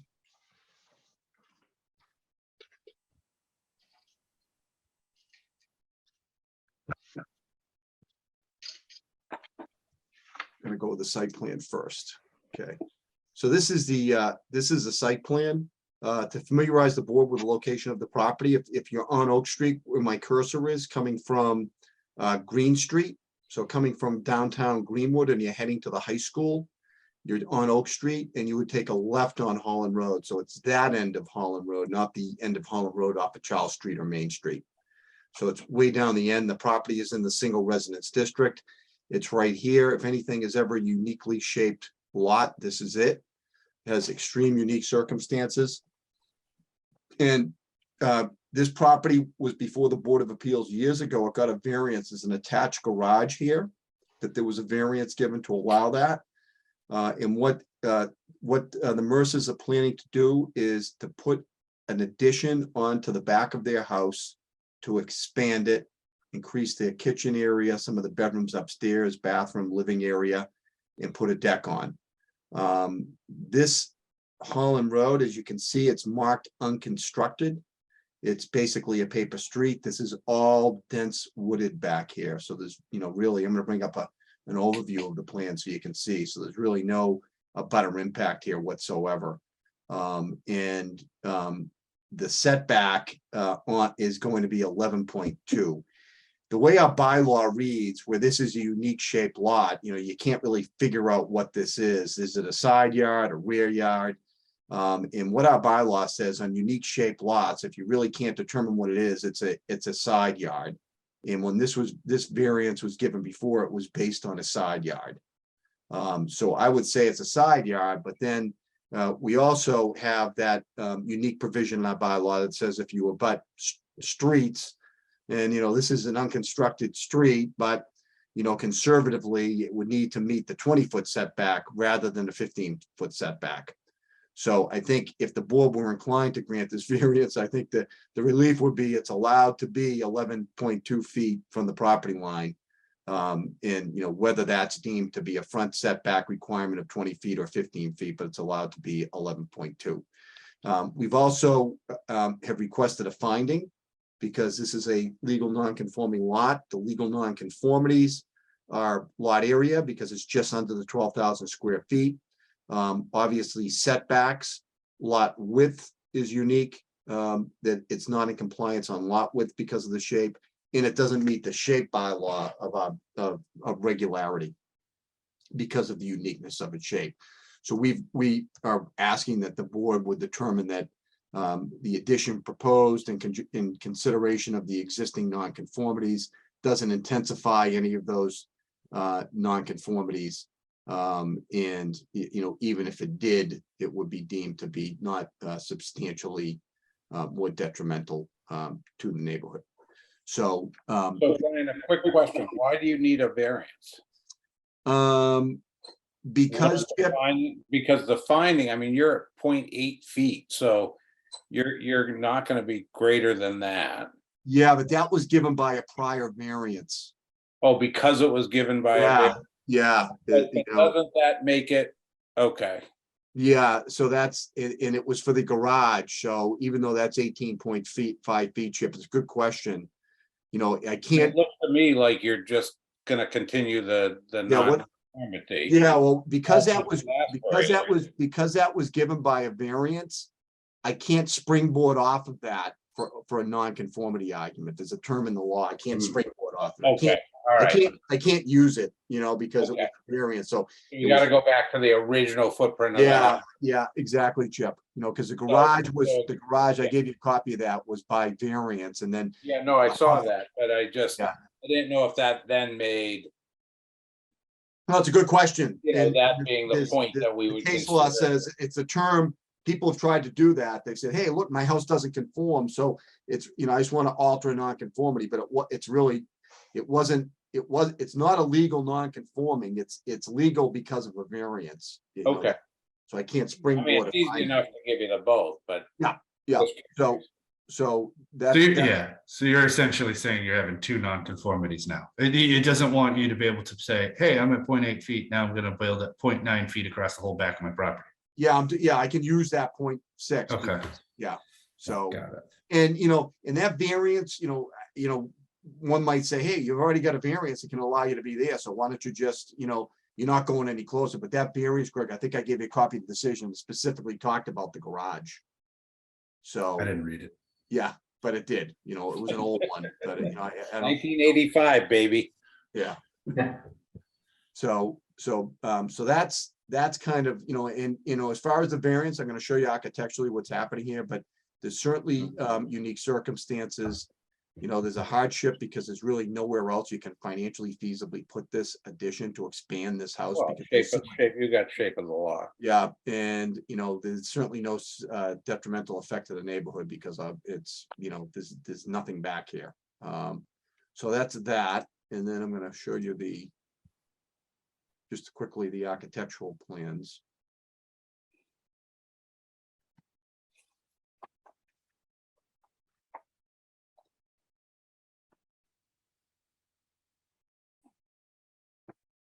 So this is the existing floor plan, and this is, the basement. You'll see the basement's getting expanded toward the back. It's going to kind of bring the house kind of even with the garage, if you will, and this bedroom and the kitchen is all getting pushed back, and it's also happening up on the second floor. So it's really easier to look at it from the elevation perspective. These are existing conditions. So if you look at the rear elevation here, and then and this is in the side elevations are where you really get it. You really can kind of understand it. So you see how this is the garage, and you see how it's kind of set back from the house. It's not aligned. So you'll see what's happening here in a minute. So the house is now being pushed back to align with the garage, and that's happening with the basement, and it's also happening upstairs. Steve, are you there? Yeah. Steve? Yes. Am I doing a good job explaining this? You're doing a fine job. All right. In a sense, we're just making a little bit larger cave house. Yeah, thank you. Better said. So this really is a nice job by the architect, because I think I like the way he did this, because it shows the dash line shows existing home, and this is how it's being pushed back. And it shows it from the other side. Dash line, existing home is being pushed back. So that explains it. So I think, it's an obvious finding. I think it's a textbook case for a variance, as requested. And, do you want me to bring you the overhead shot? Do you see it? You want a need for that to look at the neighborhood or no? No, I don't. nope. I don't want to waste your time. So that's presentation, Mr. Chair. Thanks, Brian. Questions, comments? Board members? Yeah, Mr. Chair, I feel that this is pretty straightforward, so I'm good. I agree. I think there isn't a butter here, though, that has her hand raised. Yes, we will get to them. Anyone else before we move on? Couple letters from the town. Concon has no problems with it. Fire department, no problem. So they're okay with everything. If no other comments, I'll open up to the public. Janine Roberge, Hi, please state your My name and name is- address, please. yes, I am Janine Roberge, 120 Oak Street. Okay.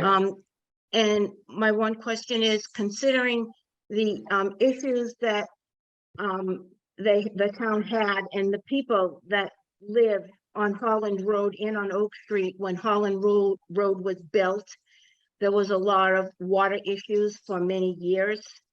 And my one concern is how this will affect both 120 and 124 Oak Street and the other neighbors, not necessarily abutters, but further down the street as the water runs off the hill. How will that affect our basements, our homes? What will change? Can someone help me understand that? Brian, do you? Yeah, I think, well, I mean, I think it's a pretty modest addition and it's pretty far from those properties. So, I'm not a drainage expert, but I don't see how it could have any impact. It's a pretty small addition. What's happening here, the footprint is changing minimally, and a big part of the change is a deck. This is a deck. So it really just matches the original footprint on the house. Mike Mercurio, can you hear me? I mean, you're not doing any large grading. It's not like you're, so, but. I was trying to get Mike. He's on. Mike, you're muted. Are you trying to talk? You got to unmute.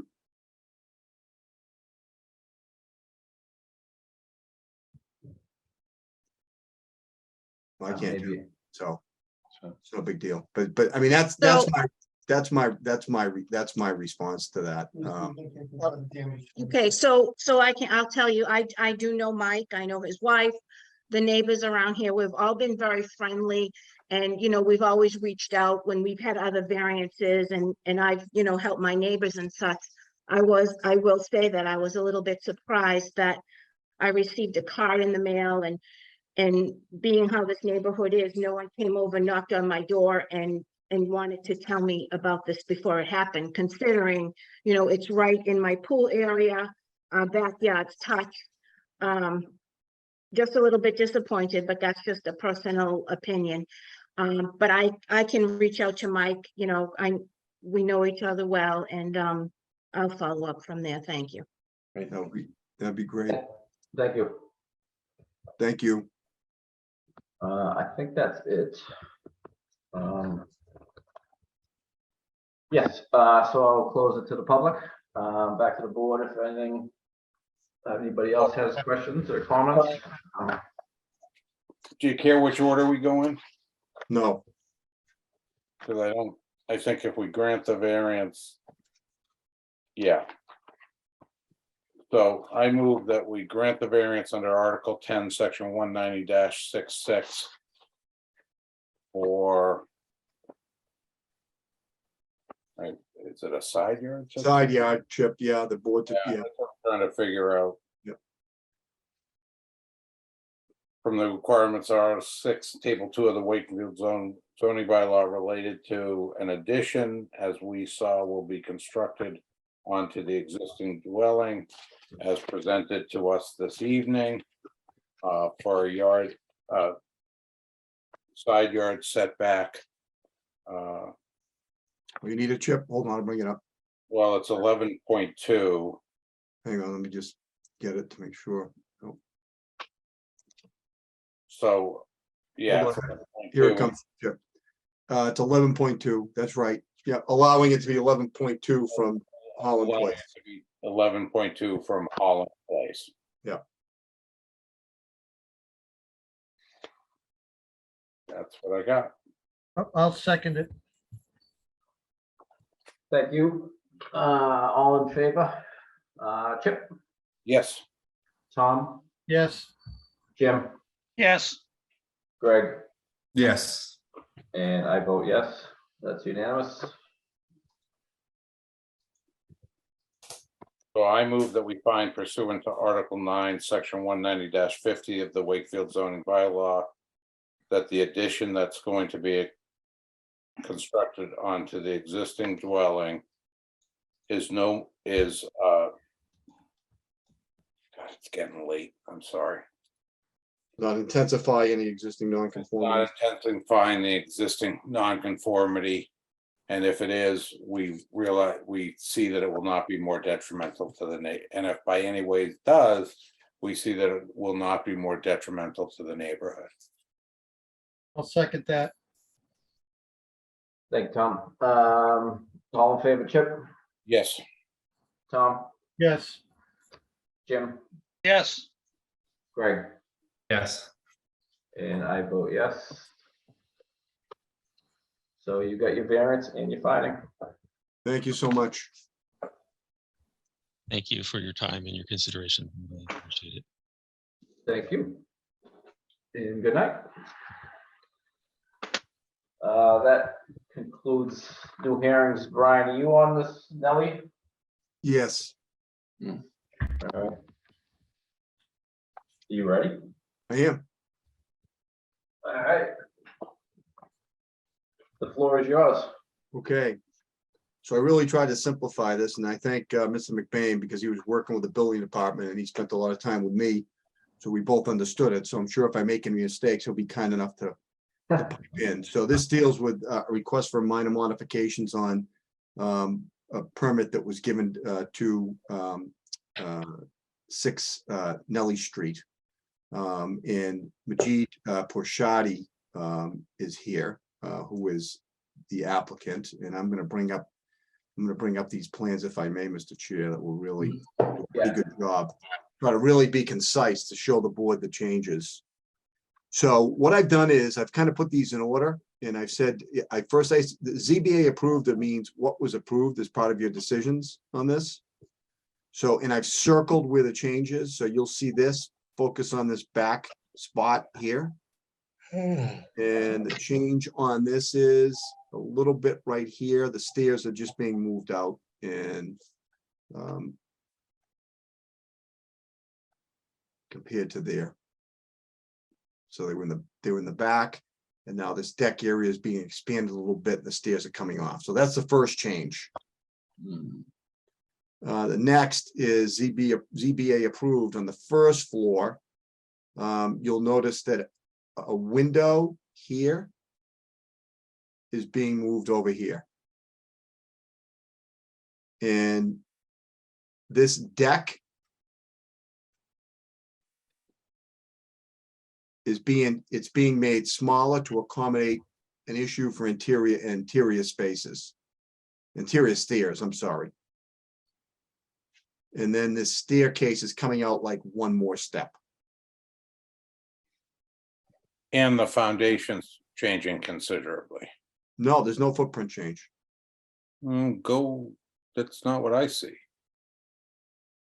Unless the scale's different. no, you're correct, Chip. You're correct, Thank you. because that exterior wall of that particular staircase is Oh. moving out in alignment with the kitchen wall. Oh, Yeah. thanks, Chip. Yeah, right here. Yeah, Yeah, This here, I missed that. Okay, thank Yeah, you. the stairs change. I told you guys would help me. Yeah, Okay, right here, Chip. yeah, right. Okay, So which one? Okay, so that was what we approved and now you're yes, asking. and then proposing this, correct, and the window changed here too, Chip. Yep. Yeah. Thank you for that. Okay, then this is the second floor. And you'll see on the second floor, these two windows, They have to coordinate. they're being taken out because this staircase is changing and the staircase is taking up a space that was originally called the sunroom. Yeah. And that sunroom basically had a pair of windows on it. So when you look at the new one, it only has a single window. It only has one. So in some cases, the windows have moved. In other cases, windows have disappeared. Yeah, and you'll see it a little bit in the elevations as we get into it, which we're gonna show you that too. On the third floor. Okay. This space got filled in on the third floor. Pumped out, It's all the way up, yeah. okay. And that was the only change, Jim, I think on the third floor, right? That was Yeah. it. That Yeah. window stayed the same, yep. I think Okay. what happened here is that as they laid the building out, they realized it didn't quite work the way they originally proposed. Stairs need to be bigger. Yeah, and bath and, windows with relationship to layout of the kitchen. Those are the two driving forces here. So this is, you'll see how the change affects on the outside. So this is your ZBA approved plan that's intact now. You'll notice a change happens. See how this roof comes in our direction? It now changes to an A-frame going the other way. But the windows all stay the same on this side. You with me, Jim? Yep. Okay.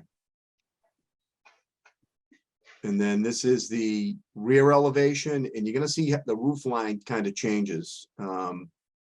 So you can focus on that, and then And these it's also where the porch changes and the windows get covered over because of the staircase. So it's. That's again, right. So these windows are gonna disappear in the rear, and then you're gonna see and actually, I think the roof kind of makes more sense than what it was proposed. Right, and then you should have also circled the staircase, but that's okay. Oh, right here, Chip. Yeah. Yeah, thank you. Jim missed that. I no, I gotta Yeah, put, you gotta watch Jim. He's getting older. all right. But I'm not a grandfather yet. Yeah, yes, you are. Oh, sorry. So, yeah, so that's the rear. There was, and on the original plans, there was no left elevation given. On the Yeah, ori- no, that's true. There wasn't. There wasn't. So this is what's proposed. Jim, another miss by Jim. And then the final one is the front. And none of the windows are changing, but this goes all the way up now, you can see. And this roof kind of changes in the back. And this is the staircase that changes a little bit.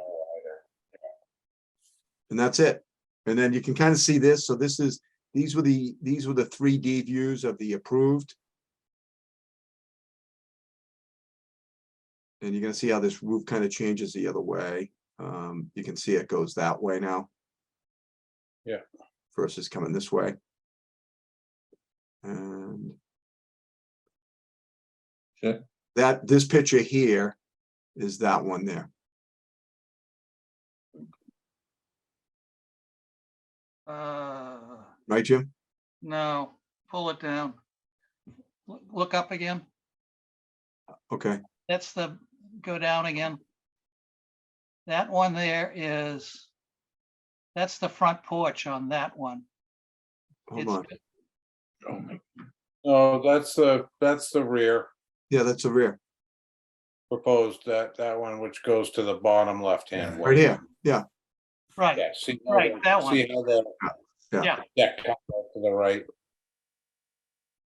Thought you were pointing to the one above that. Nope.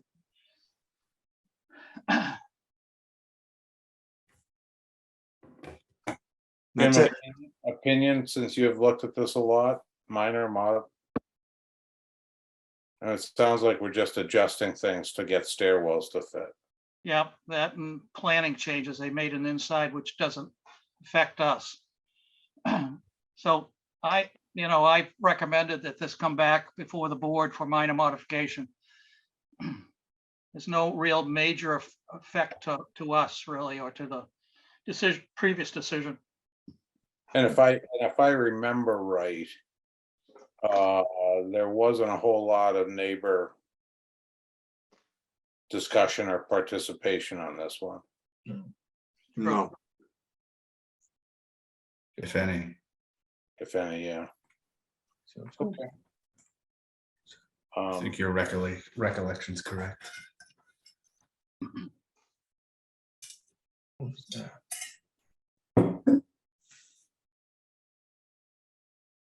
I mean, I have no problem with it. I think it's just a couple what window changes, couple cosmetic stuff.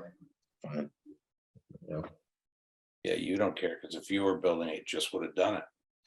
Yeah, I've done it in the past. I have done it. To be honest with you, I have. Yeah. Not in Wakefield, though. And Jim never even picked it up. It hasn't. So if I can just ask, Dr. Rashadi, are you on here? Yes, I am here. Those changes I presented seem accurate to you? Yes. Okay. And, yeah. Just want to make sure. Yeah.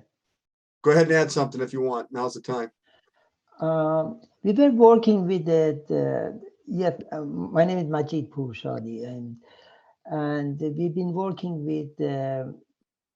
We used to work with the general contractors. We didn't pay attention to a lot of details. So when we had to hire a new general contractor because we lost him, this project taking so long, and when the new one came, it just paid more attention to a lot of detail and worked with architect to really correct all the errors in there and make it more compatible with building regulations. And he thought if we don't address these issues now, later on, we may have some issues with the building department and building inspector. So let's make all the changes and present it for the board to decide. And Okay. thank you very much for taking the time to look at this. Great. Thank you, Doctor. Thank you for staying awake. Sure. Okay. Joe, we got anything else?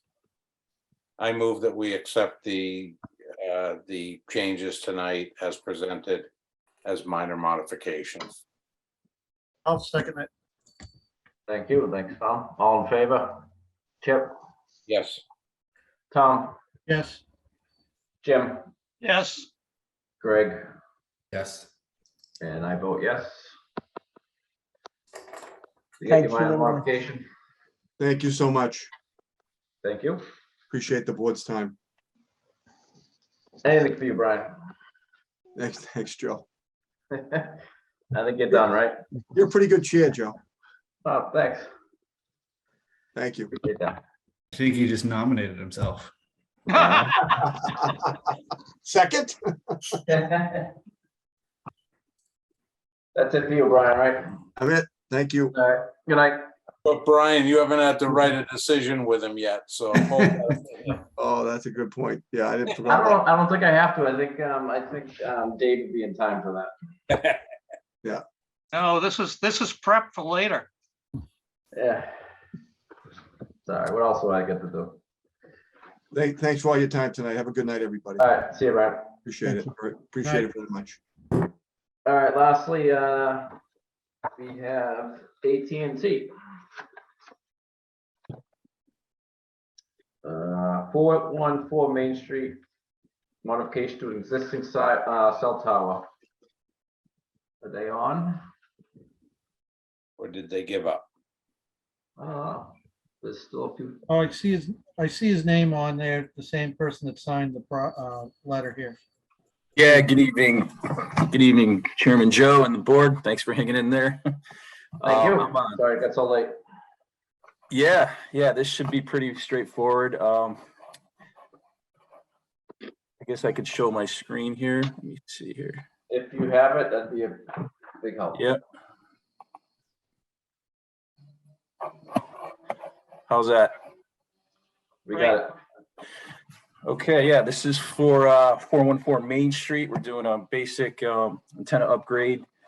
You can see the scope of work here is we're removing basically 8 antennas and installing 9. Can I be a jerk just since it's late? Can you just introduce yourself and who's? I'm sorry. Yeah, I'm Dave Barbagallo. I'm with SmartLink LLC and I'm representing AT&T as the agent. So I'll scroll down to a better drawing here. We could visualize this better. There's basically no visual impact. What we're doing here, everything is behind. Let me see if I could show you behind the stealthing here. We call it stealthing. It's all enclosed panels. Here's a good rendering of what's actually happening. This is the existing layout. As you can see, there's 11 antennas here. And we're proposing to have 3, 6, 9, but these here in the middle are actually stacked. So there's actually 2 antennas on the same mount. And I'll show you what I mean by that. There's a drawing here somewhere that shows it. I don't know if you can see this right here. See how it's 2 antennas? Yeah. They're stacked on the same mount. So we're not really increasing the space at all. It's basically the exact same space in the enclosed area. Right. So there's really no visual impact. I could show you some photo sims that we got.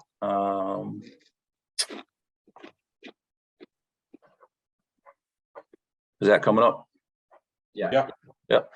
So yeah, here's a shot of existing. Here's those enclosures. What's proposed, nothing's changing. There's the backside. Existing, proposed. So it's all internal work in here. It's basically antenna upgrades and associated equipment inside. And that's really it. Unless you have some questions on the CDs, go back to those. It's pretty cut and dry. We do this all the time.